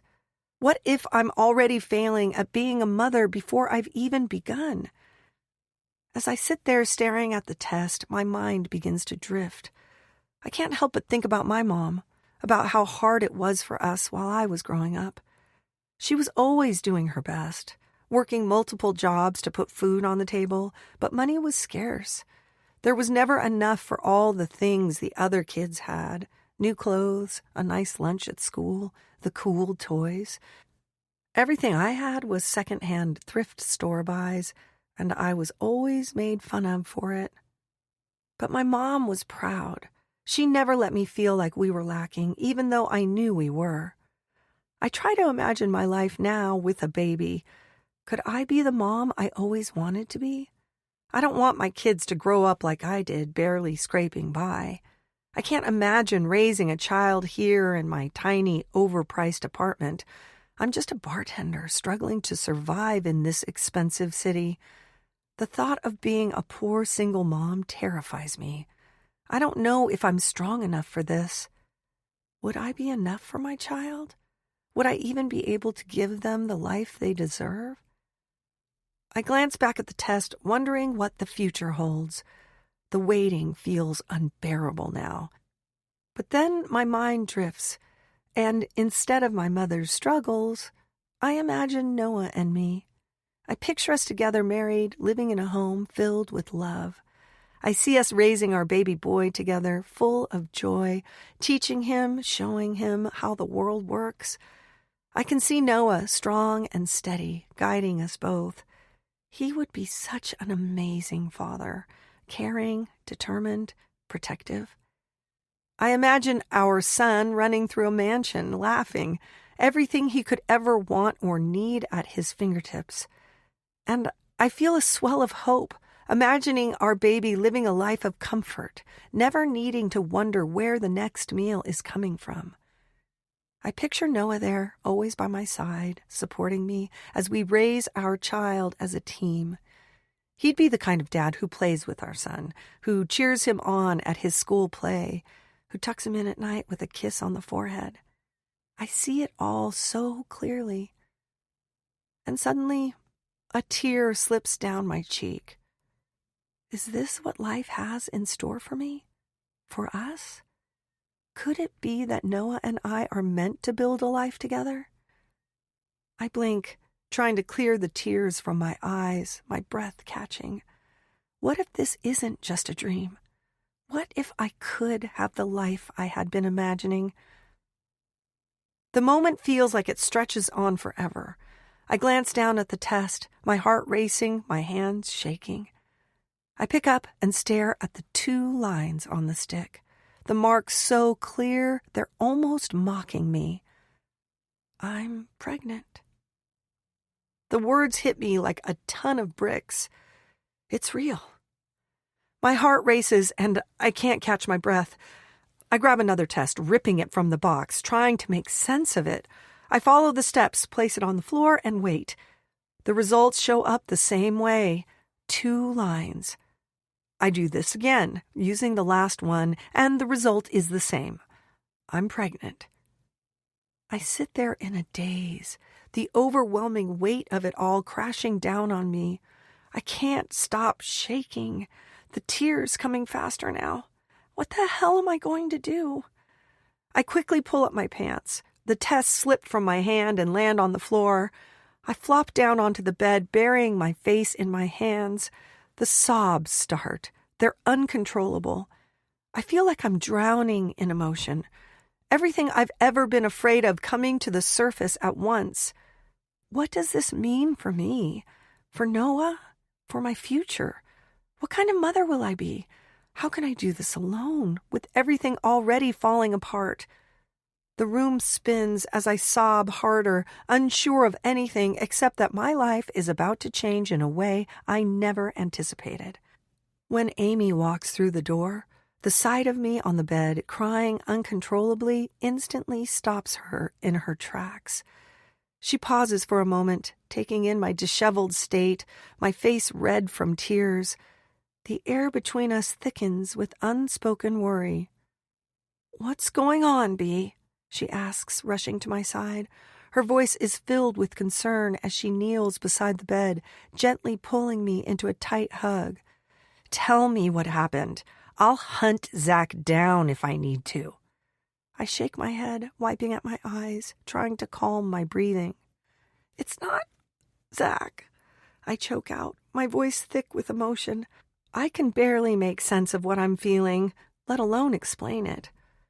Amy pulls away slightly to look at me, confusion in her eyes. "Then what the hell is going on?" I point shakily toward the bathroom floor where the pregnancy tests lie discarded in a pile. Her eyes follow the motion, and when she sees them, her mouth falls open in shock. "No," she breathes, her voice barely above a whisper. "Blossom, are you?" I nod, my hands trembling as I clutch them in my lap. "I'm pregnant, Amy." The words hang in the air like a lead weight I can't escape. Amy's face softens and she leans forward, pulling me back into her arms. "Oh my God, Bee," she whispers, and I can feel the warmth of her embrace. For a moment, I'm comforted, but the fear still gnaws at my insides. Amy stays close to me, her hands rubbing soothing circles on my back as I sit on the edge of the bed, trying to catch my breath. My tears have slowed, but the weight of the situation still lingers, suffocating me. She sits down beside me, her presence calming, and, without a word, pulls me into her again, wrapping her arms tightly around me. I can feel her heartbeat steady against mine, and it helps. A little. Whatever happens, you know I'm always going to be your best friend, right? She says, her voice steady but filled with emotion. No matter what, you've got me. I sniffle and nod, grateful for her. I don't know how I'd be holding it together without her by my side. Amy pulls back slightly, her eyes searching mine. Do you want this baby, Bee? She asks softly. I know things are complicated, but do you want to have this child? I pause, my heart racing at the thought of it. The truth is, I do. Despite the fear, despite the uncertainty, there's a part of me that wants this. I want to give a child a life, a good one. I do, I say, my voice barely above a whisper. But I'm scared, Amy. I don't know how Noah is going to handle it. I'm terrified that he'll push me away. Amy nods understandingly, but there's a sense of resolve in her eyes. You deserve to have the family you want, and if Noah's the right guy for you, he'll step up. Amy doesn't let up, sitting next to me with a determined look in her eyes. Blossom, she says, her tone serious, you need to tell Noah. Now. The words make my stomach flip. I don't know if I'm ready. I don't know if I can, I murmur, my voice quivering. What if he rejects me? What if he doesn't want this? What if he pushes me away? What if he doesn't want a kid? Amy gives me a firm look, her expression unyielding. Noah would be the dickhead in that situation, and I don't think he's the type to run away from responsibility. He's been through too much in his life to leave you hanging. But even as she says that, my fear lingers. But my dad wasn't there for me. I don't want to do this alone. I don't know if I can trust him. Amy's face softens, her voice gentle but strong. I know your dad wasn't there, Bee, but you've got to give Noah the chance to show up. You owe him that much. You can't carry this on your own forever. She leans closer, her hand resting on mine. And you definitely don't want Courtney to be the one to tell him first. God forbid she gets a chance to run her mouth about it before you do. I shudder at the thought of Courtney making this situation worse. You're right, I whisper. I need to tell him. I need to find the right time. I take a deep breath, my mind still racing. I just don't know how to break the news to him, Amy. I mean, how do you even start a conversation like that? Amy gives me a small smile, squeezing my hand reassuringly. I get it. It's a lot. But you've got to do it soon, before things get even more complicated. You don't want this hanging over you, especially not with all the drama Courtney's stirring up. She's just waiting for the chance to blow everything out of proportion. I nod slowly, taking in her words. I know she's right. The longer I wait, the harder it'll be. And I don't want to let Courtney get any further under my skin.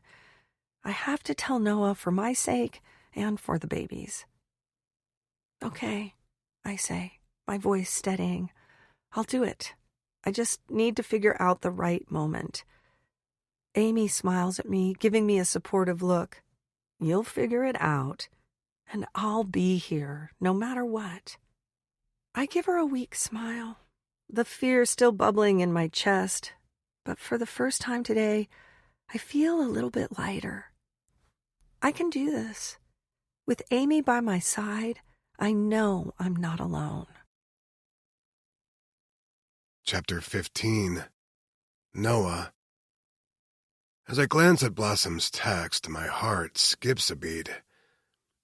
Can you come to the bar storage room? I need to talk to you. I stare at my phone, trying to make sense of it. Why the storage room? What's going on? I know I shouldn't overthink it, but I can't help myself. What if she's quitting? What if she's had enough of the craziness with the hotel and everything we've been dealing with?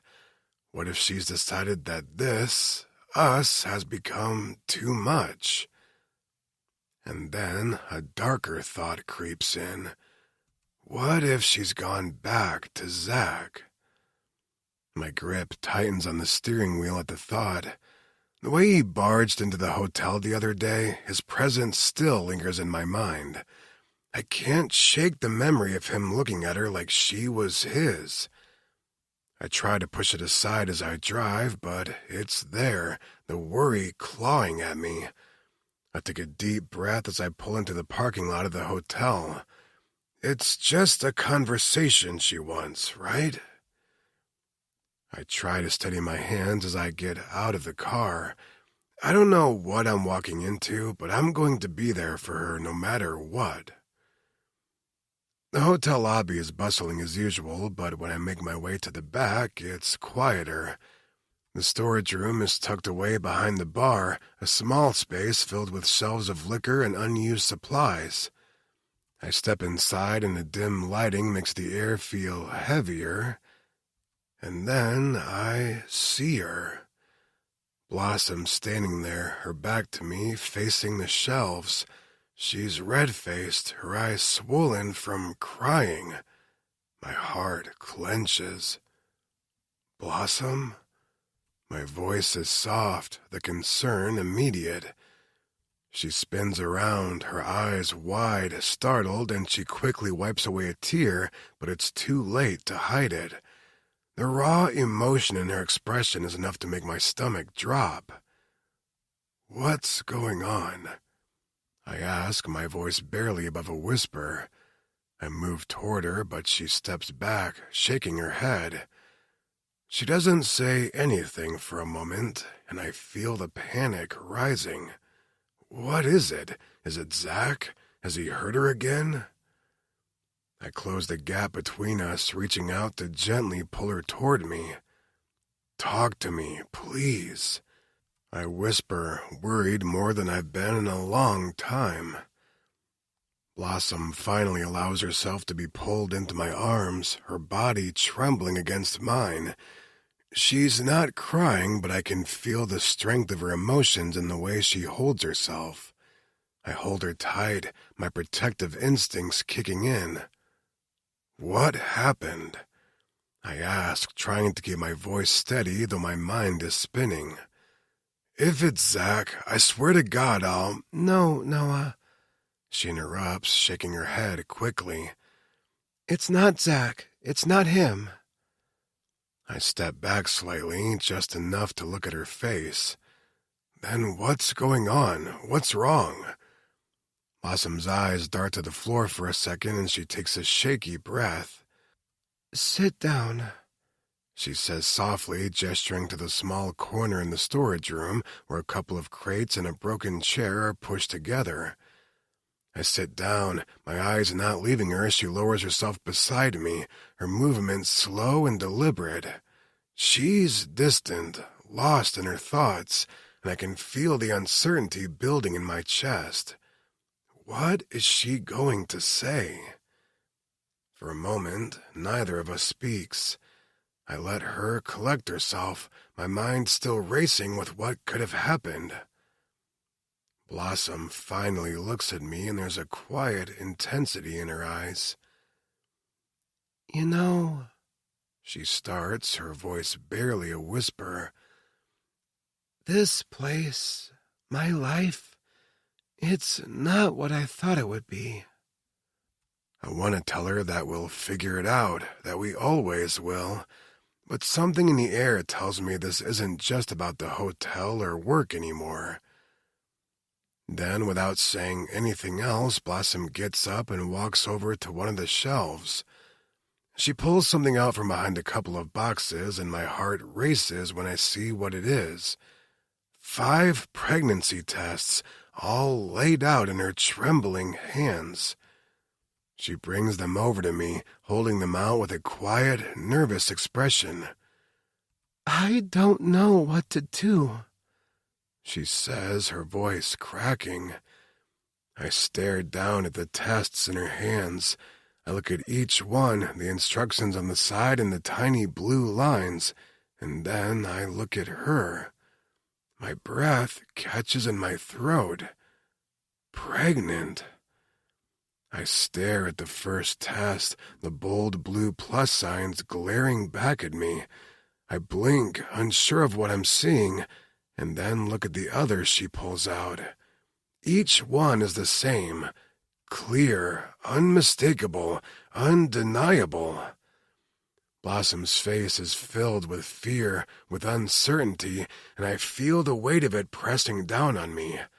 My mind spins. This wasn't what I thought would happen today.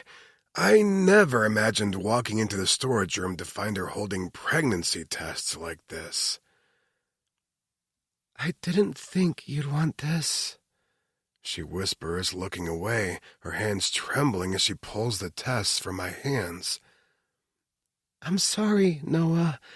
I didn't mean for this to be how you found out. I try to find the words, but they aren't coming. Shock, confusion, and a strange, intense, protective feeling that I wasn't expecting. I rub the small, smooth stone in my pocket, trying to find clarity, but nothing feels clear.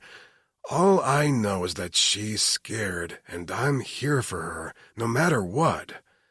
I pull Blossom into my arms, holding her tightly. She's trembling, and I can feel the weight of her fear pressing down on both of us. Don't worry, I say, my voice steady but soft. I'm not going anywhere.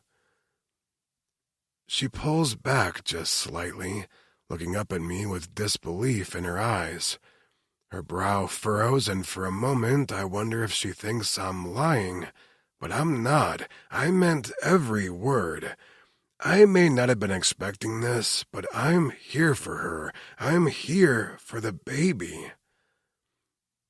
You really aren't mad? She asks, her voice barely above a whisper. The vulnerability in her voice cuts through me like a knife. I smile at her, masking the fear that's swirling inside of me. Of course not, I say, trying to reassure her.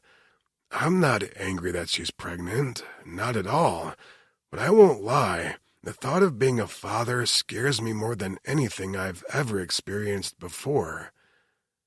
I can't show her that, though. She needs me to be strong. I pull her in for a tight hug again, gently kissing the top of her head. This will be our secret, I say, my words soft and filled with promise. She nods, her head resting against my chest.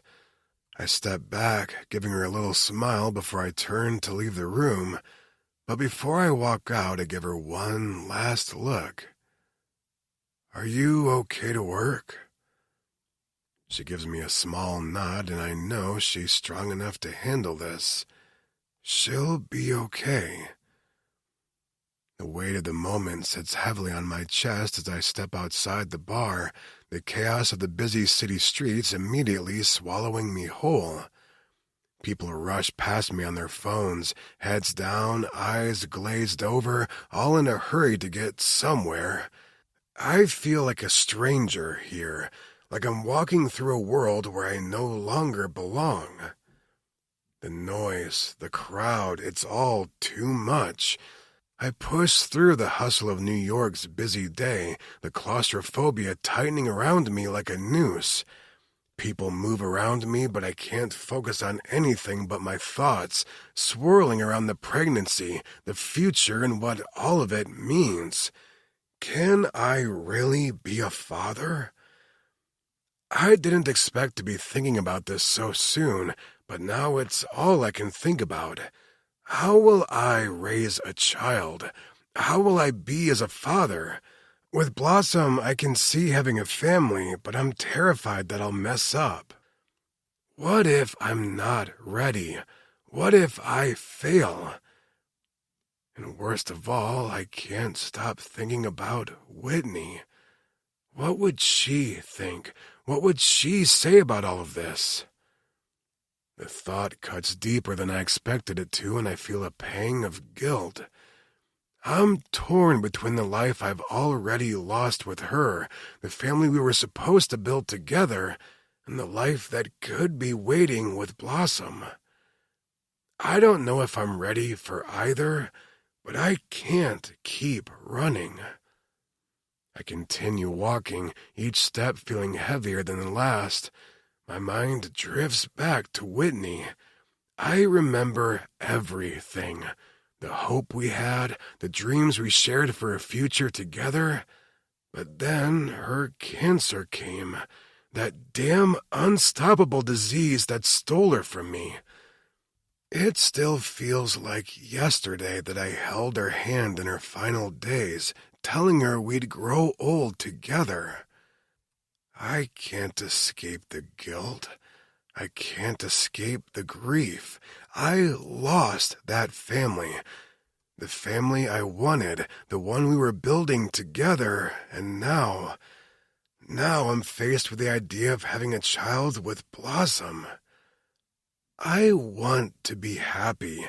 I want to feel excited about this, but all I feel is the weight of everything I lost with Whitney. I feel the fear of failing as a father. My hand reaches into my pocket and I grab the smooth stone I keep there, my worry stone. I rub it between my fingers, the coolness of it grounding me, calming my restless thoughts. I need something to focus on, something to hold on to. I squeeze the rock. I've always done this when I felt the fear creeping in, when I've needed to calm the storm inside me. But now, it doesn't feel like enough. I stop at the end of the street, my feet coming to a sudden halt as I look around. The crowd moves past me, oblivious, lost in their own worlds.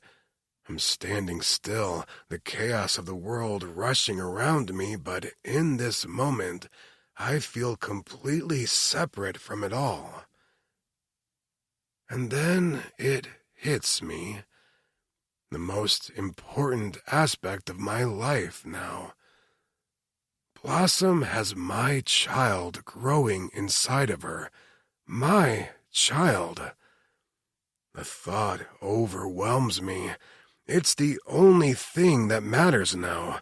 The noise, the confusion, the fear, it all fades away. I focus only on what's important. I stand there, breathing deeply, my heart pounding in my chest as I think about what this means. I'm going to be a father. I will be there for my child. I won't run from this. I won't be like my own father who abandoned me. I won't let my kid down. This is my responsibility. I'll face it head on no matter what. I won't run from my duty as a father. I say out loud, the words feeling like a promise to myself and my child. I'll face it bravely. For the first time, I feel a true sense of clarity. It's not going to be easy, but I'm ready. Ready to do whatever it takes to give this child the life they deserve. Chapter 16. Blossom. Opening the door to my apartment, I step aside, gesturing for Noah to come in. His heavy footsteps echo lightly on the worn floorboards as he steps over the threshold, and I immediately notice his reaction. His steely eyes flick around the room, taking in the small space, the narrow hallway that leads into the kitchen. I feel a small twinge of insecurity, though I try to brush it off quickly. This is my home, after all. The kitchen's right here. I say needlessly, leading him through the cramped space. It's only big enough for a counter, a small fridge, and a tiny stove. The refrigerator hums quietly in the background as we pass it, the scent of old coffee lingering in the air as we pass the coffee maker on the counter. Walking him further into the apartment, I point out the rest of the space as we go. "This is the living room," I say softly, motioning to the small love seat and coffee table separating the two beds. On one side is Amy's bed, the dresser to the side piled with clothes she didn't have time to fold. On the other side is mine, which displays the same exact setup. My bed is tucked near the window, the dresser beside it cluttered with my belongings. Noah doesn't say anything at first, but I can see him glance at the ceiling, his eyes catching the brackish brown water stains that have been there since we first moved in. "I know it's not much," I say quickly, sitting down on the couch. He sits beside me gently, his eyes softening as he looks around. "It's fine. I don't mind it." But I can see him still eyeing the water stains. Outside, the rain starts coming down even harder, tapping against the windows with soft plunks. I pull a throw blanket off the back of the sofa and wrap it tighter around myself as I snuggle into the couch. Noah, the gentleman he is, already on his phone, ordering dinner while I scroll through the horror movie options on the streaming service. "I don't know what I'm more afraid of," I joke, "the horror movie or the sound of this storm." Noah chuckles, the warmth of his laugh making me feel a little more at ease. He's so easy to be around, and tonight, with the storm raging outside, I feel better with him here. "I'll take both," he says, hitting send on his order. "Sushi and teriyaki in the storm sounds like the right choice." I smile, my fingers still hovering over the screen. Japanese food it is, then. We lean back into the worn couch, turning on a creepy thriller that promises to keep us on edge. Purplish lightning flashes across the dark sky outside, illuminating the windows in sharp, jagged streaks of white. Each crash of thunder makes me flinch, but Noah's presence beside me somehow brings me comfort and makes it feel less frightening. Our food arrives quickly, and we settle back into the couch with our sushi, the storm howling outside as the movie plays on. The pattering sound of rain and occasional roll of thunder becomes the background to our laughter as we joke over the horror movie. It's cheesy at times, but still manages to pack a punch with the scares. As the movie is nearing its end, I find myself getting lost in the suspense. Noah and I are huddled close together on the couch, the blanket wrapped around us as I lean into him. His thick, strong arm is draped across my shoulders, and I can feel his warmth radiating through me. I find myself leaning into him naturally. The tension from the movie has me clutching the blanket tighter in my sweating hands, my eyes glued to the screen as the final scene starts to unfold. The last jump scare sends me leaping into Noah's side with a gasp, my arms wrapped around him as I hide my face against his back, and I hear him chuckle softly. "Well," he says, his voice light, "I think we could use a change of pace after all of that." I look up at him, surprised. "You want to stay and watch something else?" He just smiles at me, his eyes sparkling in the low light from the TV. "How about something lighter? Maybe a comedy. I feel like we need a laugh after that." I nod eagerly. "You're right. I'm not sure I can handle any more horror tonight." We get comfortable again, Noah flicking through the options for a lighter movie as I rest my head on his shoulder, my eyes fluttering shut for a moment. There's something so easy about being here with him in the middle of the storm, everything else in the world feeling far away, and I feel myself melt against him again. Just as I'm about to settle deeper into the couch, suddenly there's a loud crash from the window beside the TV. The sound is deafening. The sight of the dark figure launching into the living room at us makes me jump to my feet in a panic, my heart racing in my chest. "Noah!" I scream, adrenaline surging through me as I back away from the window, launching myself over the back of the sofa. Noah's already up, lunging toward the broken window and the dark figure, his blue eyes wide with a protective fury. My pulse is racing, my body frozen in shock as I watch him lurch for the man, whose face is hidden by his soaked hood. Then, as Noah lifts the hood off his face, I see him. Zach. My ex is completely drenched from the rain, his clothes torn from the broken window, and his brown eyes are wide with a mix of anger and desperation. "What the hell are you doing here?" I gasp, my voice tight and strained. Noah steps forward, positioning himself in front of me, blocking Zach so he can't get to me. His body is bristling with anger, his jaw clenched, his fists tight in white balls. Zach grins sheepishly, his lips twisting into a sneer. "What's wrong, Blossom? Miss me?" I feel the tension rise within me. It feels like a storm of emotions brimming over. "Miss you?" I sneer. I can't understand why he's here, why he thinks it's normal to show up like this, to break into my apartment through my window. It takes everything in me to stay calm, but the fear, confusion, and rage still claw at me. Noah's body is tense as he stands before us, every muscle coiled as he stares at Zach, ready to make a move if necessary. I can't believe this is happening. How this is my life now, and it's all spiraling out of control again. Zach suddenly lunges at Noah with a wild swing, his fist missing Noah's face by mere centimeters. But Noah is quicker, obviously having taken some fighting classes in his life, as he grabs hold of Zach's arm, twisting it behind him, forcing him into a tight hold. Zach struggles against Noah's grip, his eyes flashing with pure rage. "Keep struggling, and I'll snap your arm," Noah growls, and I feel myself instantly attracted to him in this moment. "You think you're so tough, huh?" Zach yelps, his voice slurred with fury and fear. "You think you can just take what's mine?" He turns his head, eyes snapping up to mine. "That jersey! The valuable hockey jersey you stole when you packed up your shit and moved to this godforsaken place." I freeze, my heart racing as I try to process what he's saying, trying to even remember what lame piece of memorabilia he's talking about. "What are you talking about?" I stutter, my voice shaky. "Zach, I never—" "Don't act innocent. You took it, didn't you?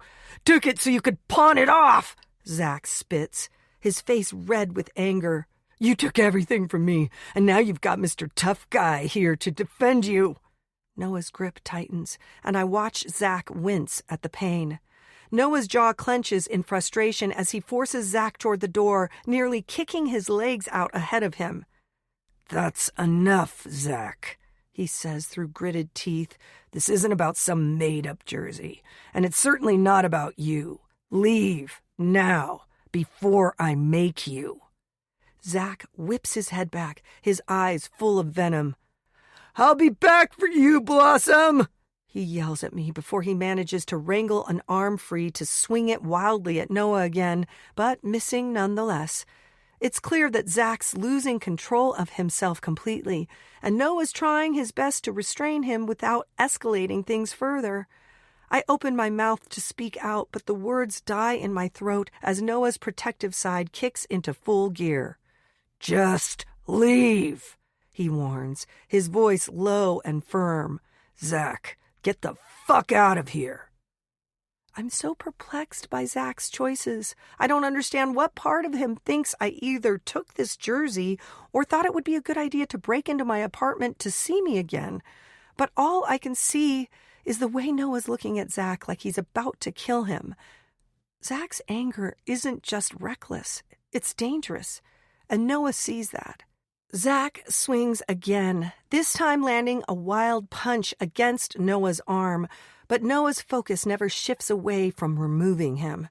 Noah steps forward, using his sheer size and strength to shove Zach backward.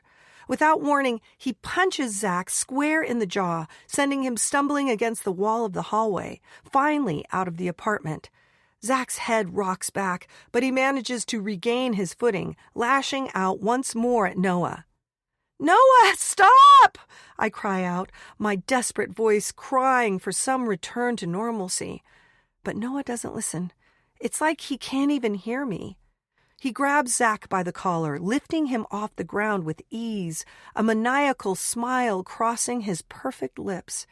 "You're not going to hurt her anymore. Do you hear me?" Noah's dark voice is steady, dangerous. For a split second, I think the fight is over, but Zach manages to kick Noah in the knee, making Noah drop him, and he slips away from Noah's grip. Zach stumbles backward, his hands pushing off the doorframe, and he bolts for the exit, running as fast as he can. Out of sight, I hear him trip as he reaches the stairs. There's an awkward thud, and then silence, before we hear Zach scramble back to his feet. All I see is Noah watching him. I assume Zach glances back with a last furious glare before he runs out the stairwell door, disappearing into the night. I hear Noah dial the police over the sound of the rushing rain outside, his voice sharp and clear as he explains the situation. I stand there in a daze, still processing everything that just happened. Zach in my apartment, accusing me of stealing some stupid jersey? My mind races on a wheel. What if he comes back? What if he's not done? I rub my growing stomach anxiously, a new wave of panic rising in my chest. What if he does something worse next time? What if he harms the baby? Noah steps over to the broken glass across the floor, trying to gather the curtains to cover the hole where the glass once was. His hard face is set in determination, his eyes dark with concern. He looks at me, repeating the directions from the 911 operator on the line. "Stay inside. Keep the door locked until the police arrive," he says, but his voice softens as he looks at me, checking my reaction. Tears well up in my eyes, hot and heavy, and I choke back a sob. "What if he comes back?" I ask, my voice cracking with fear. Noah looks at me, his expression unreadable, but there's something in his eyes, a calculating ferocity. "He's not coming back. Not if I have anything to say about it." I cradle my stomach gently, the fear of losing control overwhelming me. I'm scared. What if Zach doesn't stop here? What if he escalates? Noah finishes his call with the police, and as he hangs up, he walks over to me, taking me into his arms. "Don't worry, Blossom. He's gone now. He's not coming back, or he's going to be arrested on the spot, and he knows that," he reassures me, pulling me into his arms. "And you won't be staying here tonight. Let's get you a bag packed for a few days at least." I nod softly, sniffling my tears back, though the fear still lingers. As much as I want to stay strong, I'm still trembling from Zach's attack. But still, Noah's presence calms me in ways nothing else can. Just as Noah begins to help me gather a bag, there's a knock at the door, and my nervous heart skips another beat. "Stay here. I'll get it," Noah says, his voice calm but firm. He walks toward the door, and I hear him swing the squeaky door open. "Police, we received a call about a break-in." I'm not sure how I feel about them being here, relieved, scared, or just numb. But as I watch Noah standing between me and the door, talking to the officers, I can't help but feel a wave of gratitude. He's standing up for me, making sure I'm safe, and that's more than I've ever had anyone do before. The officers enter, inspecting the broken window, and Noah gives them the details, talking to them quietly. I sit back down on the couch, still processing everything, and the officers can tell I'm rattled as I give my official account. "And this trespasser, it was your ex-boyfriend, Zach Ferguson, from Carteret?" "Yes, for certain." The fear that's been coiling in my chest slowly starts to loosen as I watch the officer nod, jotting down my account of what happened. Deep down, though, I know that no matter what, I can't let Zach win. With Noah by my side, I know we won't let him. Chapter 17. Noah. Once the police leave and the tension of the night settles into a strange silence, I decide to take Blossom somewhere quiet and safe.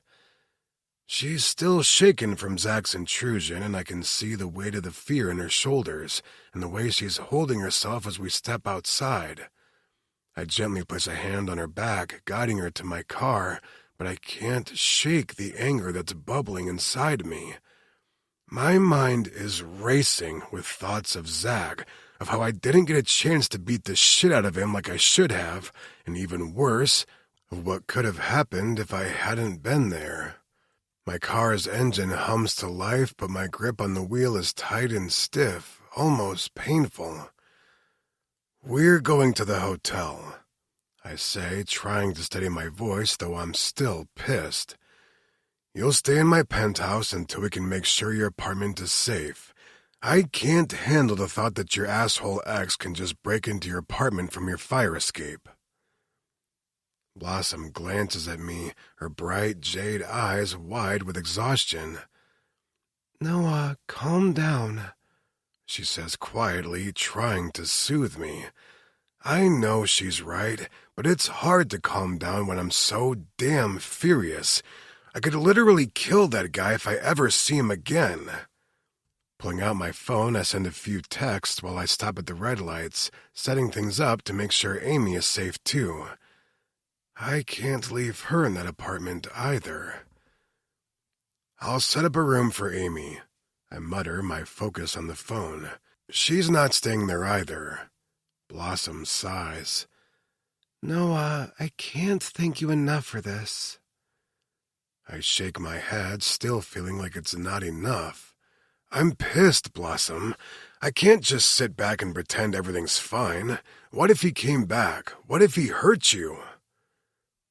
She stays quiet, but by the look on her face, I can tell she understands.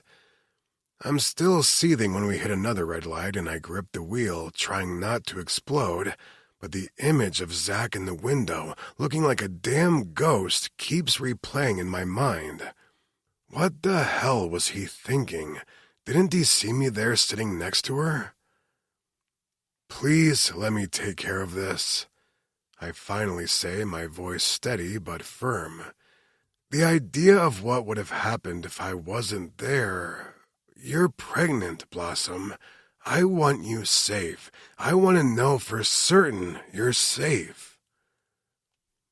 The words come out heavier than I expect, but I can't help it. I need her to know how serious this is to me, how serious I feel about her. Blossom's silent for a long moment, and I worry I've said too much. I watch as she tucks a long, reddish strand behind her ear, but when she finally speaks, her voice is softer. I know. I do. I know you're trying to protect me, Noah. The weight of her words settles into the car, and my anger doesn't vanish, but it softens a little, replaced by the urgency to make sure she's okay. I can't tell you how thankful I am you were there, Noah, she says after a beat. I can't thank you enough, seriously. I glance over at her, my heart twisting in my chest, and I grab her hand gently. I'd do anything for you, Blossom. You and the baby. She meets my gaze, a clarity to her viridian eyes, and I know she's starting to believe me. I just want her to feel safe, to feel like everything's going to be okay. The Hudson Hotel finally comes into view, and I feel a small sense of relief knowing we're almost there. Guiding Blossom up the steps and into the lobby, I'm still keeping an eye on our surroundings, making sure nothing out of the ordinary happens. I don't want to draw attention to her situation, to her being here in my penthouse. I want to protect her, including from prying eyes and gossip. I want to keep her safe without anyone questioning anything. After a quick word with the front desk, I lead her toward the elevator. I need to book Amy a room after I get you settled. I tell her my mind still focused on making sure both of them are taken care of. We finally reach the penthouse and I open the door for her, watching as she steps inside. The space feels almost too big for the two of us, but it's a safe haven, and for now, that's all I care about. I can feel the stress in my shoulders fall as I finally feel safe in my own home. I'd like to see Zach manage to get up here to my private floor at the top of the hotel past security. Take a shower, relax. I suggest to Blossom, my voice softer now. You're safe here. Text me if you need anything at all. Just no more horror movies tonight. I add with a small smile. We've had enough adrenaline for one night. Blossom sheepishly grins back, her smile tired but grateful. Thanks, Noah. I nod and step toward her. I'll be back soon. With a heavy heart, I leave the penthouse and head straight for the front desk. Amy's safety is just as important to me as Blossom's, and I'm not about to let her stay in that apartment, not after Zach showed how easily he could break into their place again. The front desk attendant looks up at me as I arrive, her smile polite but professional. How can I help you, Mr. Hudson? I need a room for someone, a friend of mine, preferably the top floor. I say quickly, already pulling out my phone to confirm details. She quickly checks the system, and after a moment, her face falls. I'm sorry, sir, but we're fully booked tonight. We don't have any available rooms at the moment. My heart sinks again, but I mask it quickly. Fully booked. The one time I need a room and the place is packed. I force a tight smile, trying to remain calm. Okay, thanks for checking. I appreciate it. As I turn to leave, my mind begins to race for a solution. There's one more option, one more person who could help. Nicole. She likes her solitude, but I also don't think she'd ever turn Amy away. I quickly pull my phone out again, already typing out a message to my sister. I make my way to Nicole's suite, my hurried footsteps echo in the hallway. When I reach her door, I knock hastily, and a moment later, it opens. Nicole greets me with a casual smile, her eyes flicking down to the bag slung over my shoulder. Hey, Noah, what's up? She asks, rolling aside to let me in. I walk in as she closes the door behind me, and before I can say anything, she raises an eyebrow. I saw you and Blossom head into your penthouse earlier, she says, her voice casual but sharp. Is she staying with you for a while now? I pause for a second, trying to figure out how much to tell her. Nicole always has her finger on the pulse of everything. I should have known she'd see me on the camera. I watch the cameras, she adds with a small shrug. It's my job, Noah. What's going on with Blossom? I feel a mixture of frustration and helplessness rise up in my throat. That's actually what I wanted to ask you about, I say, turning to face her. Can Amy stay with you for a couple of nights? I don't want her staying at that apartment right now. Zach's crazy. He broke in tonight, smashed the window in, tried to hurt Blossom. Nicole's eyes go wide with shock. Oh my gosh, are you guys both okay? I nod, running a hand through my hair. Yeah, thank goodness. Here, I say, setting the bag I brought with me down on the ground. Blossom packed a bag of essentials for Amy as well before we left. Can you text her and let her know to come up to your room when she's done with her shift? Nicole's expression softens. Of course. She smiles reassuringly. I'm happy to help. Thanks, I say, feeling some weight lift off of my chest now that Amy is safe too. I'll have Blossom let Amy know as well, just in case she misses your text. That won't be necessary, Nicole says, cutting me off. We, already had plans tonight. I blink at that, but then just nod in agreement, grateful for Nicole's help. I leave her suite to head back to my penthouse. Returning to my penthouse, I feel my heart racing a little as I unlock the door. When I step inside, the first thing I notice is the quiet hum of the TV. The room feels a little too still, too calm, and then I see her. Blossom is lying in the bed, her red-brown hair wrapped in a blue towel, the faint sound of a reality TV show playing in the background. She looks so peaceful, almost lost in the escape of the television. I quietly close the door behind me, making my way over to the bed. As soon as I sit down, Blossom turns her head toward me, and I can see the exhaustion in her heavy eyes. She doesn't say anything, but I can tell she's relieved to see me, her shoulders dropping as if the weight of the day has finally caught up to her. Without a word, I climb into bed beside her, pulling her into my arms. I can smell the faint scent of vanilla and rose from her skin, and it calms something deep within me. As I hold her close, I can't shake the thought of Zach. The idea that he could hurt her, that the man had the audacity to break into her apartment tonight, it makes my blood boil. If he ever comes near her again, I won't hesitate to take action. I lie back, still holding Blossom in my arms, trying to soak in the warmth of her presence. But my mind keeps drifting back to Zach, to the broken glass all over the floor, to the fear in Blossom's eyes.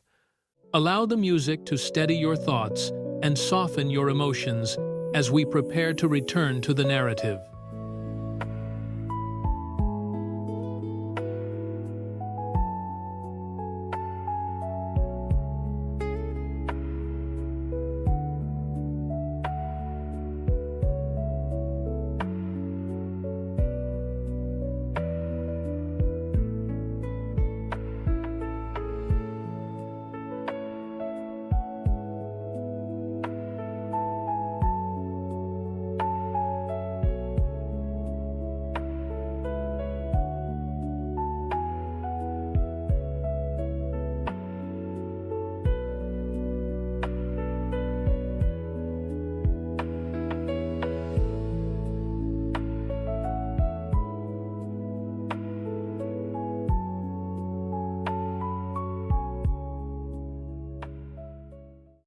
What if he had hurt her? The rage inside me grows with each passing second. I want to find him. I want to make him pay for what he's done. Blossom shifts slightly, turning her face toward me, and that's when I feel the soft tremble in her body. I'm sorry, she whispers, her voice breaking. I'm just so scared, Noah. What if he comes back? What if he hurts me, or worse, hurts the baby? Her words cut deep, and I can feel my heart tightening as she presses her cheek against my chest. I push her damp hair back from her forehead, kissing her gently. You don't have to apologize, I whisper, my voice hoarse. You're not alone in this, Blossom. I'll protect you. I swear to you, I won't let him hurt you again.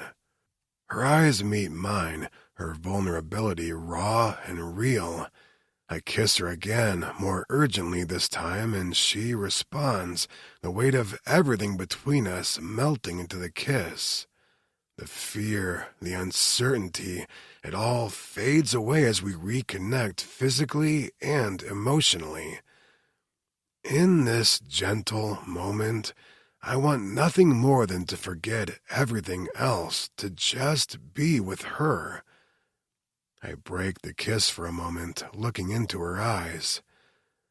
Tomorrow we're meeting with my lawyer. We're getting a restraining order against Zach. I'll do whatever it takes to keep you safe. Blossom nods, her hands gripping me tightly. I know she believes me, and for now that has to be enough. Chapter 18. Blossom. I walk into the bar, my shot nerves immediately settling in my stomach. I could barely sleep last night, still rattled by everything that happened with Zach. The last thing I want today is for him to show up here, trying to make another scene at my place of work. My gaze keeps flicking to the door as I set up for my shift, waiting for him to walk in, but nothing happens. All I see is the usual flow of customers filtering in and out. My shift begins without a hitch, and I manage to fall into the rhythm of pouring drinks, taking orders, moving from one task to the next with a practiced ease. The noise of the bar and the chatter of customers begin to ground me, and for a moment I forget the chaos of last night. Still, my eyes still dart toward the door every few minutes, my stomach tight with anxiety. I just keep thinking I'll see Zach's face in the crowd, but no. Or at least he hasn't shown up yet. The harsh pounding in my chest slows just a little. It's the anticipation that's killing me. I'm trying to be calm, to push it all out of my head. I focus on the drinks, on the people in front of me. I just keep hearing the glass shattering, seeing his bulk climbing through the window as the wet, cold wind rushed into the room. It's always in the back of my mind. I just need this shift to be over. I need to feel safe again in Noah's penthouse. Just when I think I can breathe a little, Courtney arrives for her shift. She breezes in, her brown eyes scanning the room, her red hair pulled up in a thick bun, and I immediately feel the tension rise in my chest again. I might not be able to ignore her, but I'm learning to avoid her. I always work hard not to engage with her outrage and pettiness. Still, she's worse than usual today, more aggressive. She walks straight up to the register, shoving past me without so much as a glance or a sorry. I feel the sharpness of her movement, the coldness of it, and I force myself to stay calm. I know she's trying to provoke me, and the last thing I need is another fight with her. I try to focus on the bottles behind the bar, checking the inventory. I start taking stock, organizing the shelves in a bid to distract myself. As I reach for a bottle in the back, Courtney bumps into me again, this time harder. Even worse, she still doesn't even acknowledge it. "Excuse me," I mutter under my breath, but she doesn't hear me or doesn't care. She just slides behind the counter without saying a word, her eyes never meeting mine. I grab the bottles I need quickly, my fingers gripping them tighter than they should. I need space. I need to get away from her before I snap. With a small huff, I turn and make my way toward the back, hoping the bottle storage room will give me a moment of peace. I try to steady my breath as I make my way to the storage room, but my heart is still racing from the interaction with Courtney. I can feel her eyes on me the entire time I'm walking away, and I know she's watching, waiting for an opportunity to start something. I step into the back, the coolness of the room a welcome relief from the heat of the bar. But just as I start to sort the bottles on the shelves, I hear the door swing open behind me. "Blossom?" Courtney's voice cuts through the silence, and I turn to face her, already preparing for whatever she has to say. Her expression is cold, calculating. "We need to talk." I raise an eyebrow, folding my arms across my chest. "What now, Courtney?" She steps closer, her tone dropping into something more menacing. "You've been with Noah, haven't you?" "I know you have." She steps closer, still lowering her voice. "If you don't leave him, I'll tell everyone. I'll tell the whole staff about you, too. You think Noah's going to protect you? He's got his whole empire to run. He won't care about you once the truth is out there." My heart sinks, the words hitting harder than I expected them to, but I don't back down. I stand tall, keeping my composure. Go ahead, I challenge, my voice steady. I'll deal with it. Courtney's eyes narrow, but I see the hesitation in them. You think you can just keep this secret forever? You're playing with fire, Blossom. I take a deep breath, the anger I've been holding in rising to the surface. I pull my phone from my pocket, scrolling quickly to Noah's number. Without a second thought, I hold it up to her, the screen flashing his name. Go ahead, I say, my voice firm. Call him. Tell him about me. Let's see how that goes. Courtney freezes for a moment, her face flushing as she sees the contact name on the screen. I don't back down, keeping my eyes locked on hers. You think he'll believe you? You think he'll care what you say? She doesn't respond right away, but her cheeks burn with the realization that she can't intimidate me like she thought she could. Her confidence falters, and I see the shift in her. She's rattled. She looks at the phone, then back at me, but before she can say anything else, she quickly turns on her heel. I've got customers to deal with, she mutters, hustling back toward the bar, the tension in her shoulders still there, but she's lost her edge. I watch her leave, a small smile creeping across my face. I don't have time to let her get to me. She's not my concern anymore. I have bigger things to deal with. The shift goes by in a blur, with Courtney and I barely exchanging a word. We're like two strangers working in the same space, each keeping to our corners. I keep my head down, focusing on the customers and the drinks, trying to push everything else out of my mind. Courtney's attitude is ice cold, and I don't want to engage. The last thing I need right now is another fight with her. When Amy walks in for her shift, I almost feel a weight lift off my shoulders. The familiar sight of her warm energy, is exactly what I need. She's a welcome distraction from Courtney's passive-aggressive silence. I give her a small wave and a relieved smile as she slips behind the bar. Hey, Bee, how's it going? Amy says, immediately bringing a sense of normalcy with her. I can't hide the relief in my voice. I'm so glad you're here. It's been a day. Amy smiles, clearly sensing the tension in the air. Courtney, on the other hand, doesn't hide her irritation. I can see her eyeing Amy like a hawk, her gaze sharp every time Amy speaks to me. Amy doesn't let it faze her. In fact, she seems to find it almost amusing, sending side eye after side eye Courtney's way. It's petty, but it's exactly what I need to feel like things are okay again. The rest of the shift goes by smoothly with Amy here, but I can feel Courtney's resentment simmering beneath the surface. As Courtney heads off for her break, I lean over to Amy, my voice low. You wouldn't believe what happened earlier, I say, trying to keep my voice steady. Amy's already polishing glasses, but she stops what she's doing and gives me her full attention.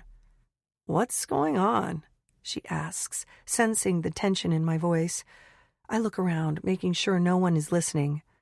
Courtney just tried to blackmail me, I whisper, shaking my head in disbelief. She told me that if I didn't leave Noah, she'd tell everyone about us. Like that's something she can use against me. Amy's jaw drops, and she freezes for a moment, processing what I just said. Wait, what? She actually threatened you? What a freak. I nod, feeling a little embarrassed to even be telling Amy this, but I trust her. She's the one person who's always had my back. Besides Noah, I realize with a little startle, and the thought warms me from the inside out. Yeah, she did, but I didn't back down. I told her to go ahead and call him, see how that goes. She was just bluffing, though. Amy shakes her head, her eyes wide with disbelief. She's nuts. You should get her fired. Seriously, she has no business trying to control you like that. I let out a small laugh, shaking my head. Could I even do that? I mean, could I get her fired for that? The idea of getting her out of my life sounds tempting, but I don't know if it's that simple. Amy's grin widens. If it were up to me, I'd make sure she's gone by the end of the day. But I think you could at least bring it up to Noah or management. Courtney is still on her break, and the bar is quieter now, just a few regulars sipping their drinks. Amy and I work in sync, passing drinks back and forth, the comfortable rhythm of the shift settling in, but the emotional toll of what's happened today hasn't gone away. I can't shake the anxiety that's been building in my chest. I lean in closer to Amy, my voice quieter now, a little more vulnerable. I don't know what to do, Amy. I'm really worried about Noah, about the baby. I mean, what if he's not ready to be a dad? What if he doesn't really want this? Want me? Amy stops for a moment, her hand stilling as she looks at me, sensing the depth of my concern. What are you talking about? She asks, her tone soft. I don't know. I feel like I'm not what he signed up for. I'm just a bartender, struggling to make ends meet. I'm pregnant, and that's a lot for someone like him. He's got his whole life together. He's rich, successful, everything I'm not. I just don't know if I'm going to be enough. Amy leans across the bar, her eyes soft but direct. B, that's crazy. He cares about you. I've seen it. You're overthinking all of this. But even with her reassuring words, the doubt still lingers. I can't help but feel like I don't belong in his world, that I'm not enough to be the mother of his child. Amy's words don't erase the doubt in my heart, but I try to let them settle in. She's right, though. Noah's been nothing but kind to me. Still, I can't shake the fear that I'm not enough for him. I just keep thinking I'm this poor kid who had a teen mom, and now I'm a bartender working my ass off just to make rent. I'm with this rich, handsome, famous guy, and I can't stop wondering why he would even want to be with me. Amy gives me a look, and I know she's not having it. Blossom, stop. You think you're the only one with insecurities? You think Noah's perfect? He's human, just like you. He wants you, not your paycheck or your status. And you know what? If he didn't, he wouldn't be with you. I take a deep breath, trying to hold back the tears that threaten to spill. Amy's right, and I want to believe her. But a part of me is scared. What if I'm wrong? What if he's just being kind to me out of some sense of obligation, something that's going to fade away once the reality of our situation sets in? Amy pats my hand gently, giving me a soft smile. I get it. But Noah isn't like that. Don't doubt what you have, B. You're more than enough. Chapter 19. Noah. I'm up early, packing 2 bags of clothes. I'm not sure how Blossom will react, but I can't help but be excited to surprise her. Glancing at the clock, I notice she's still asleep, her head buried in the pillows, her breathing steady. I'm just finishing the last of my packing when I hear the rustle of sheets. I turn around to see Blossom stir, her eyes opening slowly as she blinks against the light.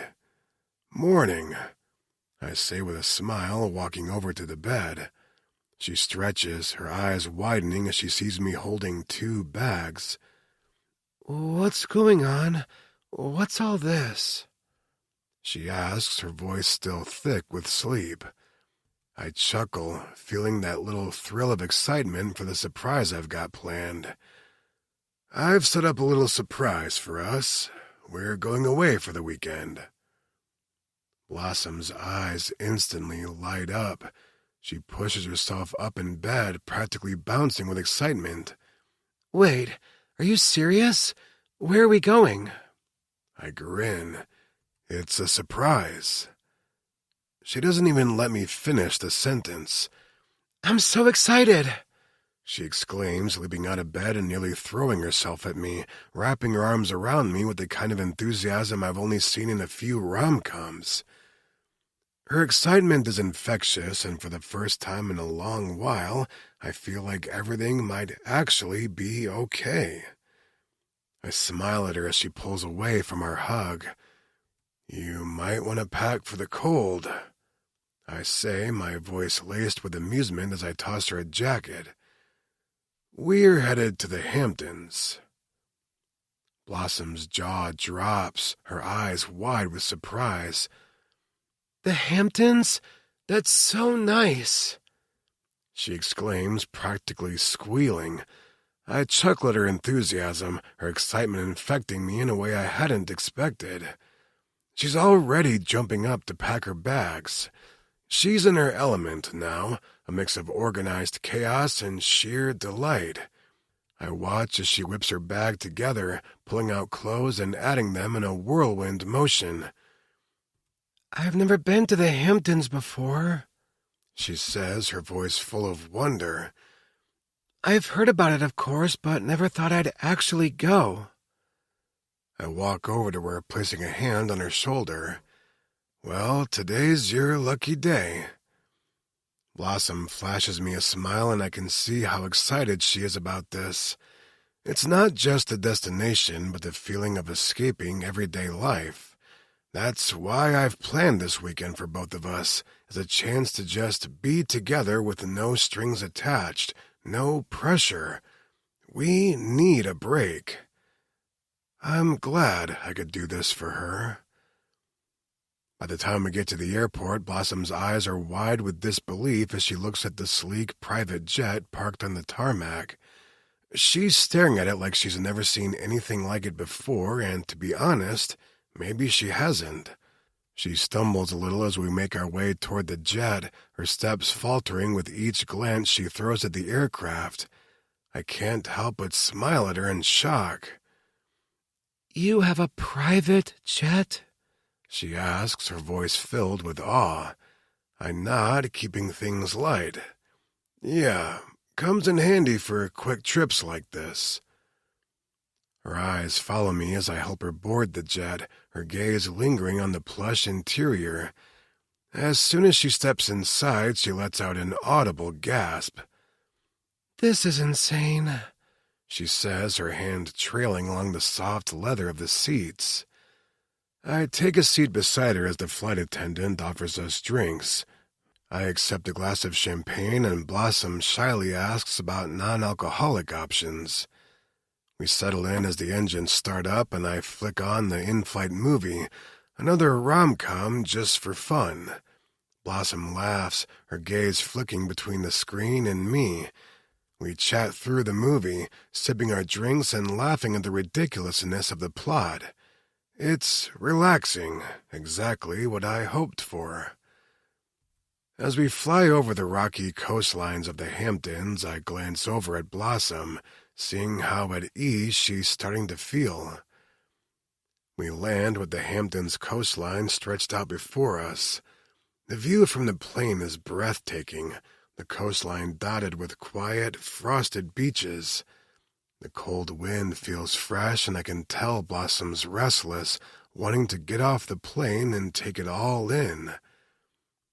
Waiting for us on the tarmac is a sleek, black luxury car. The driver opens the door for us, and I motion for Blossom to go ahead. She slides in first, and I follow, taking in the soft luxury of the interior. Where are we going? She asks, her excitement still palpable in the air.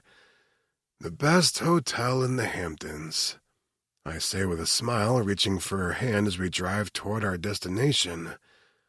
The hotel looms in the distance, a white, pristine palace with a manicured lawn that stretches out before it. It's quiet here, the kind of place where the world feels a little farther away. Blossom looks out the window, clearly awestruck by the beauty of it all. I wish I owned the property, but it's ridiculously hard to buy hotels in this area. Someday, maybe. As we pull up to the entrance, she turns to me with a soft smile. This is amazing, Noah, she says quietly, her voice filled with wonder. I've always dreamed of doing something like this. But people like me, people who don't have much, we can only dream and watch movies. We don't get to experience things like this. I give her hand a gentle squeeze. You deserve this, Blossom. You deserve the world. As we step out of the car, I can see how grateful she is, and that makes everything worth it. I'm glad I could show her this, if only for a weekend. She's going to have the best time, and so will I. This beautiful master suite is everything I expected, and more. As we step inside, I take in the vast expanse of the room, trying not to show my surprise. It's even better than I imagined. The room stretches out with a sprawling dining area, an open kitchen with sleek marble countertops, and a large living area with plush furniture. Everything in the room is designed with impeccable taste, from the neutral tones of the walls to the soft, inviting light. But the real centerpiece is the master bedroom. In the middle of it is a massive four-posted bed, draped with soft, flowing linens that make it feel like a sanctuary. The ceiling is high and the space feels endless, like it's designed to make you feel like royalty. The room is spanned by a wraparound porch with a pristine white fence lining it. You can see the ocean from here, the cool breeze mixing with the scent of salt water. It's peaceful, quiet, a private escape. I glance over at Blossom, watching her take in the view. Even though I've seen suites like this before, I'm struck by how nice it really is. The level of luxury still surprises me. She looks over at me, her eyes wide with awe. Noah, this is incredible. I smile at her, pleased that this place is giving her the experience she deserves. I'm glad you like it. Once we've settled into the room, Blossom sits on the couch, her eyes still wide as she takes in every little detail of the suite. It's clear to me that she's a little overwhelmed, and I'm happy to let her take it all in. I leave her to relax for a few minutes and step over to the window, pulling out my phone. Nicole's name flashes on the screen, and I swipe to answer, stepping into the hallway to speak more privately. Hey, Nicole, I say, my voice lower than usual. Hey, Noah, I just wanted to talk to you about something, she says, her voice tentative. I think I'm starting to develop feelings for Amy. I've been trying to figure out if I'm just caught up in the moment or if it's something real. I pause, leaning against the wall, trying to speak quietly. Well, you're never going to know if you don't follow your gut, but don't rush anything. Just take it slow, okay? I hear her let out a soft laugh. You're right. I just wanted to get your take on it. You know how I am about taking things seriously. Yeah, I know. Just be careful, okay? You don't need to rush into anything. I say, careful not to influence her decisions. After all, I barely know my own heart when it comes to romance. Who am I to tell her how to feel about Amy? I glance over my shoulder at Blossom, who's looking out the window, her silhouette framed by the light. I've got to go, I add quickly. Talk soon. I hang up, my mind briefly distracted by the conversation. I look at Blossom again, my heart lightening as I see her so relaxed. A few hours later, we head out to dinner. The drive to the restaurant is short, and the cool night air feels refreshing. The restaurant is one of the finest in the Hamptons, and I can tell the moment we step inside that it's beyond anything Blossom's ever experienced. The ambiance is intimate and luxurious, with crisp white tablecloths, soft candlelight flickering on every surface, and the gentle murmur of conversation around us. The staff are impeccably professional, gliding effortlessly between tables as they ensure everyone is well taken care of. We are led to our table, and the waiter pours us each a glass of wine. Blossom shakes her head and, with a hand on her belly, asks for water. Her eyes light up when she notices the options on the menu. "I've never had a meal this fancy," she says a little breathlessly. She looks excited but nervous. I smile, my heart swelling a little. "You're giving me the greatest gift of all. It's the least I can do." She looks at me, a soft smile playing on her lips. "This is amazing, Noah. I can't believe I'm actually here doing this." When the food arrives, we share bites, laughing at the rich flavors and the impeccable service. "This is everything I've ever wanted," she says, her voice filled with gratitude. "I can't believe this is real." "You deserve it, Blossom," I say quietly. "I want to give you the world." We return to the hotel, the fresh air nipping at our skin as we walk back through the front doors. It's been a perfect evening, and I'm grateful for the way things have fallen into place. Once we're inside the suite, I pull her close to me, feeling the warmth of her body against mine. The room is still, the only sound the soft rustling of the wind outside. I kiss her gently, my hands framing her face, the kiss growing deeper. Blossom's hands thread through my hair and she pulls me closer. The connection between us feels like an unspoken promise, an understanding of just how much we mean to each other. For a moment, everything else fades away.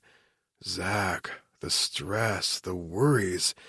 It's just me and Blossom, and the warmth between us is enough to keep the world at bay. She pulls away slightly, her eyes meeting mine, a look of complete trust in them. "I feel safe with you," she whispers. I smile, brushing a strand of hair from her face. "I'll always protect you, always." We kiss again, and it's the kind of kiss that feels like a promise, not just of passion, but of something deeper. My hands glide across the curves of her body, feeling the fullness of her hips. I can't help but relish her beauty. She feels amazing, grinding on top of me, her full tits bobbing in my face as my mouth greedily reaches out to them, taking her nipples into my mouth and licking them as I pound her from below. I wrap her in my arms as I climax, shouting her name and sighing against her as I feel her shuddering through her own release. "Blossom," I whisper, holding her close, but the rest of the words I want to say don't come. I don't know if I'm ready yet to say them, but I feel it. I know that for certain. Chapter 20. Blossom. That trip was over way too fast. Back home, making my way downstairs to the front desk, I feel the quiet of the morning settle onto my shoulders. The bar's been waiting for a delivery, and I want to make sure it's arrived. The desk clerk is clicking away at the computer, but when she notices me, she looks up with a distracted smile. "Hi, Blossom," she greets me. "What can I do for you today?" "Hey," I reply, trying to sound casual. "I'm just checking in on that delivery for the bar. Has it come through yet?" Before she can answer, I hear Noah's voice behind me. I turn to see him walking toward the counter, his expression sharp and focused as usual. "Blossom, I was just coming to ask about the same thing," he says, and I smile, relieved that we're both on the same page. The front desk girl, Steffi, starts typing away at her computer, searching through the orders, but just as she's about to say something, Noah's phone rings. His expression changes immediately. His eyes harden, and he answers the phone without a word. "Please come to the private parking garage," the voice on the other end says urgently. I don't need to hear anything more to know that something's wrong. Noah hangs up abruptly, his jaw clenched with anger. "Excuse me," he mutters, storming off toward the back door. I feel my stomach drop. What now? My heart is pounding in my chest as I watch Noah hurry off, and instinctively, I start to follow him. My feet carry me quickly behind him, but he glances back and holds up a hand. "No, Blossom," he says, his voice low and firm. "Stay here." I hesitate, feeling the anxiety rise in my chest. "Who's out there, Noah? What's going on?" I press, my voice trembling slightly. He hesitates for a moment, then glances at me. "Zach," he says through gritted teeth. "My guards already have him. You don't need to be involved in this." The moment he says Zach's name, I feel a cold wave of dread wash over me. Of course it's him. I knew this was going to happen. I don't even think twice before following him toward the back parking garage. Noah shoots me a look, but I can see the tension in his body. He knows there's no way I'm staying behind. We reach the door to the utility garage, and when it opens, I see Noah's security team holding Zach.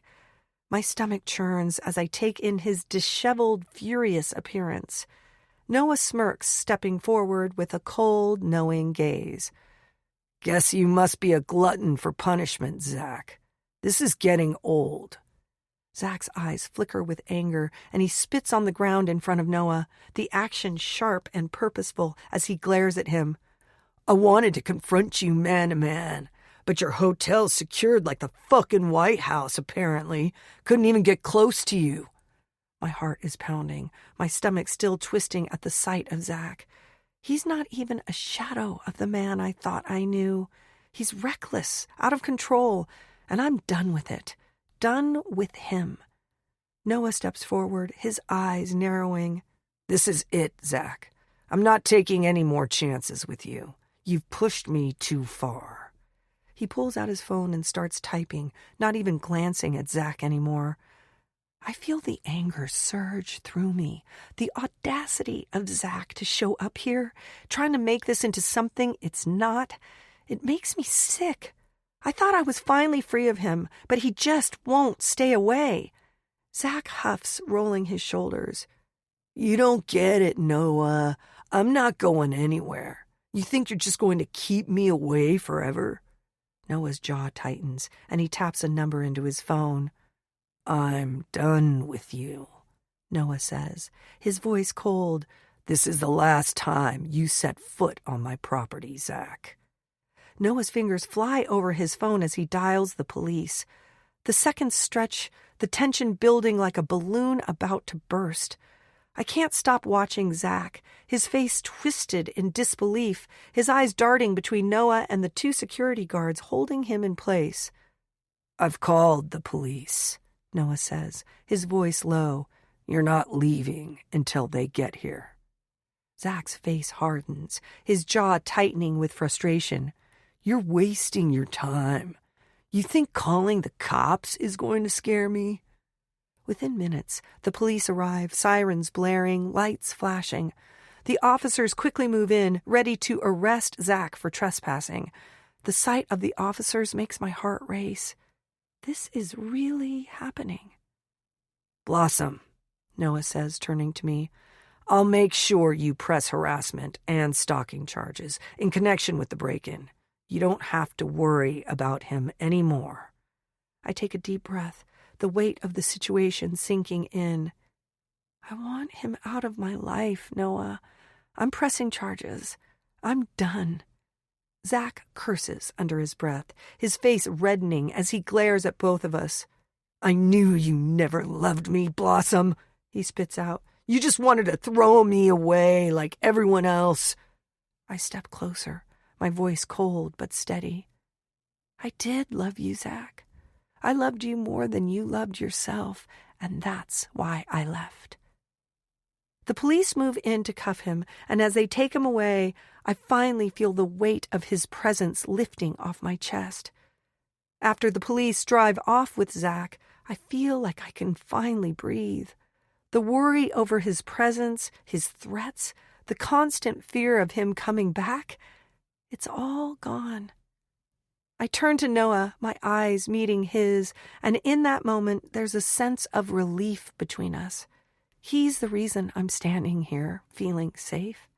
He's the reason I'm not running from my past anymore.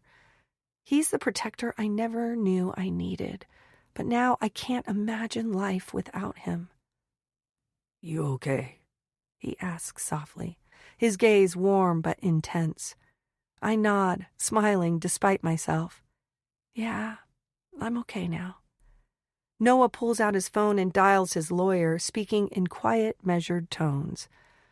I need an appointment set up for Blossom. She's pressing charges. Harassment, stalking, the whole nine. Let's get this done. I listen to him as he takes charge, setting everything into motion. The professional part of him comes through, and I can't help but feel a wave of gratitude wash over me. He's not just here for me in the easy moments. He's here for the tough stuff, too. When he hangs up, I reach for his hand, squeezing it gently. Thank you, Noah, for everything. He smiles down at me, his thumb brushing over my knuckles. You don't need to thank me. I told you, I'll always protect you. Always. And in that moment, I believe him. He's not just the man I'm falling for. He's the man who's going to stand by me no matter what. We walk side by side to Nicole's office, the air between us light, filled with relief. Zach is finally out of the picture, and the sense of freedom is intoxicating. We step inside the office, but the empty desk tells us she's not here. She must have stepped out, Noah says, glancing around. I nod, already knowing where she is. She's probably in her apartment, I reply, a grin spreading across my face. Come on, let's tell her. We head toward the elevators, still riding the high of the day's events. There's a spring in my step, the kind that comes with knowing that you've taken control of your life again. I can't wait to share the news with Nicole. It feels like a victory, not just for me, but for all of us. When we reach the top floor, I press the doorbell with a smile on my face, eager to tell Nicole about what happened. As we wait, I feel Noah's presence beside me, steady and warm. He's been nothing but supportive today, and it's in these little moments that I realize just how much I'm starting to rely on him. The door creaks open, but before we can say anything, we hear voices inside. Nicole's voice, low and intimate, and another voice that I immediately recognize as Amy's. Noah and I exchange a quick glance, both of us surprised by the sound of voices coming from inside. We don't want to intrude, but curiosity bubbles up in me. Nicole's voice is softer than usual, almost vulnerable. I don't know what to do, Nicole says, and there's a slight tremor in her voice that I've never heard before. I've been feeling something for you for a while, Amy, and I can't ignore it anymore. Amy's voice is hesitant, unsure. Nicole, I don't know. I care about you, I do, but you're my boss. This is complicated. I can feel the weight of their words, their emotions hanging in the air. I'm rooted to the spot, unable to move, knowing I'm intruding on something deeply personal. I glance at Noah, whose eyes are wide with shock. I see his expression softening as he listens, too. Nicole speaks again, her voice more confident. I don't want this to be complicated, Amy. I just want to be honest with you. I like you. More than I should, maybe. But I can't keep pretending I don't feel it. Amy's silence stretches on, and I can hear the subtle change in her breathing. I think I feel the same way, Nicole, but I'm scared. I work for you, and I don't know if this, whatever this is real. My heart beats faster as I listen, my eyes flicking back to Noah. We're both taken aback by the seriousness of this conversation, a moment between Nicole and Amy that feels too private to interrupt. As Nicole's words hang in the air, I feel a strange mixture of emotions. Part of me wants to knock on the door, to burst in and tell them we're here, but another part of me respects the vulnerability I'm witnessing. This isn't something they've shared with anyone else. It feels like a moment that should be theirs. Noah and I exchange a look, and without saying a word, we both quietly step away from the door, retreating down the hallway. We walk back toward the elevator in silence. I glance over at Noah, unsure of what to say. I've never seen him this quiet, and I don't know if it's because of what we overheard or if it's just the stress of everything that's happened today. It's kind of wild, isn't it? I say softly, breaking the silence. I had no idea Nicole felt that way about Amy. Noah nods, his eyes thoughtful. Yeah, me neither. But I get it. I think Amy's been feeling the same way. It's hard, being in that situation, not knowing if what you're feeling is real. We ride the elevator down, both of us a little more aware of the complicated dynamics of relationships. When we reach my floor, I glance over at him, and a small smile plays on his lips. I'm glad we didn't interrupt, he says quietly. They need to figure that out on their own. I smile back at him. Yeah, they do. We part ways for the day, each of us with something new to think about. Chapter 21. Blossom. The feeling of his lips on my skin wakes me up. The darkness of night hangs in the room, and I can't see anything but Noah's dark shadow gliding over my body. I feel his every touch, the mysteriousness of the darkness concealing him and making his next move a complete surprise. His lips touch my neck, sliding up to my ear, and I hear him sigh happily as his hand glides between my legs, playing with the wetness at my core. You're so wet, he whispers, sliding himself between my legs. I feel him prodding gently, and I beg for it.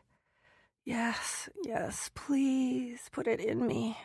I moan, feeling the hormones take me over, feeling myself gush and quiver for him. I like when you beg, he murmurs to me, kissing me, teasing me with his cock, slipping through my wetness, but not actually claiming me. It's not nice to make a pregnant lady beg for things, I say back, nipping his lower lip with my teeth.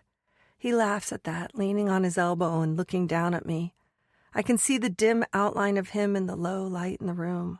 I raise my hips, gasping a little when he slips inside of me the slightest little bit. Blossom, he says to me, his voice filled with an emotion I don't quite recognize. You know I care about you very much, right? I frown a little in the darkness. Yes, I say. You're letting me stay here. You protected me from my crazy ex. I know you care about me. He's silent for a moment, and I wiggle beneath him again, feeling like I will die if he doesn't fuck me. I hear him open his mouth to say something else, but then he just sighs and slides slowly inside of me. I lose the thread of the conversation, lifting my hips to take him deeper, desperate for more of him. We make love for hours into the night, and I finally fall asleep again sometime before sunrise. I finally wake up again to the soft light filtering through the windows. It's the kind of light that makes everything in the room feel warm and peaceful. I blink a few times, adjusting to the morning, and then I realize that I'm still wrapped up in Noah's arms, his chest rising and falling slowly beneath me. It's a comforting feeling, waking up beside him like this. Good morning, Noah murmurs, his voice low and groggy. His hand gently brushes my hair from my face. Morning, I reply, feeling a little giddy as I stretch against him. He smiles, still a little sleepy, and looks at me with that same expression that always makes my heart flutter. So, what's on the agenda today? Got any plans? I hesitate for just a moment before the words spill out. I have a prenatal appointment, I say quietly. I don't know why I didn't mention it earlier. I've been going on my own, but today, something about today feels different. He lifts an eyebrow, sitting up a little. You want me to come with you?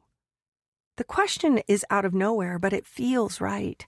I feel a mix of excitement and nervousness stir in my chest. Yeah, actually, if you want to. I wait, holding my breath, hoping he won't hesitate. Noah grins, his eyes lighting up. Of course, I'd love to. He sounds excited, and I feel a warmth rush through me, but a small part of me still worries. Will he pull away after? It's a little, weird and clinical, I warn him as I get dressed. I wince a little at the soreness between my legs. Maybe I should ask if we need to be careful from now on for the sake of the baby.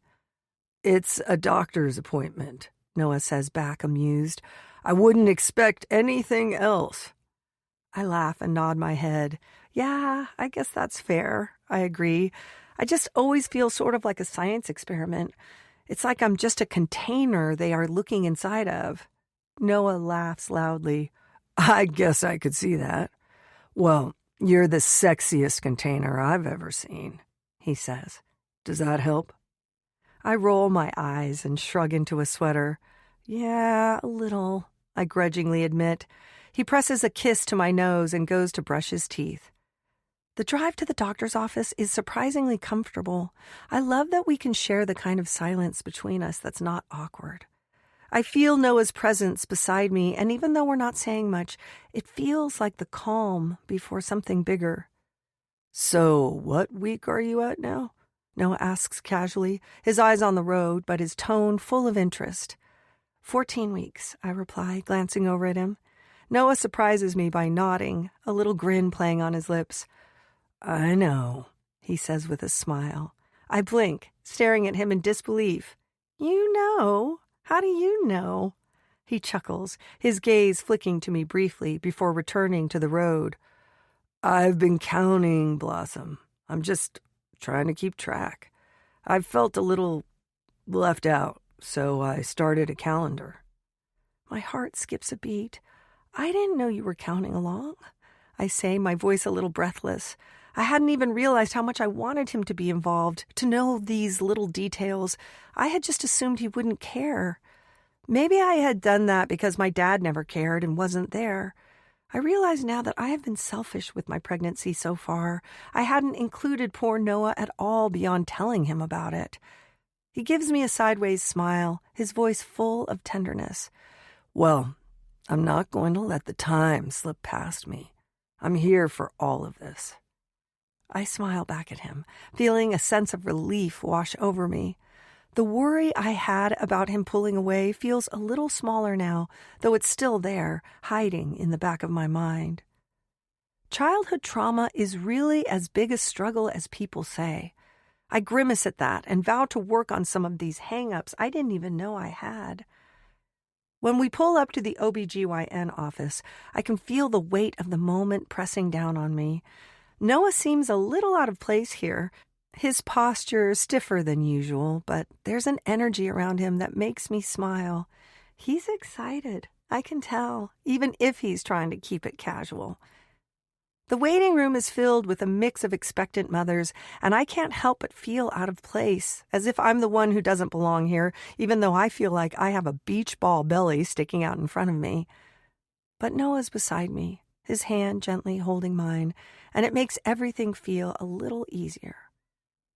I check in with the receptionist, handing over my paperwork, and Noah quietly takes a seat next to me, his knee bouncing with nervous energy. I know he wants to say something, but he's trying to keep his cool, waiting for me to lead the way. We sit quietly, my heart racing slightly. It's strange, this feeling of everything moving forward. The waiting room is filled with hushed conversations and the soft sound of magazine pages turning. But in this moment, it's just Noah and me waiting for what comes next. I realize that's what we've been doing all along, just waiting for what's next. Maybe it's time we start being active, embracing what's next, directing it, plotting our own course together. I look at him, my heart light with gratitude. He's here, beside me, supporting me. And for the first time in a while, I feel like I can breathe. It means a lot, you being here, I reassure him. I look down at our clasped hands and add in a small voice, it makes up a little for my mom not being here. He glances at me in some surprise. "I'm sorry," he says quietly to me. "I've never asked about her. I thought you had told her about the baby." I nod. I did, but she works so much. She can't come out here to help. It's just hard. Noah makes a soothing sound, rubbing his thumb over the back of my hand. "I had no idea, Blossom," he replies. "I'm so sorry." I shake my head, my hair slipping over my shoulders. I don't talk about it much, I say softly, my hand running over my belly contemplatively. I actually don't talk about my mom with anyone. She was so young when she had me, and she's just kind of never gotten her life running right. It's a little embarrassing at times, I guess. My voice gets smaller and smaller until my words trail off. "Well, she did a lot of things right," Noah asserts, reaching over to lift my chin and look me in the eye. "She raised you to be a thoughtful, kind, competent woman who is going to be an amazing mom." The tears I have been trying to keep in check slip down my cheeks, and I give him a watery smile. "Thank you," I whisper with a sniffle. It feels surprisingly good to be able to be honest with him about my mother. I had held back about her on purpose, thinking he would be ashamed of my past, embarrassed by my mom's mistakes. But he had proven me wrong yet again, embracing everything that made me who I was without a second thought. I met a nice man, finally, I think to myself. I wish my mom had been able to do the same thing. Before long, a nurse comes to the door, her clipboard in hand. She gives us a smile as she calls my name. "Blossom?" I stand up, Noah's hand in mine, and we follow her down the hallway. My nerves are starting to settle, but I still feel a little on edge. Noah's been quiet, but I can tell he's just as invested in what's happening today as I am. The nurse leads us to the examination room where she takes my height, weight, and blood pressure, the usual check-in stuff. She asks a few questions about my medical history, and I answer them without hesitation, even though my stomach churns a little with worry. For some reason, I'm always convinced that I am going to hear bad news at these appointments. Once she finishes, she smiles and tells us the doctor will be in shortly. As she leaves, Noah sits on the edge of the examination table beside me, and I notice how his fingers drum lightly against his thigh. It's a nervous gesture, but I can tell it's not just for himself. He's nervous for me, too. The silence between us is comfortable, but it doesn't last long. We start talking about random things, anything to fill the void between us, and it's almost funny how quickly the awkwardness disappears. We both laugh at something stupid I said, and the tension slips away. Suddenly, there's a knock at the door. I glance over at Noah, and his eyes lock with mine. It's time. The doctor enters the room with a warm smile, her face kind and welcoming, and I feel a wave of relief wash over me. She's an older woman, maybe in her 50s, with a calm demeanor that puts me at ease right away. "Hello, Blossom," she says, her voice gentle. "How are you feeling today?" "I'm good," I reply, my voice steady. "Just a little nervous, I guess." She nods in understanding. "Completely normal. Now let's get you checked out, shall we? Go ahead and lie back and we'll get started." I slide back onto the examination table and lift my shirt as she talks to me about what she is looking for during this appointment. She takes a moment to glance at me, and then her brows furrow slightly. "Well, you're looking a bit big for 14 weeks, she says casually, her voice kind but observant. I freeze for a moment, a little thrown off by the comment. I knew I was showing earlier than I had expected to, but I didn't think it would be that noticeable. Before I can even think about it too much, I feel Noah's hand find mine, his fingers squeezing gently. His smile is warm as he looks at me, as if to say, "I'm right here with you." His touch steadies me, and I can't help but feel better knowing he's by my side. "Don't worry," Noah whispers, leaning in close. "Everything's going to be fine." I nod, trying to push down the sudden wave of uncertainty creeping in. The doctor begins to prepare the ultrasound machine, and I feel a wave of anxiety creep up my spine. She applies the cold jelly to my tummy, and I flinch slightly at the chill. She's already positioning the ultrasound wand, and I can hear the faint hum of the machine powering up. Noah's hand tightens around mine, and I try to steady my breathing, focusing on the sensation of his fingers against my skin.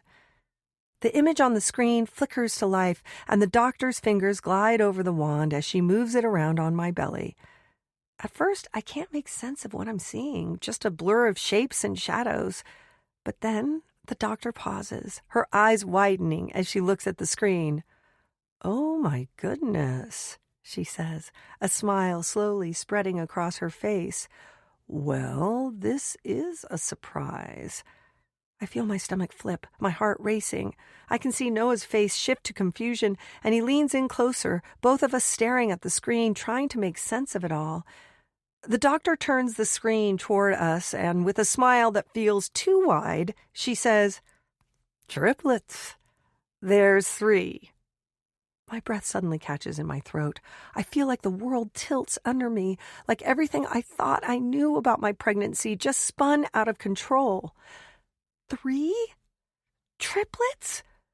Noah and I both lean in closer, not quite believing what we're hearing, staring at the screen where there are clearly 3 tiny figures. I'm speechless, my heart pounding in my chest. Shock grips me, and for a second the room feels like it's closing in.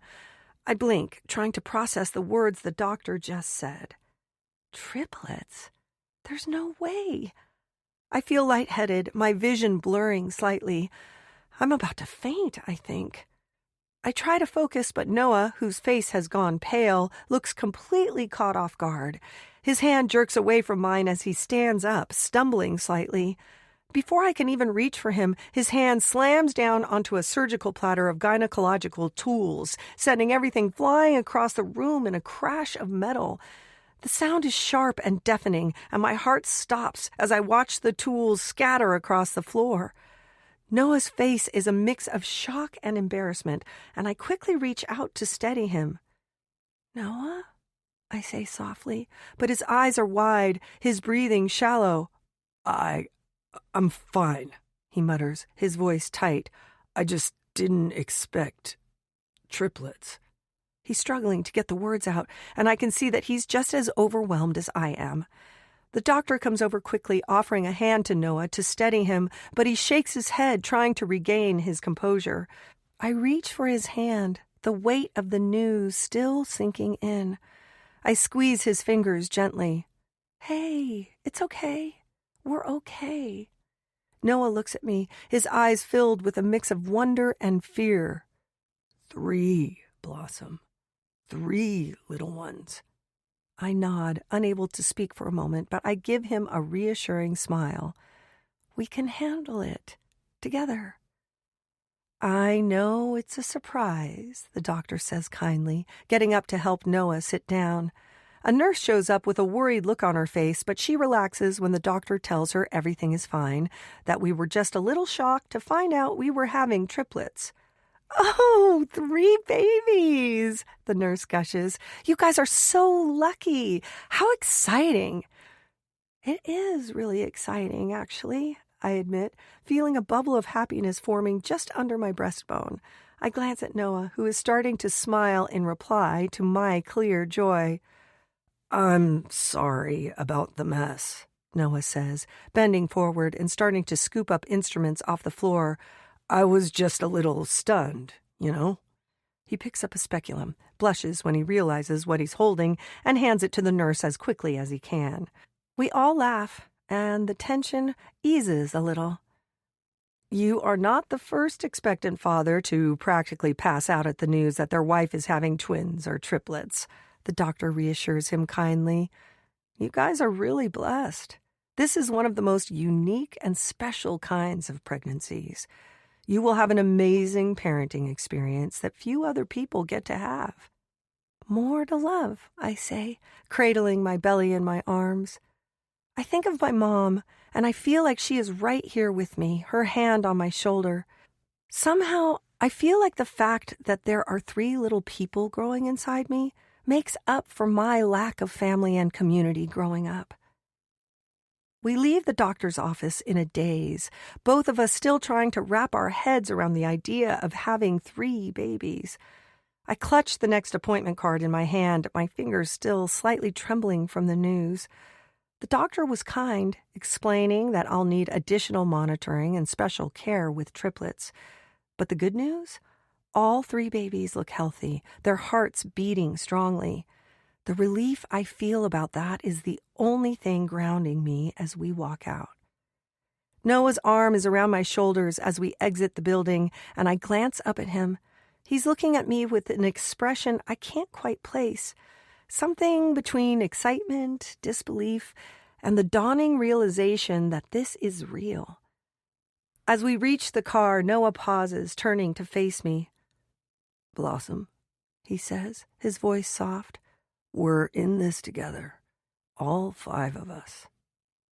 I smile, the weight of everything shifting in my chest. "I know, and I'm so glad you're here with me." He leans in, his lips pressing gently to mine. The kiss is simple, sweet, filled with all the emotion we're both carrying. I can feel his love, his promise to be here, and I know for the first time in a long while that we're going to be okay. I sometimes wish he would tell me that he loved me, but I don't want to be greedy. Not everyone shows their love in that way, and I can feel his commitment to me in everything he does. "Together," I whisper as he pulls me close. "Always," he replies. Chapter 22. Noah. I walk into the hotel lobby, my mind still buzzing from the morning's meetings. But before I can get to the elevator, Nicole stops me, her expression serious. She's always been able to read me, and I can see the concern in her eyes. Noah? She starts, lowering her voice so the people around us can't hear. "We need to talk. It's about Courtney." I freeze, instinctively tensing at the mention of her name. "What's going on?" I ask, already dreading whatever's coming next. Nicole's face hardens and she crosses her arms. "She's becoming too much to handle.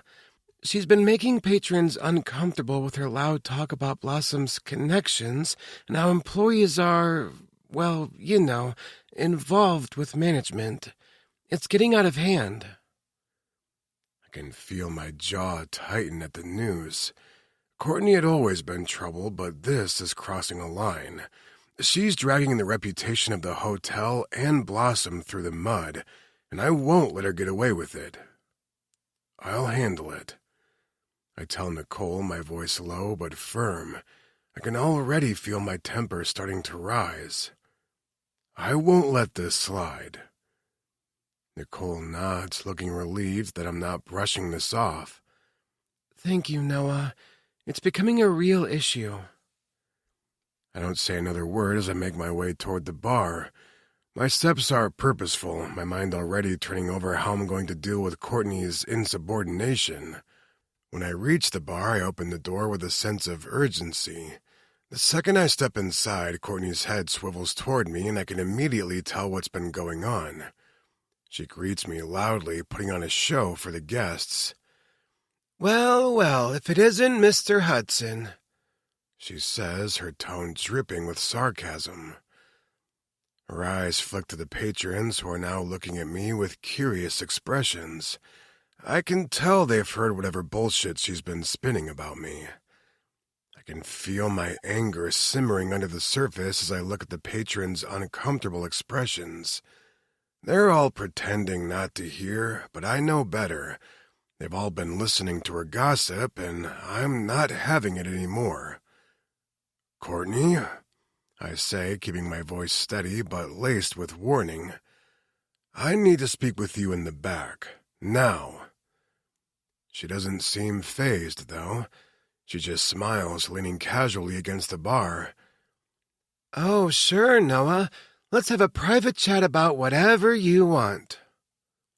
Her voice is dripping with mock sweetness. I clench my fists at my sides, but I don't show her my frustration. "Now, Courtney." My tone leaves no room for argument. She rolls her eyes but finally pushes herself off the counter and starts toward the back with a sigh. As soon as we're out of the sight of the guests, I turn to face her, my eyes narrowing. "What the hell do you think you're doing?" I snap, my voice low and controlled. Courtney crosses her arms, her expression defiant. "I'm doing what I have to do to get noticed," she says flippantly, as if she couldn't care less about the mess she's creating. "And you know what? If everyone's so clueless about what's really going on here, maybe someone should say something." I take a deep breath, trying to keep my composure. "You're making the staff uncomfortable. You're making the guests uncomfortable. And now you're making me extremely uncomfortable." My voice is hard, and I'm done being patient with her. "Stop making an ass out of yourself in front of everyone. Now!" She stares at me, her face twisting with annoyance. "I'm not the one who's making a fool of themselves," she snaps. "But hey, if you want to know the truth, it's pretty obvious what's going on between you and Blossom. She's just using you for money and stability. You're not fooling anyone." Her words hit like a slap, and I can feel the anger bubbling to the surface. The audacity of her to talk to me like that about someone I care about, to imply that Blossom would manipulate me. That's not something I'm going to let slide. I take a step closer, my voice cold and deadly. "Don't you ever speak about Blossom like that again. You don't know a damn thing about her or about what we have." Courtney's face twists into a mix of rage and disbelief, but I don't give her the chance to keep talking. I pull my phone out and start typing quickly. "I'm done with you," I say, my voice final. "Consider this your last day working here." I send the message to HR, ensuring that everything is taken care of. Her mouth drops open in surprise. "You can't do that," she says, her voice rising. "You're just going to fire me?" I look at her without a hint of regret. "You're a liability to this hotel, Courtney. I'm not going to let you cause any more problems. You're done." I take a step back, my gaze firm. "And don't ever try to bring Blossom into your games again. You're not getting away with it." She opens her mouth to say something else, but I cut her off with a sharp glance. "Get your things and leave," I say.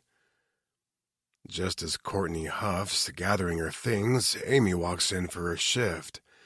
I shoot her a look, and she raises an eyebrow, clearly noticing the tension in the air.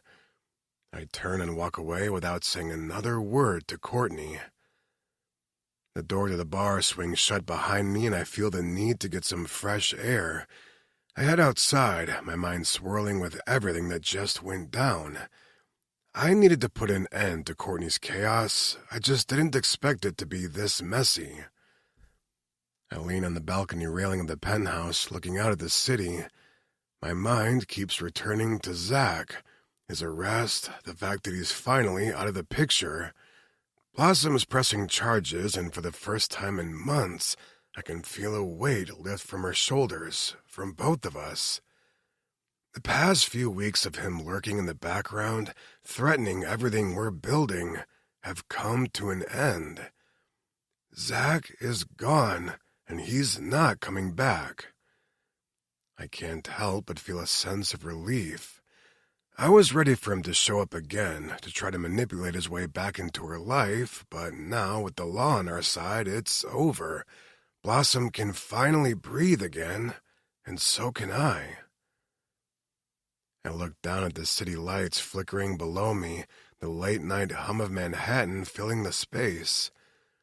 With Zach out of the picture, I feel like we can finally move forward without the looming threat of him showing up, manipulating or scaring Blossom. It feels like freedom, but there's still something nagging in the back of my mind. Blossom deserves more than to just be free from him. She deserves everything. Peace, love, safety. And that's exactly what I'm going to give her. With him gone, there's nothing standing in our way now. Courtney's out of the picture now, too. I can't help but feel a flicker of satisfaction as I think back to the conversation we had. She's no longer a threat.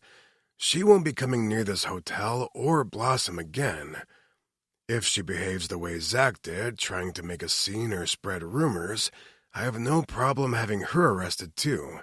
The thought doesn't even faze me. I'll do whatever it takes to protect Blossom.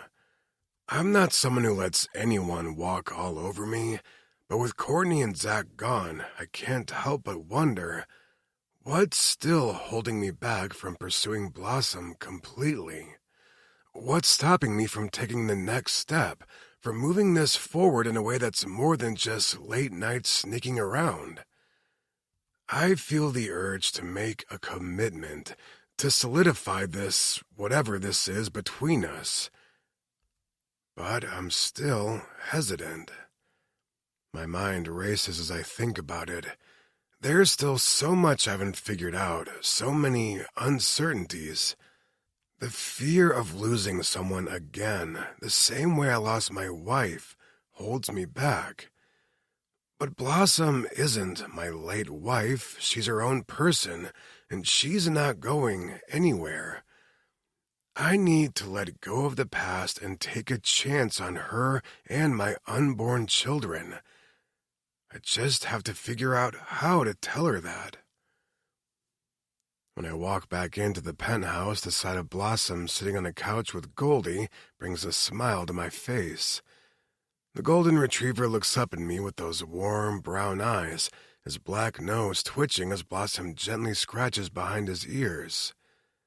She looks so content, so at ease in this space, and it makes me feel a sense of peace that I wasn't expecting. I walk over, ruffling Goldie's fur and leaning down to kiss Blossom on the cheek. She looks up at me, her eyes bright. I have some good news, I say, leaning against the back of the couch. Courtney's been fired. She's not going to be causing any more problems. Blossom's eyes widen, a look of relief flooding her face.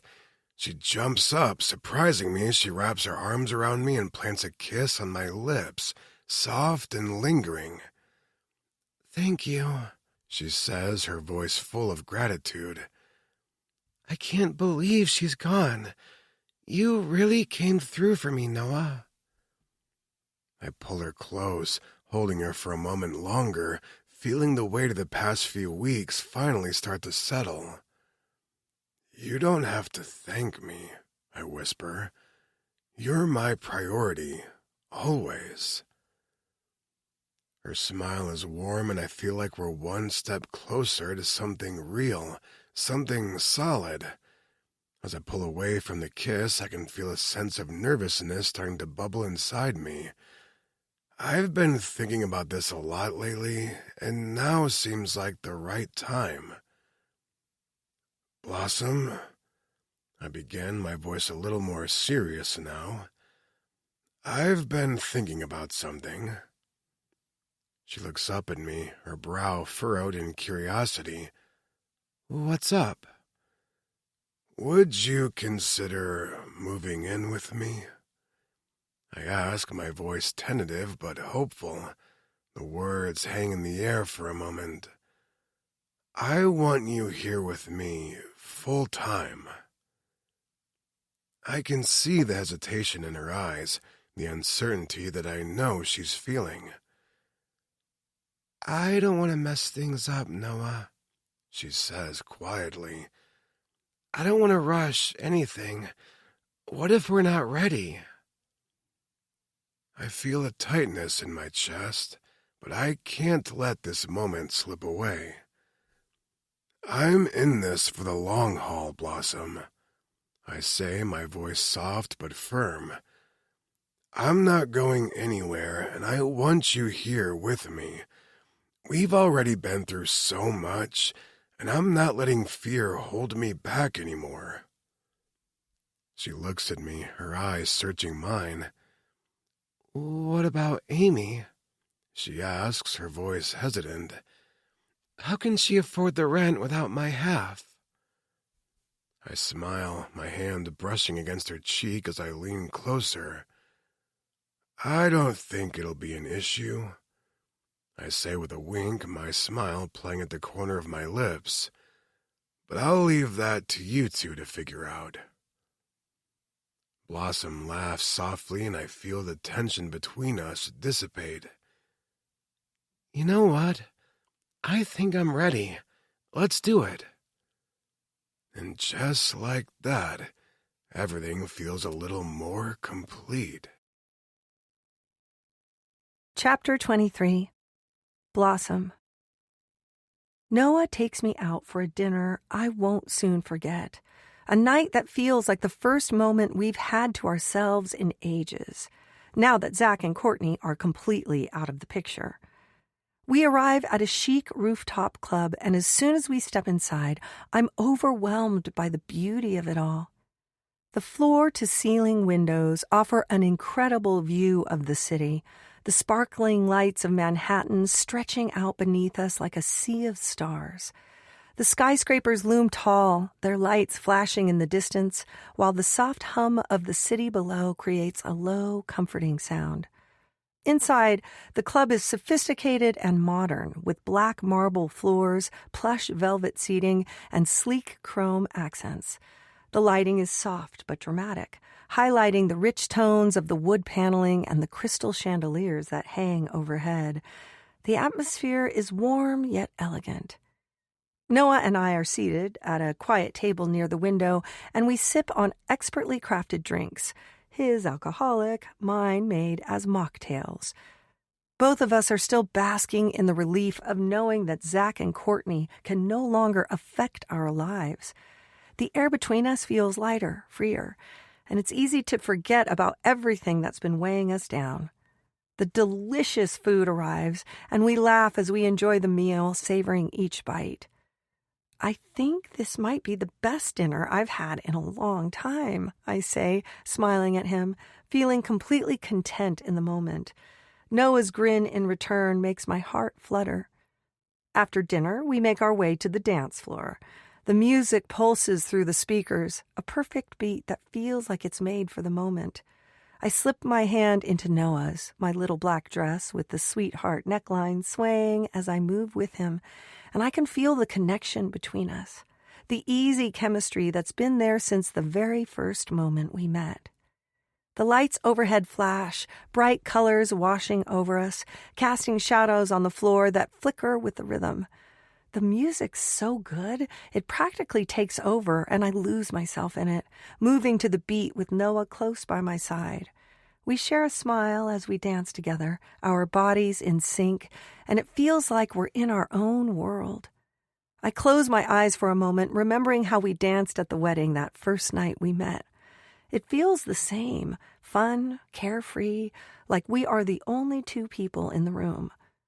Noah's hand slides to my waist, his other hand still holding mine, and I lean into him, my body pressed against his. The warmth of his touch sends a spark of excitement through me, and I can't help but smile up at him. "This is perfect," I whisper to him over the music. He leans down, his lips brushing my ear, and I shiver at the sensation. The night ends much too quickly, but I'm grateful for the time we've enjoyed. As we leave the club and make our way back to the hotel, there's a quiet excitement between us, a kind of energy that's been building all night. When we reach his room, the door clicks softly behind us, and Noah pulls me into his arms, kissing me deeply.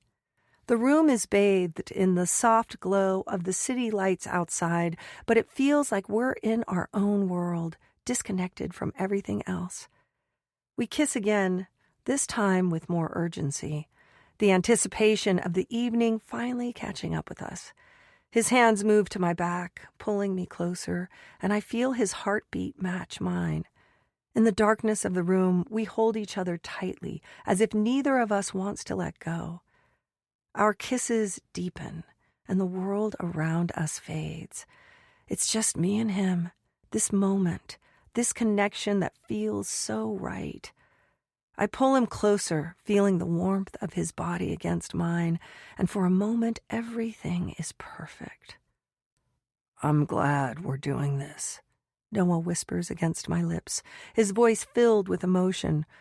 "I don't want to be anywhere else." I smile against him, feeling safe, feeling loved. "Neither do I," I murmur, and we kiss again, letting everything else fall away. "I want you to be happy, always," Noah whispers to me as he stretches me, filling me in one hard thrust. I can't come up with a coherent reply. All I can do is cry out, the pregnancy hormones making everything so heightened that my back arches off the bed as I cling to him. "I would do anything for you, Blossom," he says to me, something desperate in his voice as he starts moving within me, driving me up against the headboard. I lock my legs around his narrow waist, biting his shoulder, silently demanding more, wanting all of him. He captures my mouth in a rough, sloppy kiss, and I feel my orgasm hovering, just waiting to crash over me. It's like he knows because he slows down suddenly, kissing me again more softly as I whimper with desperation, dying for release. "I want to come with you," he says to me with a little apologetic smile, and I sigh and try to relax, slowing the tempo obediently, allowing the pleasure to sneak up on me rather than slay me in one powerful explosion. "Blossom, you're perfect. You're everything," he moans as he starts moving more sharply, thrusting into me harder. "I love you." The words almost spill from my lips, but I catch them back, uttering a keening moan instead. I don't know if he feels the same way. I don't know if he wants to hear me admit my true feelings. The part of me that is still scared of the realness of all of this swallows down my love, replacing the declaration of emotion with eager cries that urge Noah to let me have my release. I lift my hips farther, pushing him, hurrying him, my skin alight with pleasure. We come together, my body shaking with the force of the orgasm, my loud cry probably waking up the whole hotel. Noah roars my name, his back bowing as he spills himself within me, sticky and hot. I feel claimed, battered, used, and I love it. "We should shower," he murmurs against my shoulder, pressing a small kiss to it. I nod, but I can feel sleep pulling me under. I don't want to fight it, and I allow myself to sink into oblivion with abandon.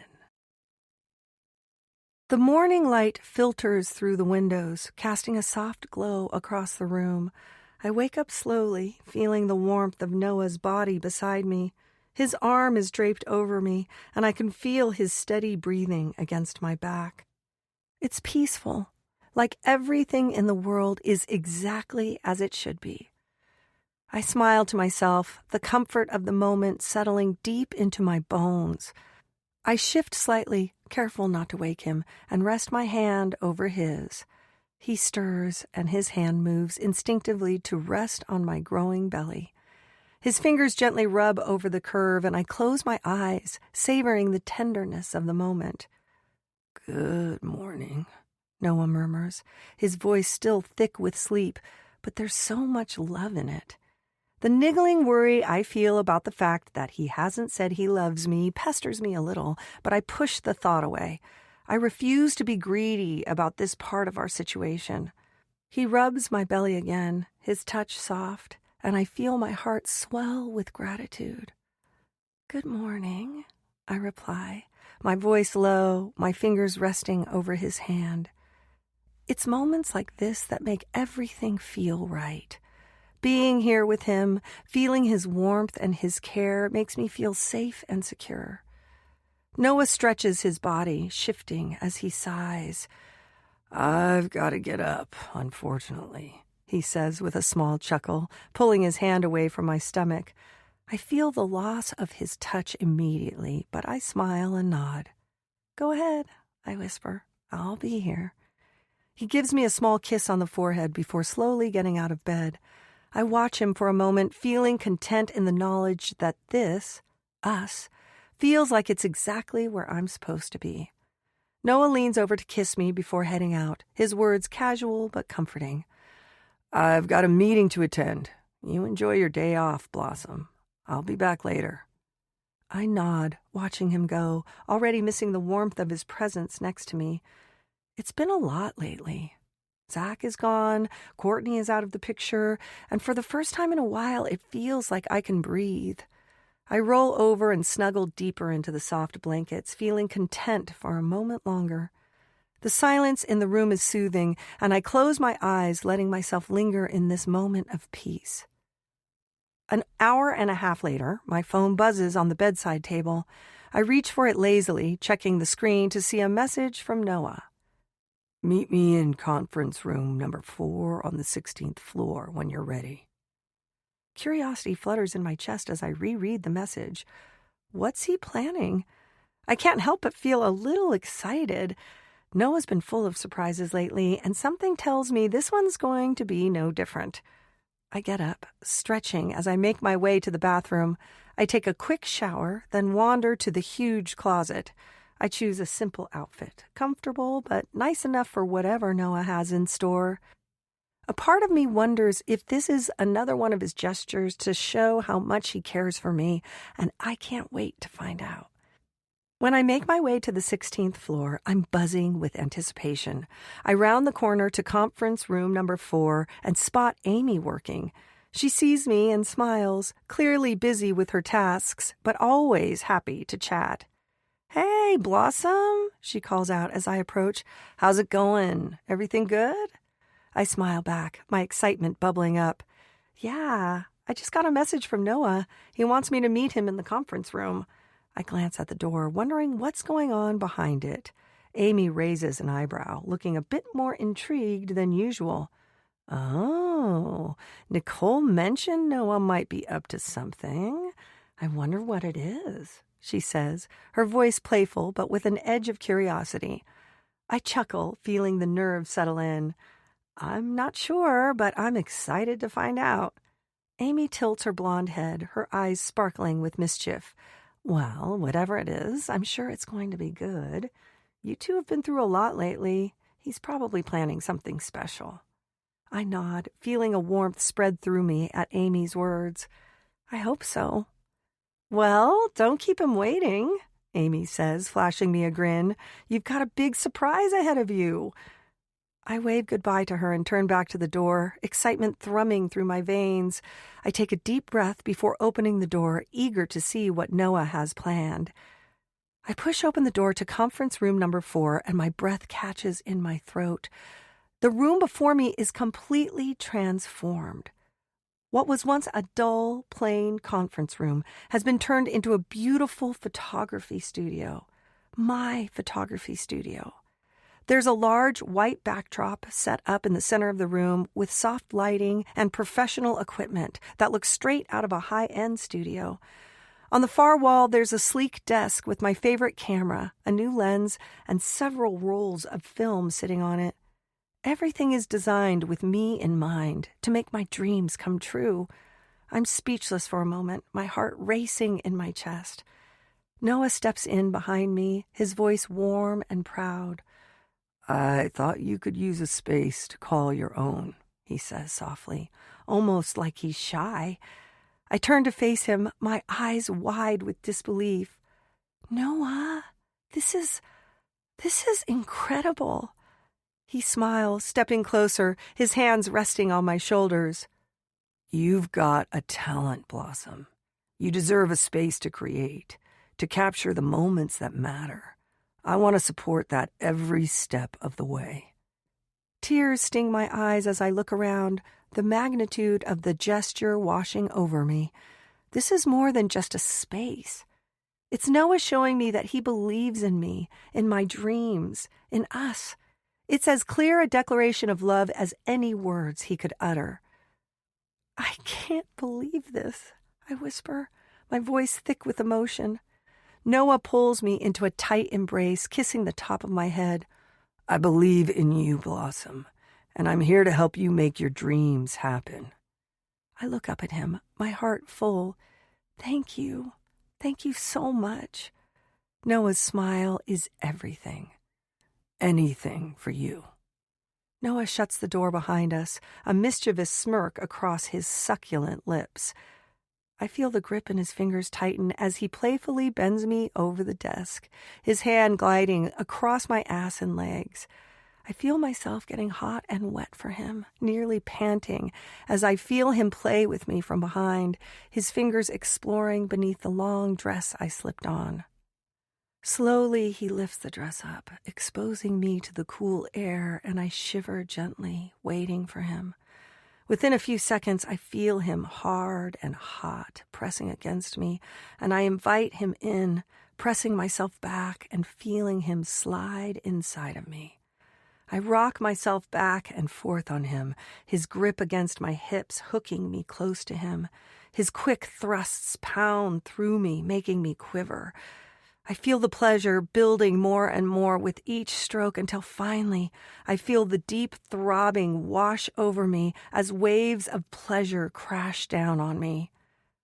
I grip my new desk with my fingertips, biting my lip to silence my cries of pleasure, thinking that there could be no better way to christen my new photography studio than this.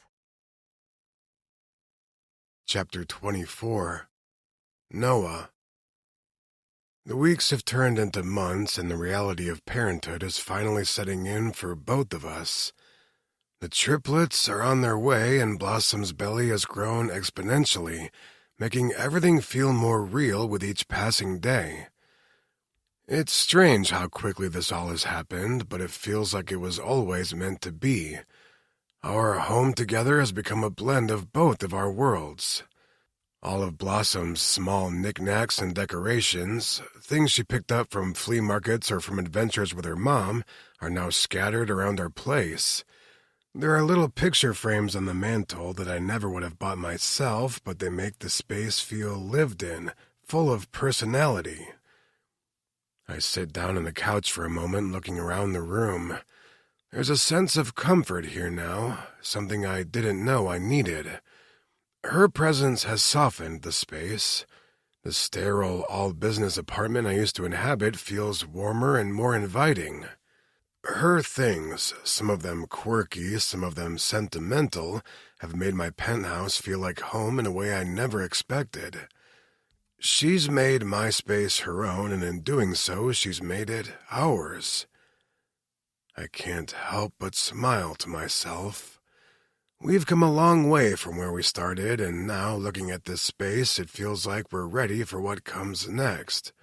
Parenthood. Together.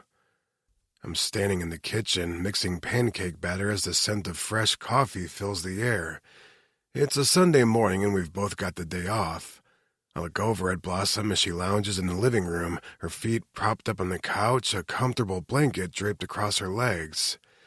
She told me that her mother watched Blossom over and over again while she was pregnant, so we've been working our way through the series together when we have time. She has an episode queued up on the TV so that we can watch it once I'm done making us something to eat. I glance over at her and see that she has her new laptop with the extra-large screen on her lap. I presume she's editing images from the last photo shoot she did. "Hey," I call out to her, stirring the batter in a bowl. "You need to relax today. You've been working hard at the bar. Take a break from editing those pictures." She groans, lifting her head just enough to look at me, then shifts uncomfortably, running her hands over her belly. I know, but I want to get these done while I have the energy. I feel like all I do is sleep lately, whether I want to or not. I chuckle. She has been falling asleep nearly every time she sits down. It's a little comical, but she doesn't appreciate me making fun of her about it. I don't know, Noah. She goes on, stretching her back again. I feel like I'm getting so big behind the bar. I'm waddling around like a penguin. It's embarrassing. I chuckled softly, walking over to her. I can't help but smile as I lean down to kiss the top of her head. "You're the cutest pregnant lady I've ever seen," I say, my arms wrapping around her in a hug, pulling her close. "You're carrying our triplets, Blossom. You don't have to work if you don't want to. We've got this." She laughs, but I can see the worry still in her eyes. "I don't want to feel like I'm slacking off." "It's not slacking," I reassure her, kissing her forehead. "But your health and the babies come first, so if you want to stay home and relax today, that's what you're going to do." She sighs and shakes her head, though I know deep down she appreciates the offer. "Okay, fine, but only because you're insisting." I laugh, then go back to making breakfast. I want her to feel pampered, to enjoy this time before everything changes. I bring her a plate of food and she settles back against the couch with the remote control in her hand. "What kind of trouble is Blossom getting up to today?" I ask her with a teasing smile. She giggles. "I don't know yet, silly. I haven't seen this episode yet." "Well, hit play then," I urge, and she chuckles and obliges me. After breakfast, we get ourselves showered and dressed. I'm already thinking ahead to what the day holds. We've got maternity clothes to shop for, and I'm excited to get started on preparing for the babies. The weight of it all is beginning to settle in, but I'm not scared anymore.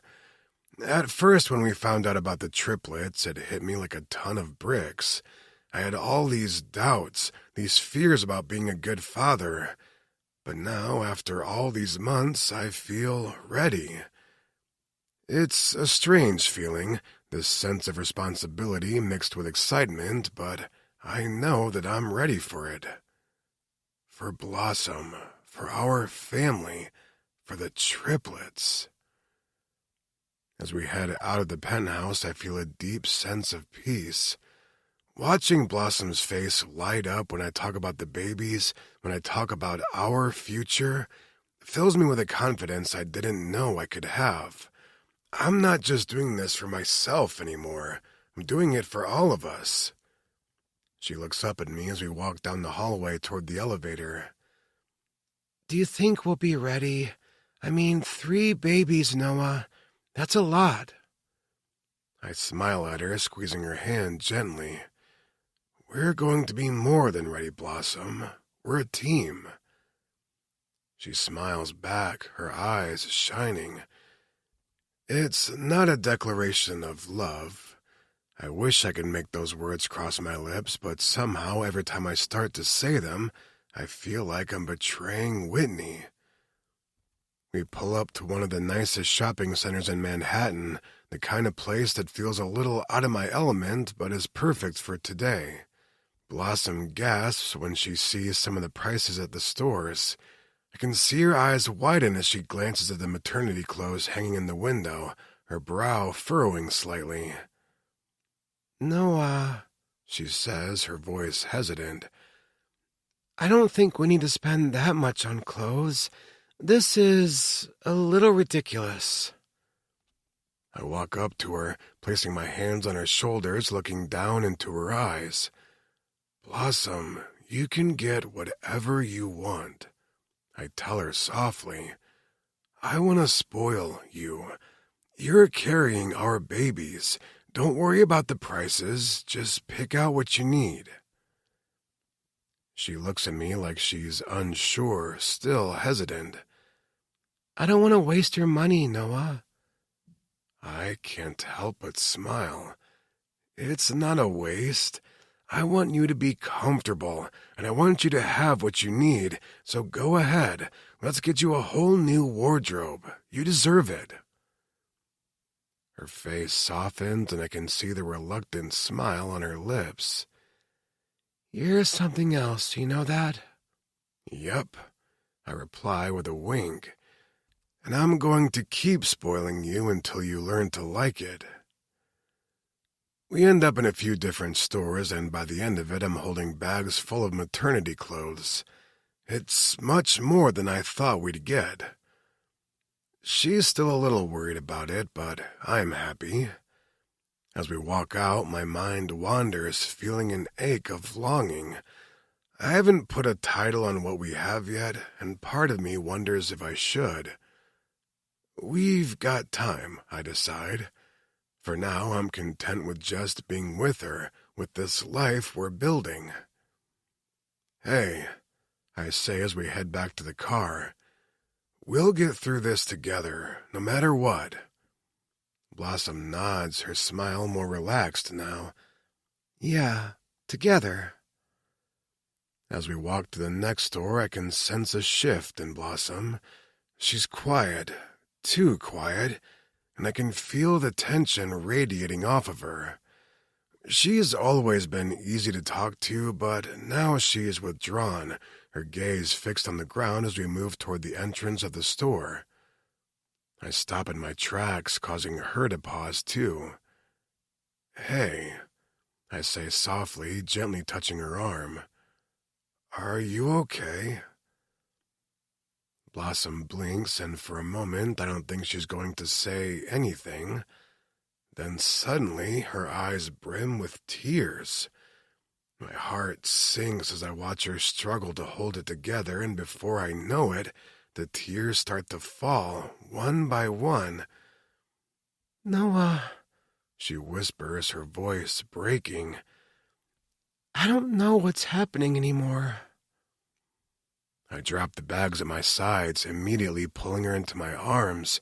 She crumbles against me, and I hold her tighter, smoothing her hair with one hand, not knowing what to say, but needing to be there for her. It's okay, I murmur, kissing the top of her head. I'm here, Blossom. I'm right here. Her sobs come in waves, and I don't try to stop them. I just let her cry, giving her space to release whatever it is that's weighing so heavily on her heart.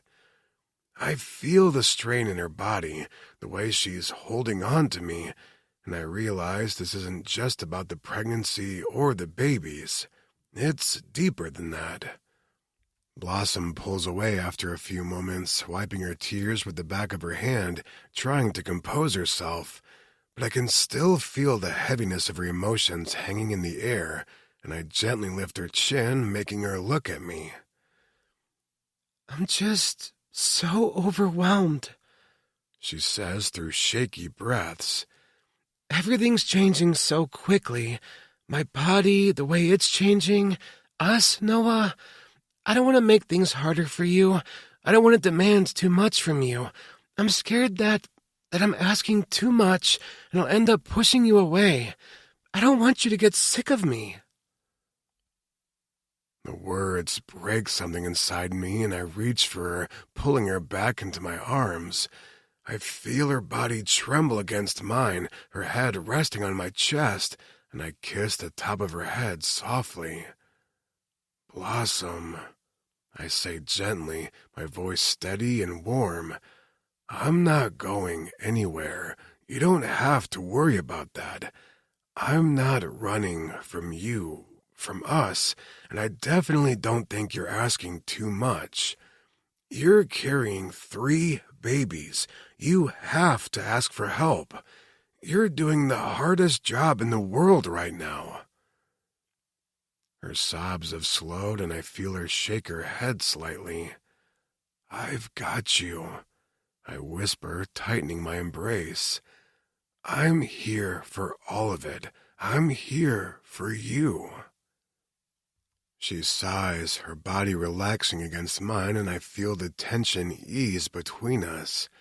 She doesn't have to say anything else.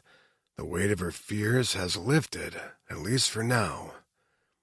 Blossom pulls away, wiping her eyes and shaking her head.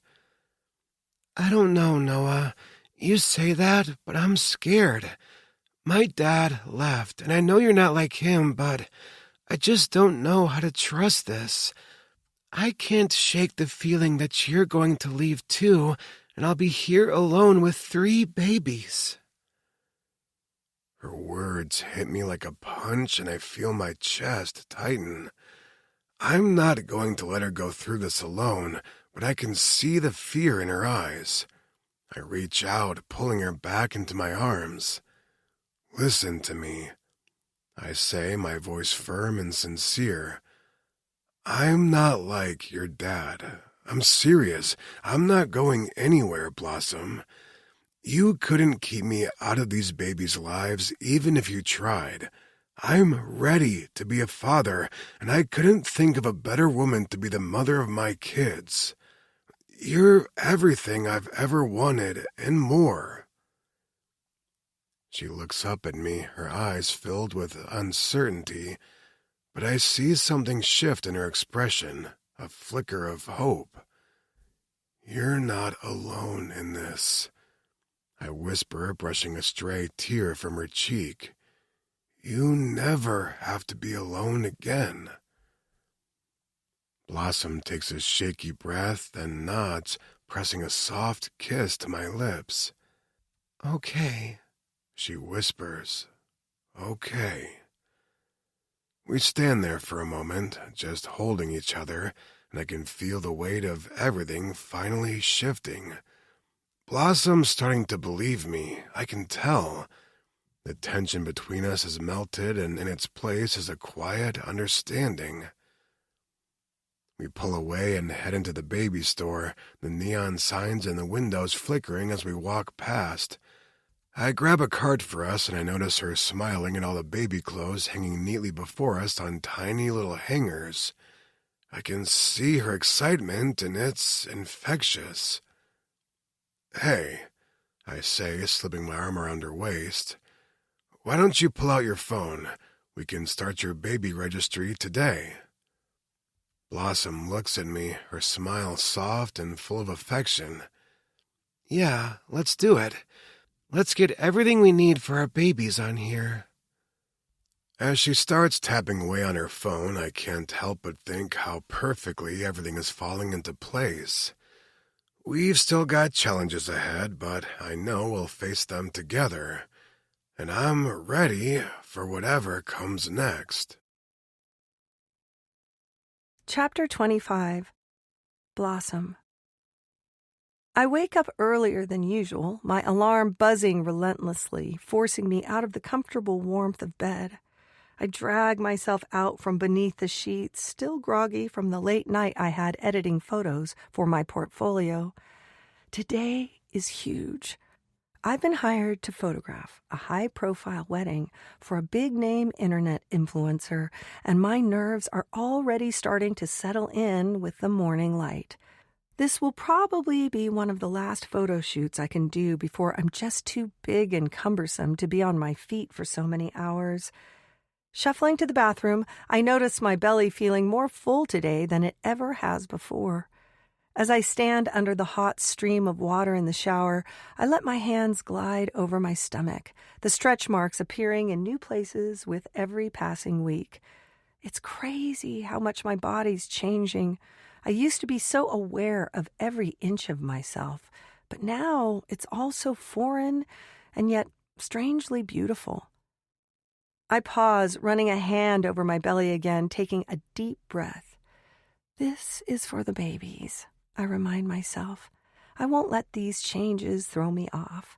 I'm doing this for them, for us. The water hits my skin in a warm, soothing stream, but the reality of what's ahead today settles in, and I try to shake the fatigue away.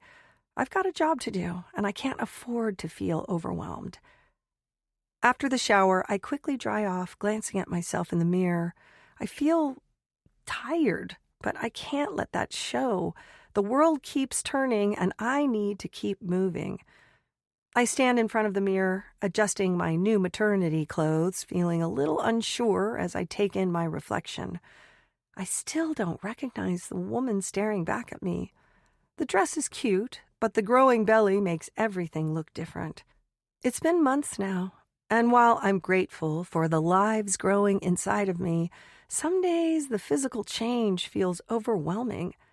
I rub my hand over my belly again, feeling the gentle curve beneath the fabric. It's a reminder of all that's ahead, but it also feels like a lot of pressure juggling all the changes in my life. Moving into Noah's place, dealing with the triplets growing in my belly, working at the hotel bar, and still trying to keep my photography career alive. It's a lot. I sigh, adjusting my top as I eye myself in the mirror again. The exhaustion has started to creep in more lately, and today is no exception. But this wedding gig, this is an opportunity I can't let slip away. I grab my gear, camera bag, extra lenses, and memory cards and head for the door, determined to make the most of the chance I have. Today is about pushing through, even if I'm tired. I can rest later. For now, I've got work to do. The Uber ride to the venue feels like a blur, the city passing by in a haze of skyscrapers, taxis, and people. I try to ignore the fatigue settling into my bones as the car zips through the streets of Manhattan. We pass familiar streets, but I can't focus on anything other than the wedding today. The driver turns a corner and I see it. The towering, high-class hotel overlooking Central Park. The building is gorgeous, all glass and steel, with Renaissance-inspired accents, gold-trimmed windows, and lavish columns. It's exactly what I expected for a wedding of this caliber, and a little part of me feels like I'm walking into a dream. I tip the driver generously, taking my bags and camera gear out of the car. The weight of the equipment feels heavier than usual, but I push through, determined to get everything set up and perfect. I make my way inside, stepping into the grand lobby. The space is immense, with high ceilings and massive crystal chandeliers casting a warm glow across the room. The floors are marble, the walls adorned with ornate tapestries, and the whole place smells like fresh flowers and polished wood.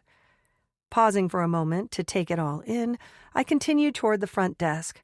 A bellboy approaches me almost immediately, offering to help carry my things. I give him a grateful smile. "Thanks," I say, and we walk through the lobby, my heart racing with anticipation. I've worked hard to get here, and today's the day I show everyone exactly what I'm capable of. The bellboy leads me to the bridal suite, and I can't help but marvel at the luxury of the place as I step inside. The room is massive, with a king-sized bed draped in satin and floor-to-ceiling windows offering a breathtaking view of the park. A long antique vanity stretches across one wall, and the soft pink tones of the walls make the space feel intimate yet elegant. I set down my bags and look around, taking in the bridal party. The bride, a well-known influencer with a stunning smile, is sitting in front of a mirror, nervously checking her makeup. The bridesmaids are moving around, getting their hair done, and everything seems like a whirlwind of excitement. But as I get ready to unpack my equipment, the atmosphere shifts. The bride suddenly snaps at one of the bridesmaids, her voice rising in a way that makes everyone in the room go still. "Do you have any idea how much work goes into getting ready for a wedding?" The bride snaps, her eyes narrowing. The bridesmaid, clearly shocked, stammers out an apology, but tears well up in her eyes as she mutters, "I just didn't know what you wanted." The bride huffs, crossing her arms over her chest. "Well, get it together," she barks. "This is supposed to be perfect. Get your act together, or you can leave." I watch the scene unfold in silence, feeling the tension in the room rise. The bridesmaid runs off, trying to hold back tears. The bride looks over at me for a second, noticing my presence. Her face softens, but I can see the stress is getting to her. I roll my shoulders, forcing myself to focus. There's work to do. I start setting up my gear, ready to capture the day, no matter how chaotic it may become. The morning flies by in a blur of photo ops, with the bride and her bridal party in a constant state of motion, each one with a glass of champagne in hand as the makeup artists work their magic. I capture moments, laughing bridesmaids, the bride's hands trembling slightly as she looks at her wedding dress, the glow on her face when she talks about her fiancé. It's chaotic but beautiful, an excited anticipation, and I'm doing my best to capture it all. After a while, I slip away to catch the groomsmen. The groom, a typical party boy type, is hanging out with his friends, cracking jokes and drinking. As soon as I enter the room, I stop in my tracks. He's doing a keg stand. The whole room erupts in laughter as they cheer him on, and I can't help but shake my head in amusement. I snap a few candid shots, but as I watch them, I can't help but feel a pang of distaste. They remind me so much of Zach. They have the same loud, reckless energy and are engaged in thoughtless fun that doesn't seem to have any depth. It's fun, sure, but it's also empty. I turn my attention back to the photos, focusing on the groom as he stumbles down after his keg stand, laughing it off. I think about Noah, about the life we're building. I'm so glad I've got him, a stable, older man who is going to be an amazing father. I know he's the right choice for me, and I couldn't ask for anyone better. The ceremony takes place in a stunning outdoor space, and the city skyline in the distance. The sun is setting, casting a warm golden glow over the whole scene. The vows are exchanged, and after I capture the couple's first kiss, each moment is more beautiful than the last. The guests watch in awe, some wiping tears away as they witness the love between the couple, the city bustling around us in the background. The reception is held inside, the space just as grand, with white tablecloths, candles flickering on every surface, and the faint hum of live music filling the air. I move through the crowd, capturing intimate moments, the father-daughter dance, the groom's speech, the guests laughing and dancing. The energy is electric. The whole event a swirl of love and joy. I take it all in, constantly snapping pictures, ensuring every moment is preserved for the couple to look back on. But by the end of it, as the clock hits 7, I'm exhausted. My feet ache, my back feels stiff, and my eyelids are heavy from the long day. I say my goodbyes, gather my gear, and head out. The day has been a success, but I'm ready to crash. A long, hot shower and a nap in Noah's arms are exactly what I need. When I walk into the penthouse, it's almost a relief to finally be home. I drop my bags by the door, too tired to even think about unpacking. I flop down onto the couch, letting out a deep sigh, my body sinking into the soft cushions. Noah, who's been lounging nearby, immediately moves over and wraps an arm around me. He pulls me close, pressing a gentle kiss to my forehead. "How was it?" he asks, his voice soothing. "Long day?" I nod, my head resting against his chest. "Yeah, it was a good day, but I'm just so tired. I don't know if I can keep doing this anymore. The babies are just taking so much out of me." Noah rubs his hand over my back, his touch tender. "You can do anything you put your mind to, Blossom. But remember, you're under no obligation to do everything. I don't want you stressing yourself out. Your focus should be on yourself and the babies. Everything else, that's just extra. Photography should be something you enjoy, not something that feels like a burden." I let out a breath, feeling the weight of his words sink in. "You're right," I say softly, looking up at him. "It should be fun, not stressful. I've just been pushing myself too hard." He smiles, giving me another kiss. "Exactly, and we'll make it work. You've got me." I smile back, feeling a little lighter already. As I settle in beside Noah on the couch, I grab my phone, scrolling through notifications, letting the silence surround us for a few moments. Then I see it. An explosion of likes, comments, and messages on my social media. I blink, staring at the screen. "Noah, look at this," I say, showing him my phone. He leans over, eyes widening as he sees the post. "Wait, that's from the bride, right?" I nod. The influencer bride has posted some of the candid shots I sent her as sneak peeks from the wedding earlier today. "She shouted me out, Noah. She posted about me on her Instagram story, and look at these views." Noah grins, his pride swelling. "That's incredible, Blossom. This is huge. Congratulations. I feel a wave of happiness rush through me. It's the recognition I've been working toward, the moment where my hard work finally starts to pay off. I can't believe it, I say, my voice full of amazement. This is everything I wanted. Noah kisses the top of my head, pulling me close. I knew you could do it. This is just the beginning, Blossom. I'm so proud of you. I lean into him, my heart swelling with gratitude.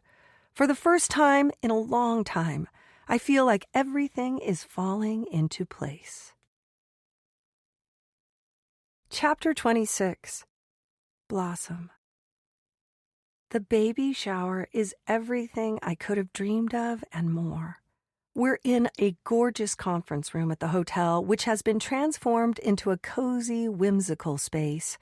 The theme is woodland animals, and it's absolutely adorable. The tables are adorned with soft green and cream linens and decorated with tiny forest creatures like foxes, rabbits, and deer. There are garlands of leaves and pine cones hanging from the ceiling and little wooden crates filled with flowers that smell like spring.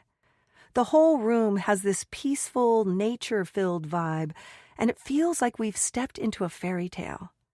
I'm 33 weeks pregnant now, and my belly is much bigger than I ever imagined it would be. I'm still adjusting to how different my body feels, but today I'm focusing on the joy of the moment. The guests are cooing over my belly, complimenting how beautiful I look, even though I feel like a waddling mess. My mom, Tanya, is beaming with pride as she watches me. She's so overjoyed about the triplets, and I can see how much she's been looking forward to this day. As I chat with her, she leans in, her smile widening. Noah is such a handsome man, she says, almost sounding dreamy in her tone. I pause, surprised. She doesn't mention his age, which is something I expected her to bring up, but she just seems so happy for me. It makes me feel even more secure in my decision, and I can't help but smile, grateful for her support. The day is flowing beautifully, and I can tell that my mom is enjoying herself. Noah has been nothing but kind and respectful, and seeing them meet for the first time felt right. It was a little awkward at first, but Noah shook my mom's hand and she smiled up at him warmly, commenting on how polite he was. When she mentioned how happy she was that we're living together, Noah had nodded, looking a little shy but genuinely pleased. It's a relief to see them getting along. My mom is still on cloud 9 about the triplets, and Noah's calm demeanor put her at ease. The day feels like a celebration, not just of my growing family, but of the new life we're building together, which includes my mother. She's the only family I have, and I hadn't realized how much it would mean to me to be able to share these kinds of moments with her. As my mom and Noah chat, Amy walks over to greet us, giving me a big hug. She knows my mom well, and they exchange pleasantries. Blossom has been watching your show almost every day now that she's pregnant, Amy tells my mother. She turns to me and grabs my hand. Oh, it's a family tradition, she exclaims excitedly. You'll have to watch it every time you're pregnant. I laugh and roll my eyes. Mom, with triplets on the way, I'm not sure there's going to be any more pregnancies. She glances at Noah and then winks broadly at me. Oh, with a handsome man like that, I'm sure you can find the time to make a few more kids. I blush so hard I feel like my face is on fire. Mom, I scold, looking around. You can't say stuff like that. Noah chuckles. She's not wrong, he says to me, pressing a kiss to my cheek. I like the way she thinks. My mother grins unrepentantly at me. See? Your man agrees with your mother. After we've talked for a bit, Amy heads back to Nicole and I catch up with my mom. I think Amy and Nicole are getting close, I say casually, trying to gauge her reaction. My mom raises an eyebrow, her smile turning into a mischievous grin. Well, good for them. Amy deserves to find someone special. I smile, happy to see my mom's approval. It feels like everything is falling into place. After a while, I step away to grab a drink from the concession table. As I pour myself a glass of punch, I overhear Amy and Nicole chatting, and I can't help but smile. They're just out of earshot, and I hear Amy's laugh before anything else. It's a warm, soft sound, and I can tell she's comfortable with Nicole. "I just don't know what I'd do without you," Amy says quietly, her voice a little more serious. Nicole responds with something I can't catch, but the tone is gentle, affectionate. "You'll never have to," Nicole says next. There's a pause, and when I peek around the corner, I see them looking at each other with a quiet understanding. Amy smiles, and I can feel the weight of the moment. There's something between them. They're not saying it, but I can see it. They're getting closer, and I feel a warm wave of happiness for Amy. She deserves this, someone to care for her, someone who sees her. And it makes me feel so blessed knowing that the people I love have found their own happiness too. With a smile, I walk back to the party, my heart light, as I think about the love blossoming between them. I feel truly lucky today. The party is in full swing, and Noah is surrounded by a few of the male guests who are gearing up for a hilarious game. The challenge? A beer chugging competition, but not just any chugging. It's a race to finish a bottle. A baby bottle. The guys are laughing and joking, the ridiculousness of it all only adding to the atmosphere. The game quickly becomes a highlight of the shower, and everyone's gathered around to watch. Noah's competitive side comes out immediately as the bottle is placed in front of him. He's grinning, ready to take on the challenge. The crowd counts down, and as soon as the signal is given, Noah dives in, his eyes fixed on the bottle. It's harder than it sounds, and chugging beer from a baby bottle is no easy feat, but Noah is determined. I watch, half laughing, half amazed, as Noah manages to chew a hole in the side of the nipple, making it easier to get the beer down faster. The crowd cheers as Noah finishes the bottle, raising his hands in triumph. "Dad wins!" someone calls out, and everyone erupts in applause. Noah grins, his cheeks flushed from the beer, and I can't help but laugh. "Noah, you're ridiculous," I say as he walks over, holding the gift card to the liquor store in hand. He pulls me into a quick kiss, smiling. "I win at everything." The room bursts into laughter again, and I feel a sense of warmth, like this is exactly where I'm meant to be, surrounded by people who love and support me. Suddenly, the doors to the conference room fly open with a loud bang, slamming against the walls. I turn just in time to see Courtney storming in, her face red with anger. The room falls silent for a brief moment, and then a murmur of surprise spreads through the guests. Courtney looks like she's come to make a scene, and I can already tell that today is about to take a turn. She strides toward me, her heels clicking against the floor, and I brace myself. "I didn't get my invite," she sneers, glaring at the decorations and the guests. "But I'm here to make it known that I'm not going anywhere." My heart pounds, but I'm done with this. I'm done with her trying to ruin everything. I stand up, my hands trembling, but only from the adrenaline that's pumping through me. "Courtney, you're right. You weren't invited, so why don't you do us all a favor and leave?" She scoffs, trying to hold her ground. "I'm just here to make sure you know that I'm not afraid of you, Blossom." I step forward, my voice firm, and as I look around the room, I see the guests' faces, their disbelief turning to anger. "The only one you should be afraid of is yourself. You're crashing a party you weren't invited to. You're pathetic, Courtney. You have no place here." Gasps ripple through the crowd, and someone shouts, "Get out, Courtney!" The whole room starts booing her, and her face goes pale with embarrassment. Courtney stumbles back, looking absolutely humiliated. The booing only gets louder as she stands there, frozen. Finally, she spins on her heel and storms out of the room.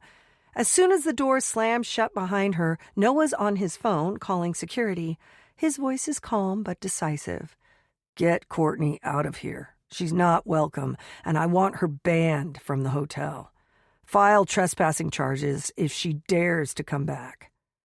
The gravity of the situation hits me, but I can't help the rush of pride that fills me. I'm not the same person I was when she first started trying to tear me down. That was the old Blossom, the one who let people walk all over her. Now I've found my voice. I'm standing up for myself, and it feels damn good. The guests in the room are still talking in hushed voices, but I hear a few of them mutter things like, "Finally, someone told her off," and "She needed to be put in her place." Noah hangs up the phone and walks over to me, his gaze soft but full of pride. "That was incredible," he says, his voice filled with admiration. "I'm so proud of you, Blossom." I feel a warmth spread through my chest. I just couldn't take it anymore, I say, still catching my breath.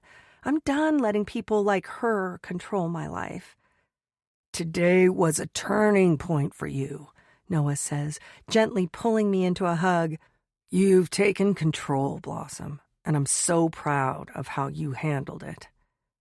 Noah holds me close, wrapping his arms around me as I stand there, still feeling the adrenaline from the confrontation. "I can't tell you how proud I am of you," he says, his voice low and sincere. "You told Courtney off, and you did it in front of everyone. That's huge." I blush, my heart fluttering at the praise. "It wasn't easy," I admit, "but I had to do it.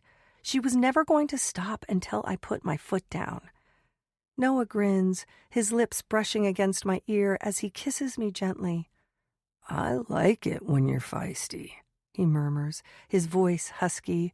"You're strong, Blossom. I admire everything about you." I shiver at the words, feeling the warmth of his affection wash over me. "Thanks, Noah," I say, my voice soft but filled with emotion. "I couldn't have done it without you supporting me the whole way." He pulls me back into his arms, kissing me gently again. "We're a team. Always." After the whole Courtney ordeal, the atmosphere in the room lightens significantly. The guests are more relaxed again, enjoying themselves as they continue mingling. The food is passed around and a new round of games begin, laughter and excitement filling the air. The rest of the baby shower goes off without a hitch. We play the typical party games, guess the baby food flavor, diaper changing races, and even a game where the guests have to guess the weight of my belly, which was a little too accurate for comfort. The energy is high, and I feel completely surrounded by love. My mom is chatting with Nicole, and they seem to be getting along really well. Noah is always there, always by my side, making sure I'm comfortable and relaxed. He's been nothing but supportive through all of this, and I feel so grateful. As the party winds down and everyone starts to head out, I realize just how much I've grown. Standing up to Courtney feels like something the old Blossom would have been scared to do. I glance around the room, taking in the laughter, the hugs, and the joy that surrounded me today. This is the beginning of a new chapter. I can't wait to see what comes next. Chapter 27. Noah. I wake up earlier than usual, the warm glow of the morning light creeping through the curtains. Today's the day I've been planning for weeks, and I can feel the excitement building in my chest. Blossom is still asleep, her steady breathing filling the room as I slip out of bed quietly, careful not to wake her. For so long I thought letting go of Whitney meant betraying her memory, but today, standing on the edge of forever with Blossom, I realize love isn't about replacing the past, it's about building a future. I head to the lobby to meet with a specialty vendor who's arriving early to drop off prints for a surprise I've been working on for Blossom. I can't wait for her to see it, to see how much I appreciate her and her work. I spot the printer in the lobby, waiting with a set of large, rolled-up prints under his arm. He gives me a friendly nod as I approach. "Morning, Mr. Hudson," he greets me. "Morning," I reply with a smile. Let's get these up. Where do you recommend we start hanging them? He raises an eyebrow and smiles. Well, we could start with the big pieces, but I'm guessing you want to spread these out, huh? I nod. All over the hotel, every room, every hallway. The printer looks taken aback for a moment, then grins. Got it. Let's do it. As we start to roll out the prints and begin hanging them around the hotel, I can't help but feel a rush of anticipation. Today, I'm giving Blossom something she'll never expect, and it's going to be perfect. We begin working quickly, moving from one section of the hotel to the next, carefully placing the prints in locations that highlight their beauty. I'm thrilled with how it's all coming together. Blossom's work is stunning. I've printed landscapes from her travels, cityscapes from her time in New York, and shots of quiet, serene moments that capture a beauty I've been missing in the world until I met her. I found the images by accident while I was going through her files looking for something unrelated. But when I saw the photos, I couldn't stop looking. They were filled with life, vibrancy, and an honesty that I knew would be perfect for the hotel. As the printer and I hang each piece, I can already picture Blossom's reaction, her face lighting up as she walks through the hotel, seeing her work displayed everywhere. I know it will mean the world to her, and it means just as much to me, to show her how much I truly see her, how much I want to support her dreams. We place the last print in the hallway near the bar, and I take a step back, admiring how everything looks. The hotel is transformed, each piece adding something unique to the space. I can't wait for Blossom to see them. Just as we finish up in the lobby, Nicole walks by, taking a quick glance at the artwork hanging on the walls. She stops and stares for a moment, clearly impressed. Wow, these are beautiful, she says, her voice soft with admiration. I smile, watching her take in the work. They are, aren't they? It's all Blossom's, her photos. Nicole's eyes widen as she takes another look at the prints. Really? Wow, she has a really good eye. These are amazing. I can't help but feel a swell of pride. Yeah, she's got talent. She just doesn't know how good she is. Nicole raises an eyebrow, her expression turning playful. And you, Noah, are really trying to impress her, aren't you? I chuckle, glancing over at her. I guess I am. What about you, Nicole? How's it going with Amy? Nicole's lips curl into a smirk, and she lowers her voice as if sharing a secret.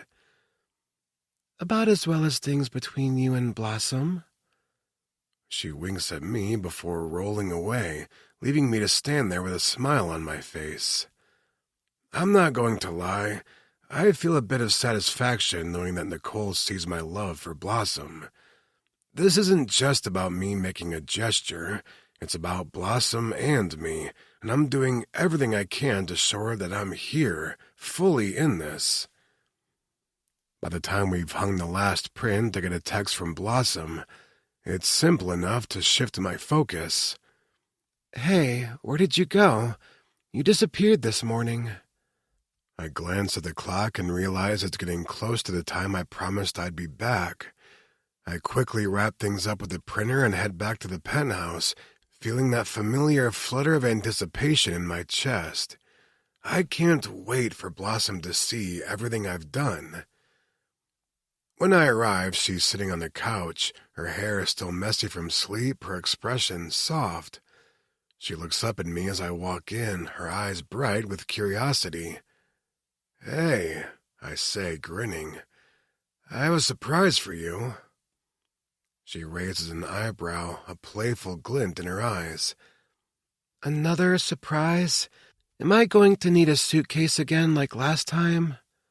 I laugh and shake my head. No suitcase required this time. I reply, my heart racing a little as I lead her to the door. I promise you're going to love it. I open the door to the hotel hallway and she steps out with me. Her eyes widen as she takes in the sight of her own work displayed throughout the hotel. Her jaw drops and she spins to look at me, stunned. Noah, you did all this? I smile, watching her reaction. Yeah, I did. I wanted everyone to see just how amazing you are. Tears spring to her eyes and she pulls me into a tight embrace, her heart beating against mine. This is beyond anything I could have imagined. Thank you. You're welcome, I whisper, kissing the top of her head. You deserve it. She takes my hand as I lead her through the hotel, and I feel a rush of emotions as we move from room to room. Each space we step into feels like I'm walking through her own dreams. My heart skips a beat as I take in the prints adorning the walls. Every hallway is lined with her photographs, and each room has a different piece of my work displayed like it belongs there. In every corner of the hotel there's a piece of her vision of the world, images of New York City skylines, sprawling landscapes from travel, intimate moments captured in time. I never imagined my work would be showcased like this, especially not at such a prestigious hotel, Blossom says, and I can't help but kiss her.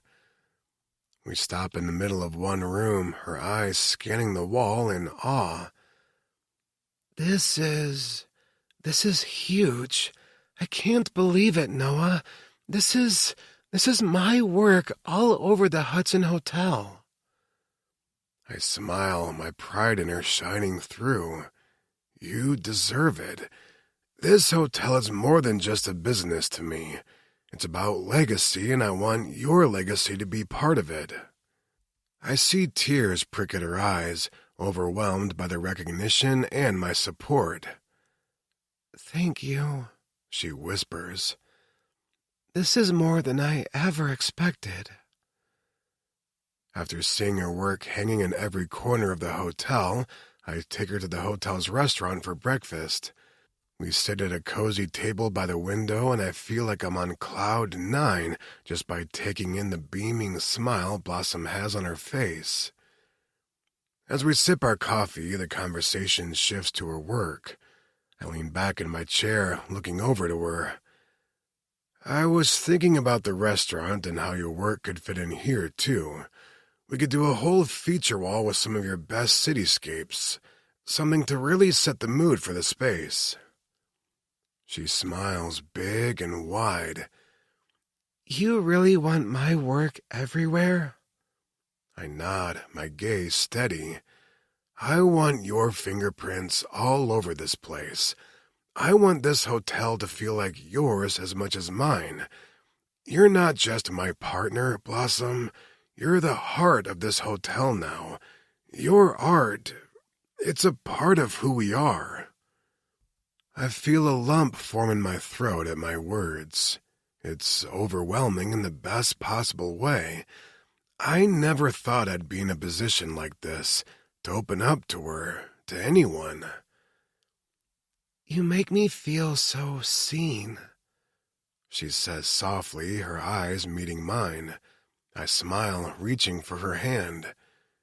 You should feel that way, always. After breakfast, we spend the rest of the afternoon in her office, surrounded by plans for the hotel. We've spread out blueprints and ideas on the table, figuring out where each new piece of artwork will go and seeing how we can incorporate the changes we've talked about. It's exhilarating, and I feel like we're building something together, not just for the hotel, but for ourselves. As we discuss the layout of the hotel, I lean over the table, scanning the plans as I listen intently to her suggestions. I'm drawn into the rhythm of the conversation, feeling connected to her in a way I never thought possible. Her plans for our future make me feel so grounded. As she glances over to me, I can't help but think of how much she's been there for me. I can feel my heart pounding in my chest as I take Blossom's hand and lead her out of the office. She looks up at me with those curious eyes, but I can tell she's trusting me, just as she always does. There's a slight nervousness in me, too, but I push it aside. Tonight is the night. Where are we going? She asks softly, her voice warm with curiosity. I smile down at her, trying to hide the excitement bubbling up inside me. I've got another surprise for you. Just trust me, I say, giving her hand a reassuring squeeze. We make our way to the private elevator, and when the doors open, I guide her to the staircase that leads to the rooftop. She follows without question, her eyes on me, probably wondering what kind of surprise I've got planned now. When we step out onto the roof, the wind hits us immediately. I feel her shiver next to me, but I pull her closer, my arm wrapped around her to keep her warm. The view from the top of the hotel is breathtaking. The city sprawled out beneath us, lit up like a million tiny stars in the distance. New York is alive, but up here it's just us. I take a deep breath, steadying myself. I turn to her, the words I've been rehearsing in my head finally spilling out.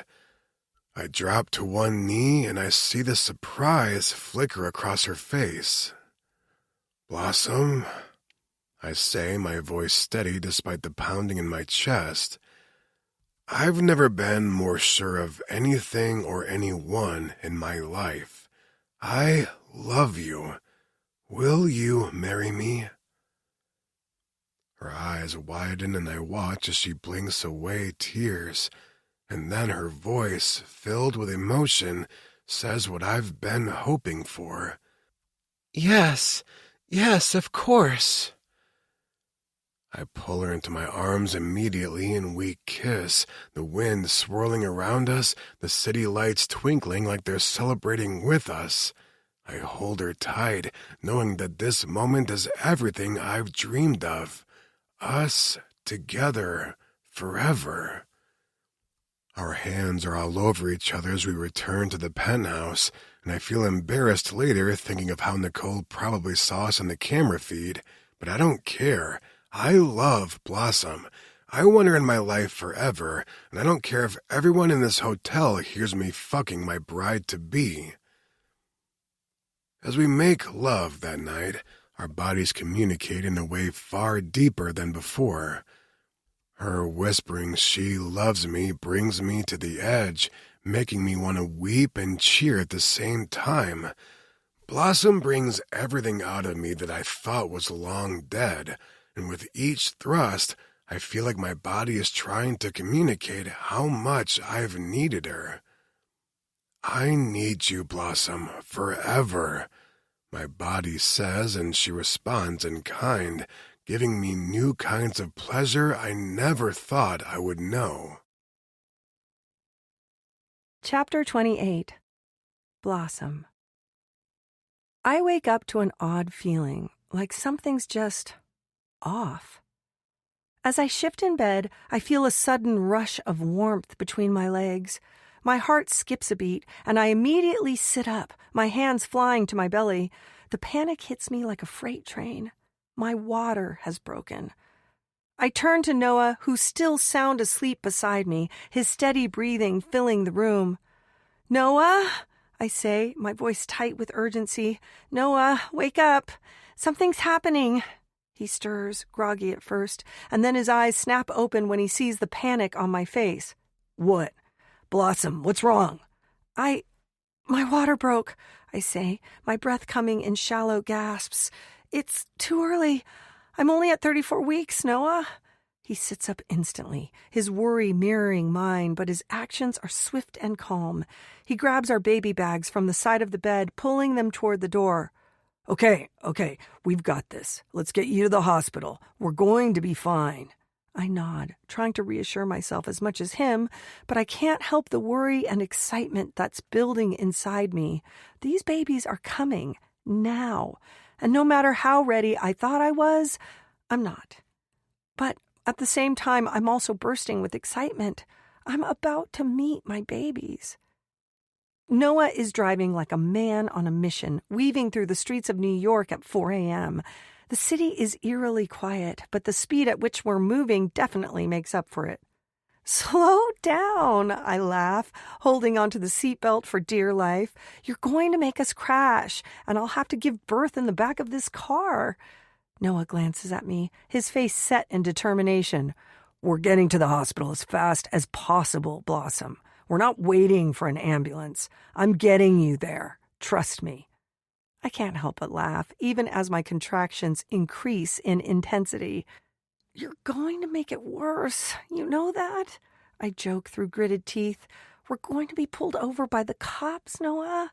Calm down before you get us in trouble.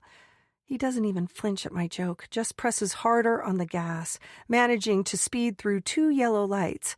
I watch as the city whizzes by outside the window, the lights of the streets flashing by. Blossom, Noah says, a mix of seriousness and excitement in his voice.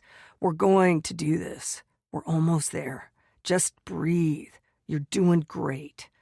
I squeeze the seatbelt for dear life, trying to breathe through another contraction. Just don't get us killed, I mutter, and Noah chuckles, keeping his focus on the road. We finally arrive at the hospital, and Noah parks the car haphazardly out front, his hands already unbuckling his seatbelt before the car has even fully stopped. I'm gripping the seat, my heart racing as my contractions become quicker and more intense. My breathing feels shallow, but I try to stay calm. 2 nurses rush toward us as soon as we step out of the car, one holding a wheelchair and the other giving me a reassuring smile. We've got you, sweetie, the nurse says as they guide me into the chair. Noah is right beside me, his hand never leaving mine. I look up at him, trying to smile despite the pain, but I can see the worry on his face. He's trying so hard to stay calm for me, but I can feel his worry clearly. We're led down the hospital corridors, the lights overhead flashing by quickly. The nurses guide us into the maternity ward, and my eyes scan the room. The space is calm and welcoming. The hospital bed doesn't look uncomfortable. A cozy couch sits across from the bed, and there's a television mounted on the wall for distraction. This is it? I ask breathlessly, unsure whether I'm imagining it or if everything feels too peaceful for the chaos of giving birth. Noah squeezes my hand. This is it. We're about to meet our babies. The contractions are coming faster now, and every one of them takes my breath away. I struggle to get my clothes off, but my body feels heavy, like I can't move fast enough. Noah notices, immediately coming to my side. Let me help, he says gently, his hands reaching for my hospital gown. He helps me slide it on, his touch soothing against the tension in my body. He rubs my sore, stiff back, and I lean into his touch, trying to focus on the feeling of his hands and not the searing pain. You're doing amazing, Blossom. You're so strong. I know you can do this. But the fear catches up with me, and I can't stop the tears from spilling. I break down, letting the emotions flood through me. I'm scared, Noah, I admit, my voice shaking. What if I can't do this? What if something goes wrong? What if... He holds me tighter, his voice calm and reassuring. Bravery isn't about not being scared, he says, his lips brushing against my ear. It's about facing what scares you head on. You can do this, Blossom. You've got this. And I'm right here, always. His words wash over me like a wave of warmth, and I close my eyes, taking a deep breath. Okay, I whisper, feeling the calm settle in. I can do this. And with Noah by my side, I know that I can. The room feels a little cooler now, the soft glow of the overhead lights making everything feel more serene than it should. The nurse checks the monitors, and soon the doctor arrives, a woman with a thick Spanish accent and a calming presence. She's older, experienced, and there's a warmth to her that makes me feel safe. She smiles warmly as she approaches the bed. "Good morning, Blossom. I'm Dr. Rivera. I've delivered hundreds of babies. You're in good hands." She pats my leg gently, and for the first time since we arrived, I feel a sense of reassurance wash over me. I'm nervous as hell, but hearing her say that everything looks great eases some of my tension. "We're going to do this together. You and your babies will be just fine," she says with a smile, her voice calm and soothing. I nod, trying to control my breath, and Noah's hand is still holding mine tightly. He leans in closer, pressing a gentle kiss to my forehead. The doctor's words help, but I still feel the weight of the situation on my shoulders. It's not just one baby, it's 3. But hearing her confidence gives me a glimmer of hope that it will all be okay. Dr. Rivera checks how dilated I am, and the room falls silent as she confirms. "You're at 4 centimeters already. You're progressing very well." The pain is unbearable, each contraction making my body seize up. My hands are gripping the sides of the bed, and I can barely focus on the doctor's words. Noah is right beside me, rubbing my hand and whispering words of encouragement, but it's hard to focus on anything when my body is racked with pain. "How much longer?" I gasp, unable to keep the fear out of my voice. "You're doing great, Blossom," the nurse says, offering me a reassuring smile. "You're progressing fast, but we can offer you an epidural if you're ready for it." I hesitate for just a moment, my mind racing, but the next contraction has me writhing in pain, and I know I don't have the strength to keep going without help.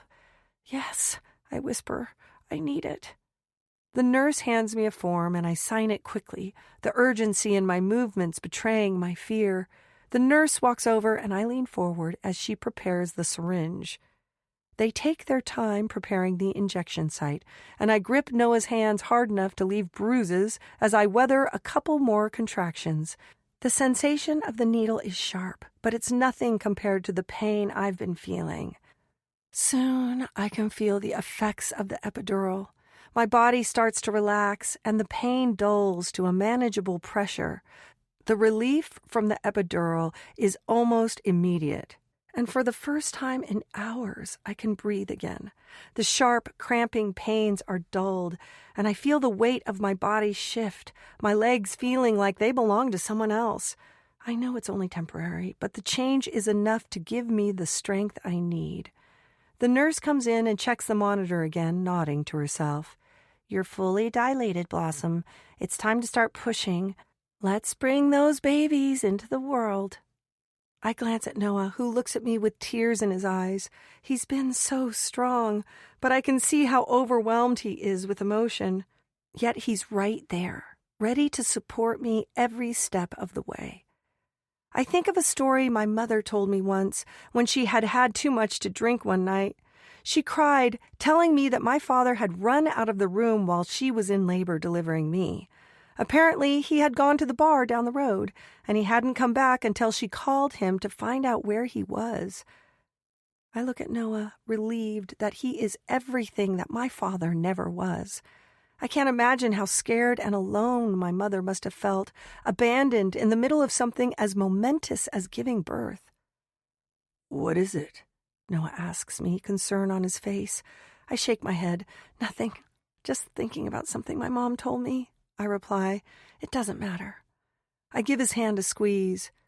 "Thank you for being here for me," I tell him. He smiles at me and nods. "I wouldn't be anywhere else, baby." The doctor and nurses guide me through each push. I can feel the pressure, the intensity of it all, but the pain is muted by the epidural. It's a strange sensation, this overwhelming urge to push while still feeling disconnected from the intensity of the labor itself. Noah's right beside me, holding my hand, whispering encouragement. "Here's your first baby," the doctor announces, and I hear the cry of a tiny, healthy boy. I look at Noah, tears filling my eyes as I hear him choke up, his hands trembling as he looks down at our son. He's crying, too, overcome with emotion. The birth is intense, more overwhelming than I ever imagined. But soon the cries of 2 more babies fill the room, another boy and a girl. We did it. We have 3 healthy, beautiful babies. Noah leans over, his voice thick with emotion. We did it, Blossom. We made these beautiful children together, and you brought them into the world. I love you so much. Tears spill from my eyes as I look at our babies, their tiny hands and feet, their little faces so perfect and new. I feel this overwhelming sense of love that I never thought possible.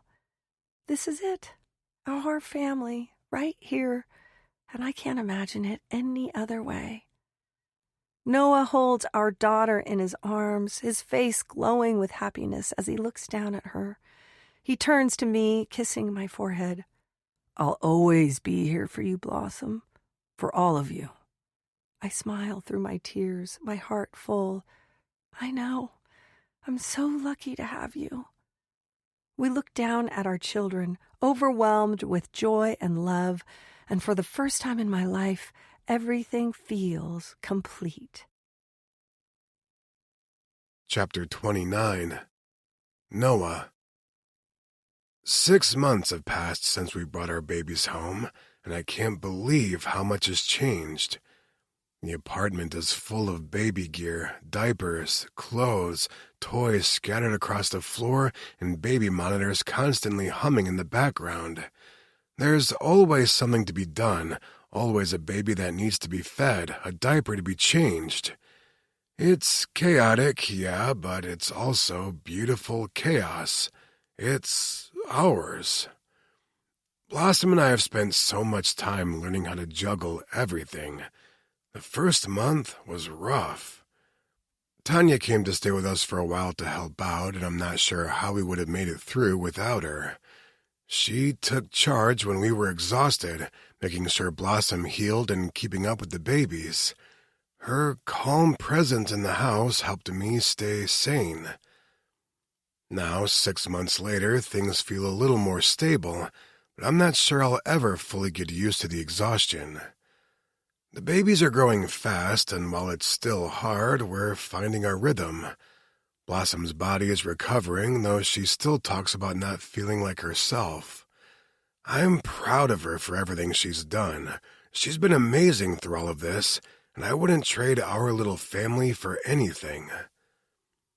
But when I see Ruby, Jackson, and Theo, I know everything we've been through was worth it. They're perfect. And no matter how crazy the days get, every moment with them feels like a gift. Mornings in our house operate like a well-oiled machine these days, but are no less exhausting than when the babies first came home from the hospital. Blossom and I are partners in every sense of the word. We tag-team everything. Today, she's nursing Ruby and Jackson while I'm holding Theo, trying to feed him. Getting all 3 babies fed at once is nothing short of an Olympic event, but honestly, we're both getting pretty good at it. You're amazing, I say, watching her work. She laughs, clearly enjoying the praise. Just like a cow in a milking parlor, she jokes as she continues the feeding cycle. Before I can respond, my phone rings. It's Miguel from the kitchen, sounding frantic. Noah, the order's missing half of it. Where's the rest of it? He's clearly stressed, and I'm barely able to focus on the conversation. I don't want to leave Blossom with the babies for too long, but it's work, and I can't ignore it. I forward the call to one of the other employees, telling them to sort it out. But what surprises me, even more than my own calm, is how focused I am on Blossom and the babies. Before, I'd have dropped everything for a work issue, but now my priorities have shifted. The babies come first, and I feel a sense of peace in that. I'm finally getting Theo settled when I hear the unmistakable sound of a blowout. It's loud and unmistakable, and I freeze. Then I see Theo, wide-eyed, with everything covering him. My jaw drops, and before I can say anything, Blossom bursts into laughter. "Are you kidding me?"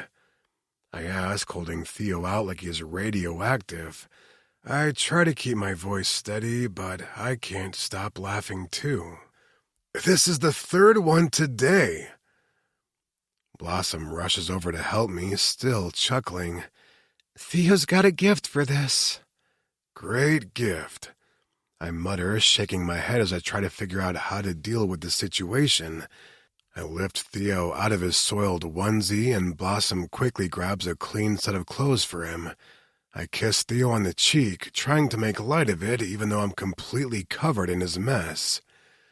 "You're lucky you're so cute, buddy," I say, but honestly, it's hard to stay mad when you're holding your son in your arms, even like this. After getting him cleaned up, I toss his clothes into the washing machine and return to the living room. "Well, that's one way to start the morning," I say, still laughing. Blossom looks at me, amusement in her eyes.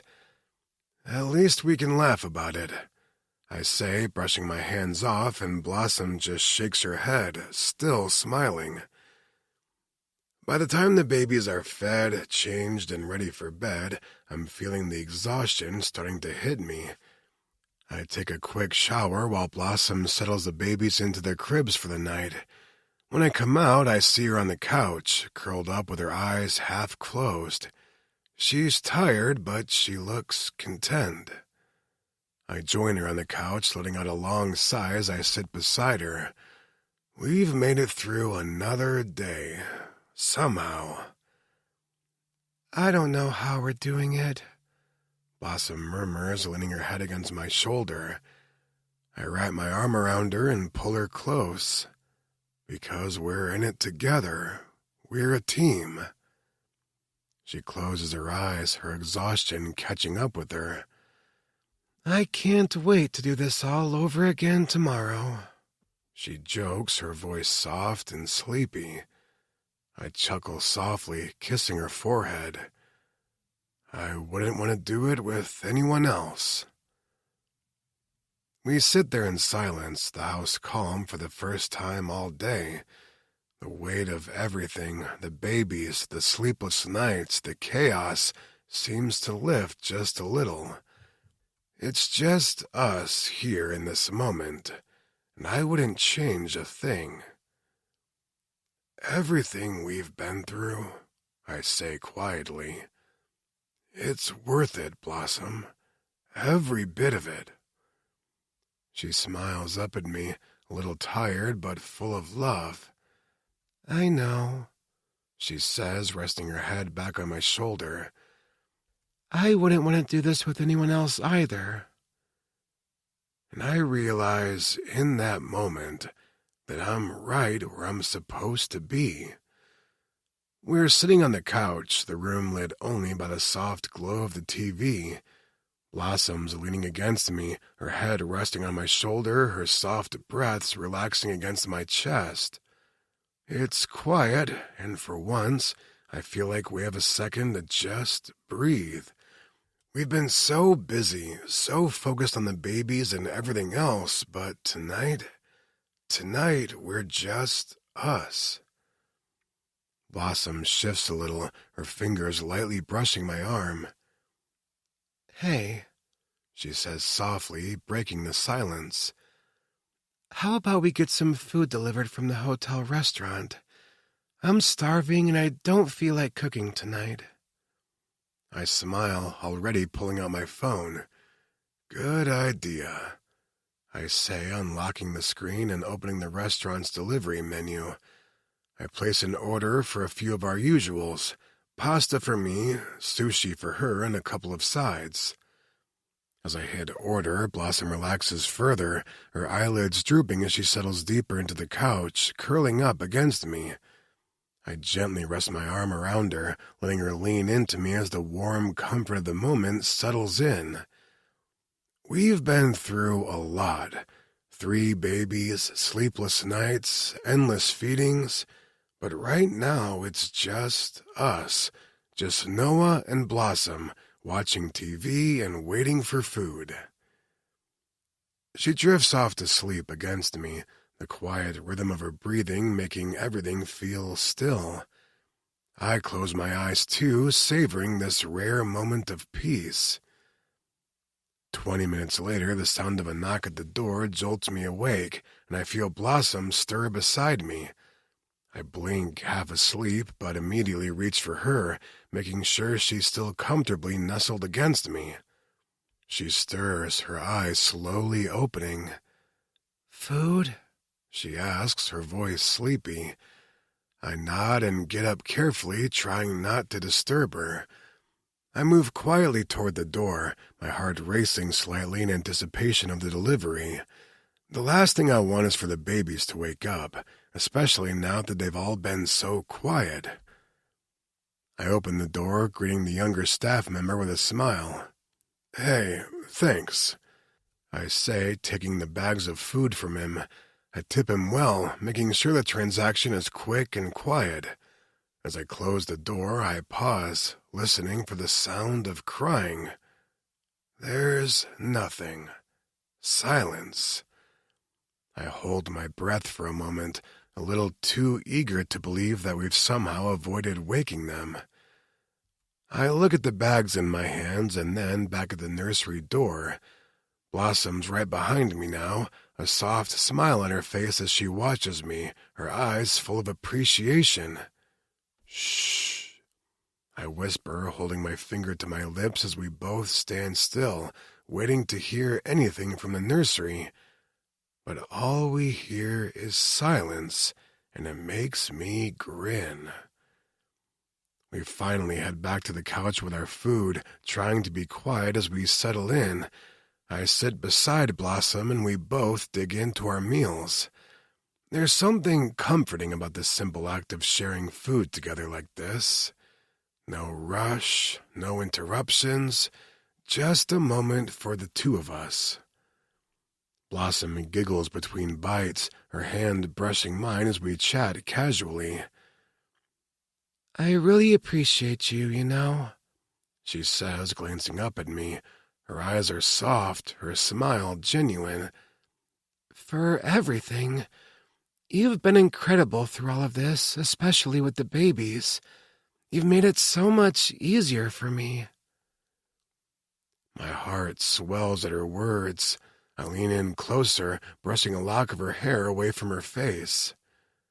"I appreciate you too, Blossom," I reply, my voice low. "I couldn't do any of this without you.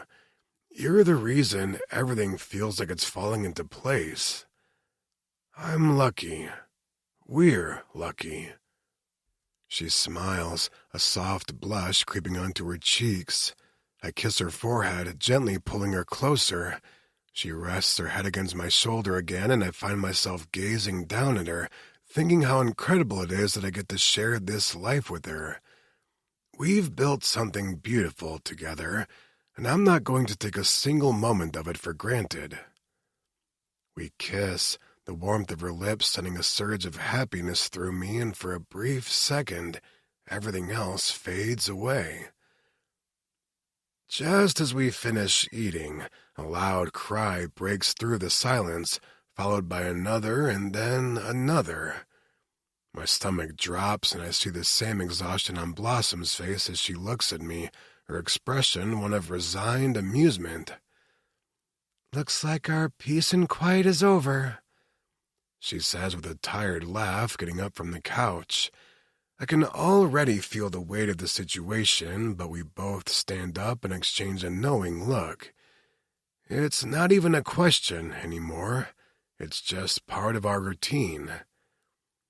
We shuffle toward the nursery, our steps synchronized, the exhaustion of new parenthood creeping into our bones. As we reach the door, the sound of the baby's crying intensifies. It's chaos, but it's our chaos, and somehow, even after everything, I wouldn't change a thing. Blossom and I stand in the doorway for a moment, taking it all in. The noise, the mess, the whirlwind that is now our life. Then we march forward together, ready to handle whatever comes next, because we're in this together, always. We've got this. I whisper to her and she nods, her tired smile softening the weight of the moment. And somehow, in the midst of the chaos, I know we do. Chapter 30. Noah. I stand in front of the mirror, adjusting my tux, taking a deep breath as I look at my reflection. Today's the day I'm marrying Blossom. The excitement in my chest is overwhelming, but there's also a quiet calm that settles over me. I've never been more certain of anything in my life. I pull the collar of my jacket straight, trying to focus on the task at hand. The babies are a year old now. Time has flown by, but it feels like this has been such a long time coming. I think back on everything, on how much we've been through together, and I can't help but smile. From the sleepless nights with the triplets to the chaos of early parenthood, every moment with Blossom and the kids has been an adventure, and now here we are. I'm about to marry the woman I love. I look at myself again in the mirror, straightening my tie one last time, and I can't help but feel an overwhelming sense of gratitude. I'm about to make a promise to her to build a future together, and nothing has ever felt more right. I check my watch. Soon the ceremony will begin and Blossom will be walking down the aisle toward me. I can already picture it, and I can't wait for it to finally be real. There's a knock at the door, and I turn around to see Nicole coming in, a smile on her face as she enters. "Well, look at you," she says, her eyes sweeping over my tux. "I have to say, you clean up well." I grin, feeling the warmth of her presence. Thanks, Nicole. Can you believe this day is actually here? Nicole's smile softens and she gives me a knowing look. "I'm happy for you, Noah. Really. You deserve this." She rolls closer and pulls me into a hug. I return the gesture, feeling the genuine love she has for me. When we pull away, she grins and shakes her head. "You know," she says, "it's only a matter of time before it's my turn, and I'm not talking about getting dressed up." I raise an eyebrow, chuckling. Is that so? Nicole's eyes twinkle and she pulls out a small box from her pocket, flipping it open to reveal a huge diamond ring. I blink in surprise, not expecting this. "I've been thinking about it," she admits. "I wanted to ask if it's okay for me to propose to Amy at your wedding." She laughs nervously, almost apologetic.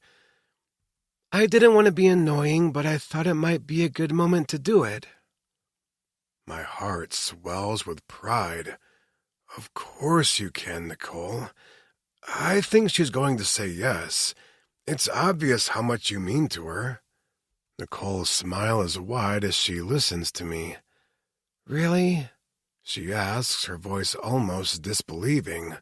I nod, my tone serious. The way she looks at you, sis, she loves you, and you love her just the same. Trust me. Nicole wipes a stray tear from her cheek, her eyes full of emotion. "I know," she says quietly. "I see that same look in Blossom's eye when she looks at you." My heart skips a beat and I smile at her, the moment settling over me. It's a reminder of what's so special about my relationship with Blossom. We've been through so much together, but the love we share feels like it's been there from the start, even in ways we couldn't have understood at first. I hugged Nicole tightly again, squeezing her gently. I'm proud of you. Amy's a lucky woman. Nicole laughed softly, brushing away another tear. You're right. I'm lucky too. I take a step back and look her over. Now go ahead and get that proposal ready, but you better hurry because the bride is almost ready, and I'm not keeping her waiting much longer. She smiles, her face lighting up. You got it. Don't make her wait too long, Noah. You two deserve this. With a final hug, she heads out of the room, and I take a deep breath, looking at the door. I'm about to marry the love of my life. My heart is racing with anticipation. I stand in the quiet of the room, alone for just a few moments, letting everything sink in. I think back on the last couple of years, of how everything changed so quickly. It feels like a lifetime ago that I met Blossom. For years, I carried Whitney's memory like a weight I couldn't put down, but standing here now, I realize I've finally let go. I will always love Whitney, but it's no longer heavy. Blossom is my future. A simple meeting at a wedding, one night of passion, and then suddenly my world was turned upside down. I think about Zach, the chaos that came with him, and Courtney. God, I never thought I'd have to deal with someone like her. But despite everything, Blossom and I stuck together. The pregnancy, the triplets, all of it. It's all more than I ever thought I could handle. But we've made it through, and now here we are. I glance at the clock. The ceremony's about to start. I feel a lump in my throat when I think about Blossom walking down that aisle. In this room, just a few feet away from the woman who's changed my life, I feel a profound sense of gratitude. We've built this together. The babies, the love, the family. Every challenge, every hurdle, it's been worth it. I take a deep breath and look at myself in the mirror once more. This is it. We've come a long way, but this is just the beginning. I'm ready to marry Blossom, and I know she's ready too. The elevator hums softly as we ascend toward the rooftop. I can barely contain my excitement, my heart beating faster with each floor I pass. It feels surreal, like my whole life has been building to this moment, this incredible moment where I get to marry the love of my life. The doors open with a soft chime, and as I step onto the rooftop, I'm met with the sight of the most beautiful setup I could have imagined. The entire space has been transformed for the wedding. White tents cover the tables and the buffet and bar, the soft cloth billowing slightly in the cool autumn breeze. The seating arrangement leads to the altar at the far end of the rooftop, and the entire space is bathed in soft, golden light. The sun is still high enough to warm the air, but the crispness of early autumn has started to settle in, adding a perfect balance. It's like something out of a dream. I smile, taking in the beauty of it all, my eyes scanning every detail. There's a huge floral arrangement behind the altar, carefully chosen to reflect Blossom's favorite colors. The flowers look like they belong to the sky itself, lush, vibrant, and alive. This is where I proposed to Blossom, and now it's where I'll marry her. The thought hits me with a burst of warmth. My whole life is about to change, and I can't wait for this phase to begin. I make my way to the altar, taking a deep breath to calm my nerves. The officiant is already there, greeting me with a friendly smile. I exchange a few words with him, the conversation light and full of laughter. I can't stop smiling as I look out at the guests, all seated and chatting as they wait for the ceremony to begin. I feel an overwhelming sense of excitement, everything's perfect. The setup, the weather, the anticipation. As I stand by the altar, my eyes flicker to the guests, spotting my mom and Blossom's mom both smiling at the beauty of the day. Then the music starts, the first notes of the song we'd picked playing softly through the air. The entire crowd falls silent, and I turn to face the aisle, my heart racing as I wait for Blossom to appear. And then I see her. Blossom steps into view, radiant and glowing, a vision in a white gown that seems to shimmer in the sunlight. The intricate beading and lace that adorn her dress make it look like a gorgeous bouquet of flowers, each detail catching the light in its own way. My breath catches in my throat. She's even more beautiful than I imagined. I watch her approach, feeling the weight of the moment. This is it. She's the one I'm going to spend forever with. The ceremony is a blur of emotion, our vows, our promises, and the overwhelming joy of finally becoming one. I can't believe I'm standing here in front of all our friends and family, promising my love to the woman I cherish more than anything. The words I say to her are from my heart, and I can feel the weight of each one. Blossom's face is flushed with emotion as she reads her vows to me, her voice trembling with sincerity. I see tears in her eyes. This moment is everything I've ever wanted, and more. I glance over at the babies who are being held by Blossom's mom and Amy. Jackson, Ruby, and Theo are being fussy, but it doesn't matter. They're here and they're part of this. Our family is whole.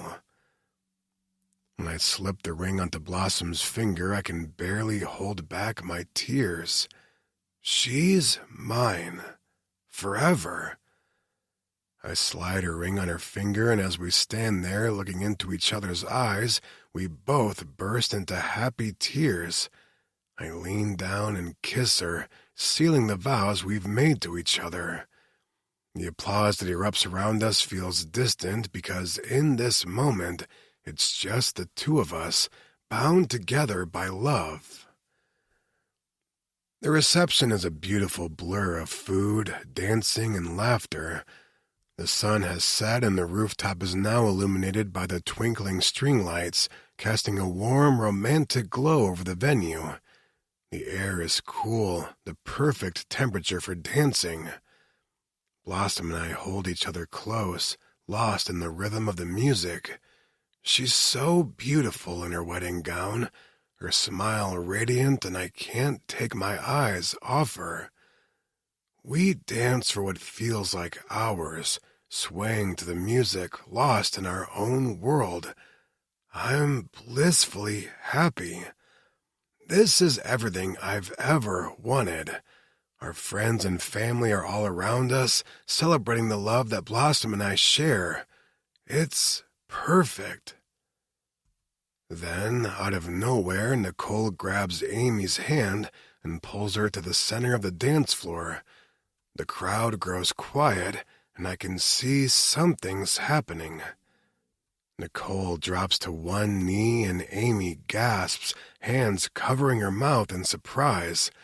Nicole holds out a ring, and I can see the emotion in both of their eyes.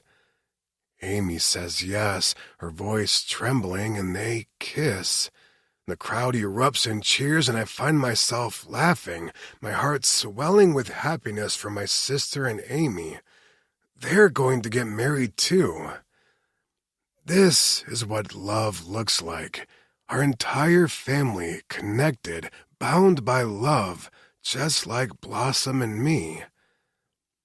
The whole rooftop celebrates, and I pull Blossom close again, grateful for this day, for this life we're building together. Epilogue. Blossom. 4 years have passed, and life feels like it's finally settled into a rhythm. The kids are starting kindergarten, and it feels like just yesterday they were babies. struggling through sleepless nights and endless feedings. But now, as they run through the house with backpacks and lunchboxes, I can hardly believe how much time has gone by. Noah and I have found our groove again. Parenthood, marriage, work. It's all been a balancing act, but we're making it work. My photography career has taken off in ways I never expected.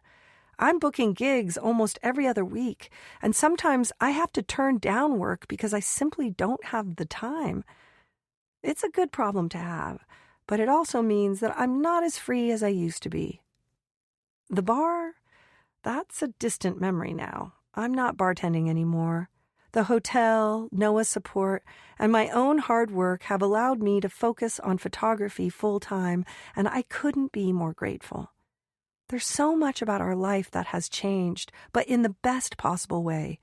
We've worked hard to get here, and now I get to do what I love while raising our family.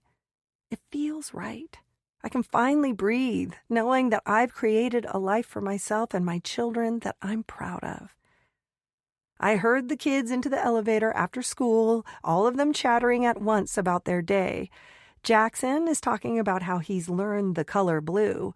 Ruby is excited because she learned to draw circles, and Theo's just bouncing around with his backpack still on. I sit down with them at the kitchen table asking about their day as they pull out their schoolwork. Theo shows me a picture of a circle and proudly tells me he knows all the shapes now. Jackson points to the square he drew and insists it's the best square ever. Ruby hands me a drawing of a wobbly-looking heart, her face beaming with pride. We go over their lessons together, colors, shapes, and everything else they're learning. It's simple stuff right now, but it makes me so happy. I love being there for every little milestone, every new word they learn. I love cooking their dinners, helping with their homework, even if it's just coloring, kissing their boo-boos when they fall, and scaring the closet monsters away at night. Parenthood isn't easy, but it's everything I ever dreamed of. I never imagined I'd get to be this involved, this present. I'm doing it. We're doing it.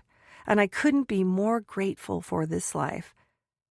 Theo runs over to me, his little hands clutching a piece of paper. "Look, Mommy, look," he says, his eyes wide with excitement. I smile as I take the paper from him and see that he's drawn a flower. It's messy, the petals uneven, but it's perfect. "This is for you, Mommy," he says, grinning. "I made it for you because you're Blossom, not Mom." He giggles, as if just realizing my name is actually Blossom. Ruby and Jackson come over too, each holding a picture they've drawn.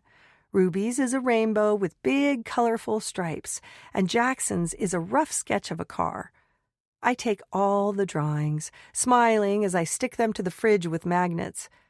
It's the simplest things that bring me the most joy, seeing their little faces light up with pride over something so small. I start dinner, keeping one eye on them as they run around in the living room, playing with toys and laughing. The smell of pasta fills the kitchen as I stir the sauce, listening to the happy chaos of my kids' laughter. There's something so comforting about this, something so right. I can't believe how far we've come. I can't believe how happy I am, how full my heart feels. This life, this family, is everything I ever wanted. I hear the door click open, and before I even turn around, I hear the loud chorus of, "Daddy! Daddy's home!"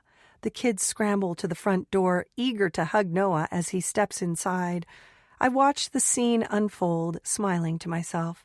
Noah crouches down, his arms wide as they all jump into his embrace, laughing and shouting about their day.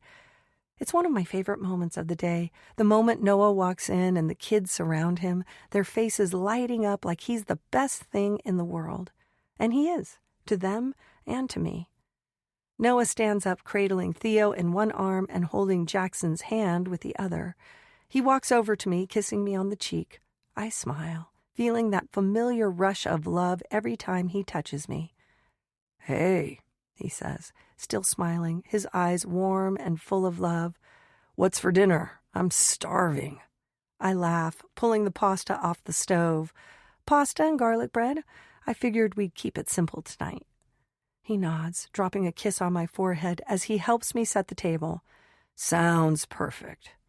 We sit down as a family, surrounded by our kids, and I can't help but feel so full of love, full of happiness.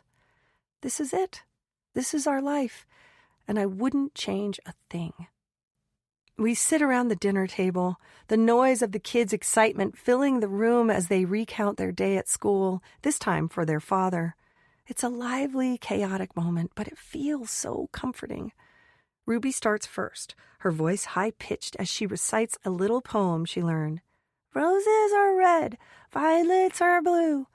I like the color green, and so do you, she sings, clearly proud of herself.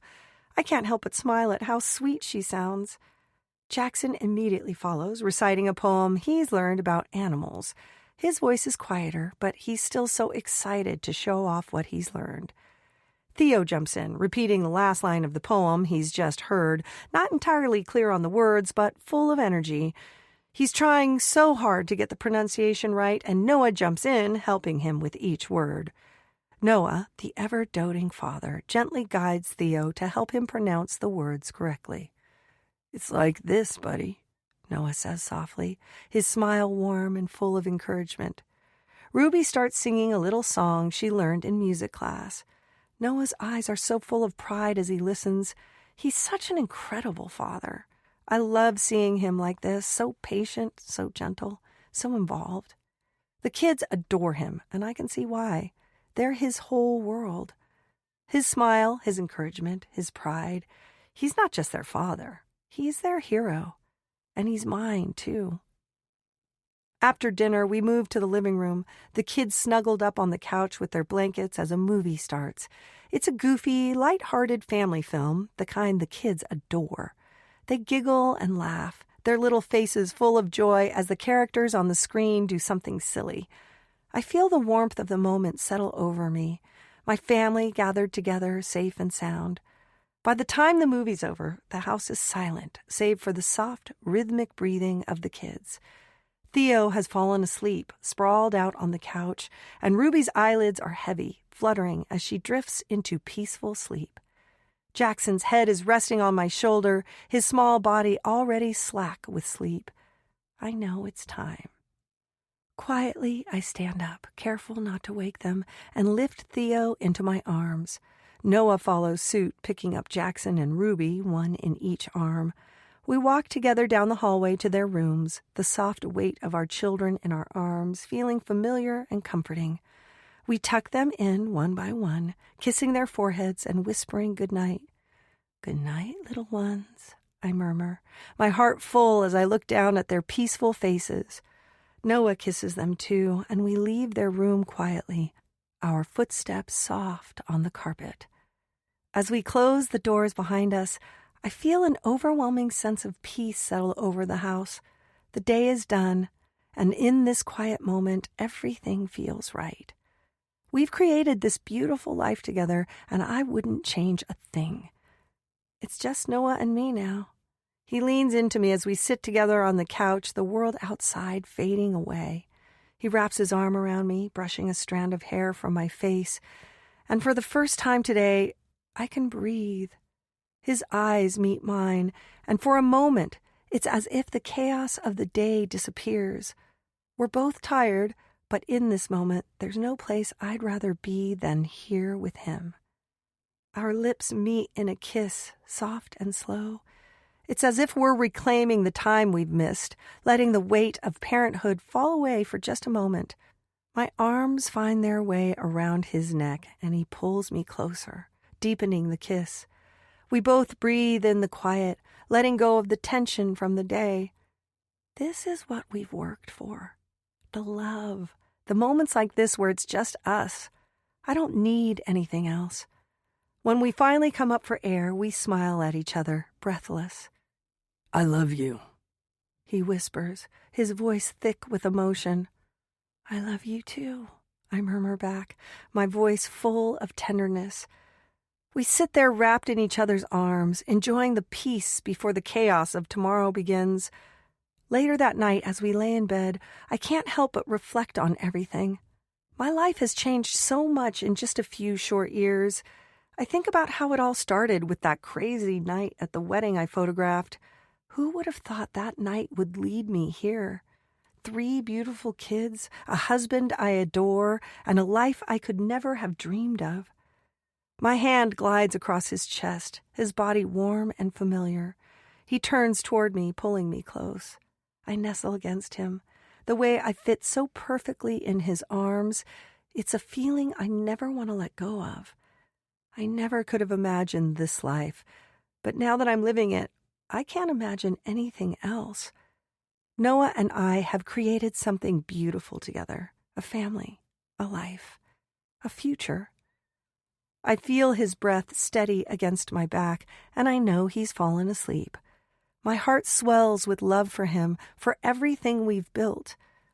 I close my eyes, feeling content, knowing that this is where I'm meant to be. I never want to let go of this feeling, and with Noah by my side, I know I never have to. The end. Bonus scene. Blossom. We've been planning this family trip to Hershey Park, and the excitement is palpable as we step into Chocolate World. The kids are running ahead, their energy infectious as they race to see the giant candy bars displayed like monuments in the entrance hall. The park is bustling with families, the air thick with the sweet scent of chocolate and sugar, and the sound of laughter and joy surrounds us. It's hard to believe how quickly they've grown. My babies are 11 now, no longer the little toddlers I once carried in my arms. Noah and I exchange a glance, excitement mixed with a little anxiety. Triplets at a theme park? We're in for a ride, literally. I laugh softly to myself at the thought of trying to corral them all. "Stay close, okay?" Noah calls out to the kids, his voice firm but affectionate.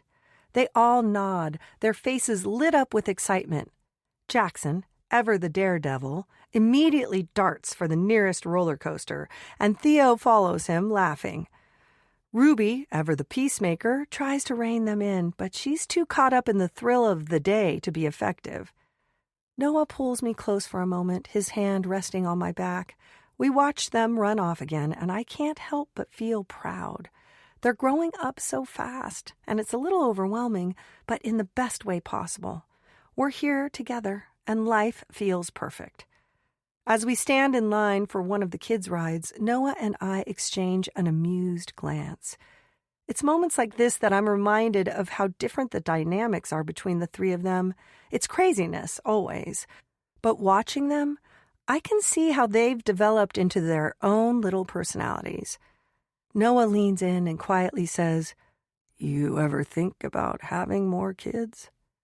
I glance over at him, a little surprised. "More kids?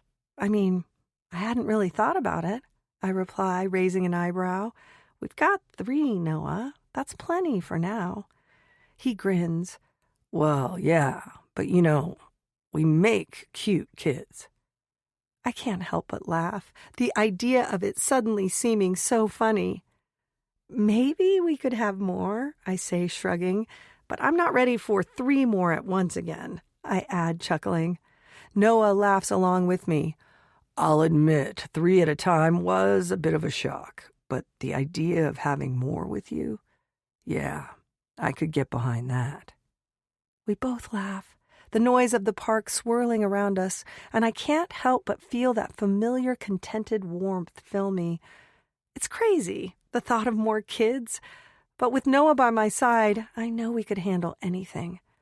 We spend the rest of the day running from ride to ride, from roller coasters to sweet, chocolatey experiences, the kids never once slowing down. Theo insists on riding the biggest rides. Ruby follows him cautiously but with a grin, and Jackson, the wild one, always wants to go faster, higher, and scarier. It's a whirlwind of laughter, screams of excitement, and the occasional scolding as we try to keep up with them. As the day winds down and we're driving home, the car is blessedly quiet. The kids are all asleep in the back of the car, their faces peaceful. exhaustion finally catching up to them. It's a good tired, the kind that means they've had the best day ever. My hand is resting comfortably in Noah's. I glance at him, my mind still swirling with the day's events. Noah's eyes flick to me, and he grins, his voice low. About the thing we talked about earlier. You want to get started when we get back to the room? I raise an eyebrow at him, half smiling. You're always thinking ahead, aren't you? He chuckles, his thumb tracing circles on my hand. I mean, we've got a whole night ahead of us. I laugh, shaking my head. You're impossible.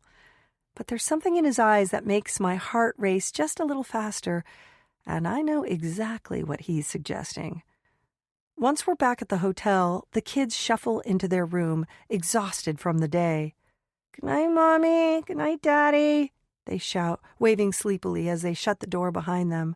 I can hear their little voices fade as they settle into their beds. I turn to Noah, my heart still full from the day, and before I can say anything, he picks me up, lifting me over his shoulder with ease. I can't help but laugh as I try to stifle my giggles. "Noah, what are you doing?" "I'm carrying you to bed." He grins, slapping my butt playfully as he makes his way to our bedroom. I let out an embarrassed squeal, trying to hide my laughter. "No, stop! You're going to make me laugh too much." He shuts the door behind us with a soft thud, still holding me over his shoulder, and I can't help but feel this warmth spread through me. The chaotic day, the wild kids, the busy park, none of it matters right now. It's just us in the moment, and I wouldn't trade it for anything. With one final playful swat, he sets me down gently on the bed, kissing me deeply. "Let's just enjoy the night, huh?" I smile, feeling my heart swell. Sounds perfect. The moment Noah sets me down on the bed, everything else fades away. There's no more chaos, no more schedule, no more expectations. It's just him and me. And for the first time all day, I feel completely at peace. He's smiling at me, his eyes sparkling with that familiar mischief. And before I know it, his lips are on mine. It's soft at first, a slow, tender kiss, as if we're savoring the moment. But then I feel his arms pulling me closer, the warmth of his body sending a shiver down my spine, and the kiss deepens. He's always been the kind of man who makes me feel like I'm the only one in the world. And in this moment, that feeling is stronger than ever. His hands gently brush against my skin as we move closer, melting into each other's embrace. Our lips meet again, and this time it's like we can't get enough. Each kiss feels more desperate, more urgent, but still just as tender. We laugh against each other's lips, the kind of soft, breathless laughter that only comes from a place of comfort and pure joy. I tug him closer, my hands threading into his hair as he nuzzles my neck, pressing soft kisses against my skin. The world outside this room might as well not exist. It's just the two of us, tangled up in each other, and I never want this moment to end. Noah pulls away for a second, his forehead resting against mine. "I love you," he whispers, and my heart swells with happiness. "I love you too," I reply, my voice full of affection. I love feeling the way Noah touches me. His hands know exactly where to go to make me come over and over again all night until the sun rises the next morning. Our life might not be for everyone, but I am positive that this crazy ride is all I will ever need. This concludes Triplet Babies for the Billionaire by Summer James. Narrated by Cece Diaz and Stephen Bourne. Copyright 2025 by Summer James. This unabridged audiobook is published by arrangement with Summer James and was produced in the year 2026 by Tantor Media Incorporated, a division of Recorded Books, which holds the copyright thereto. Please visit tantor.com for more information on our growing library of unabridged audiobooks.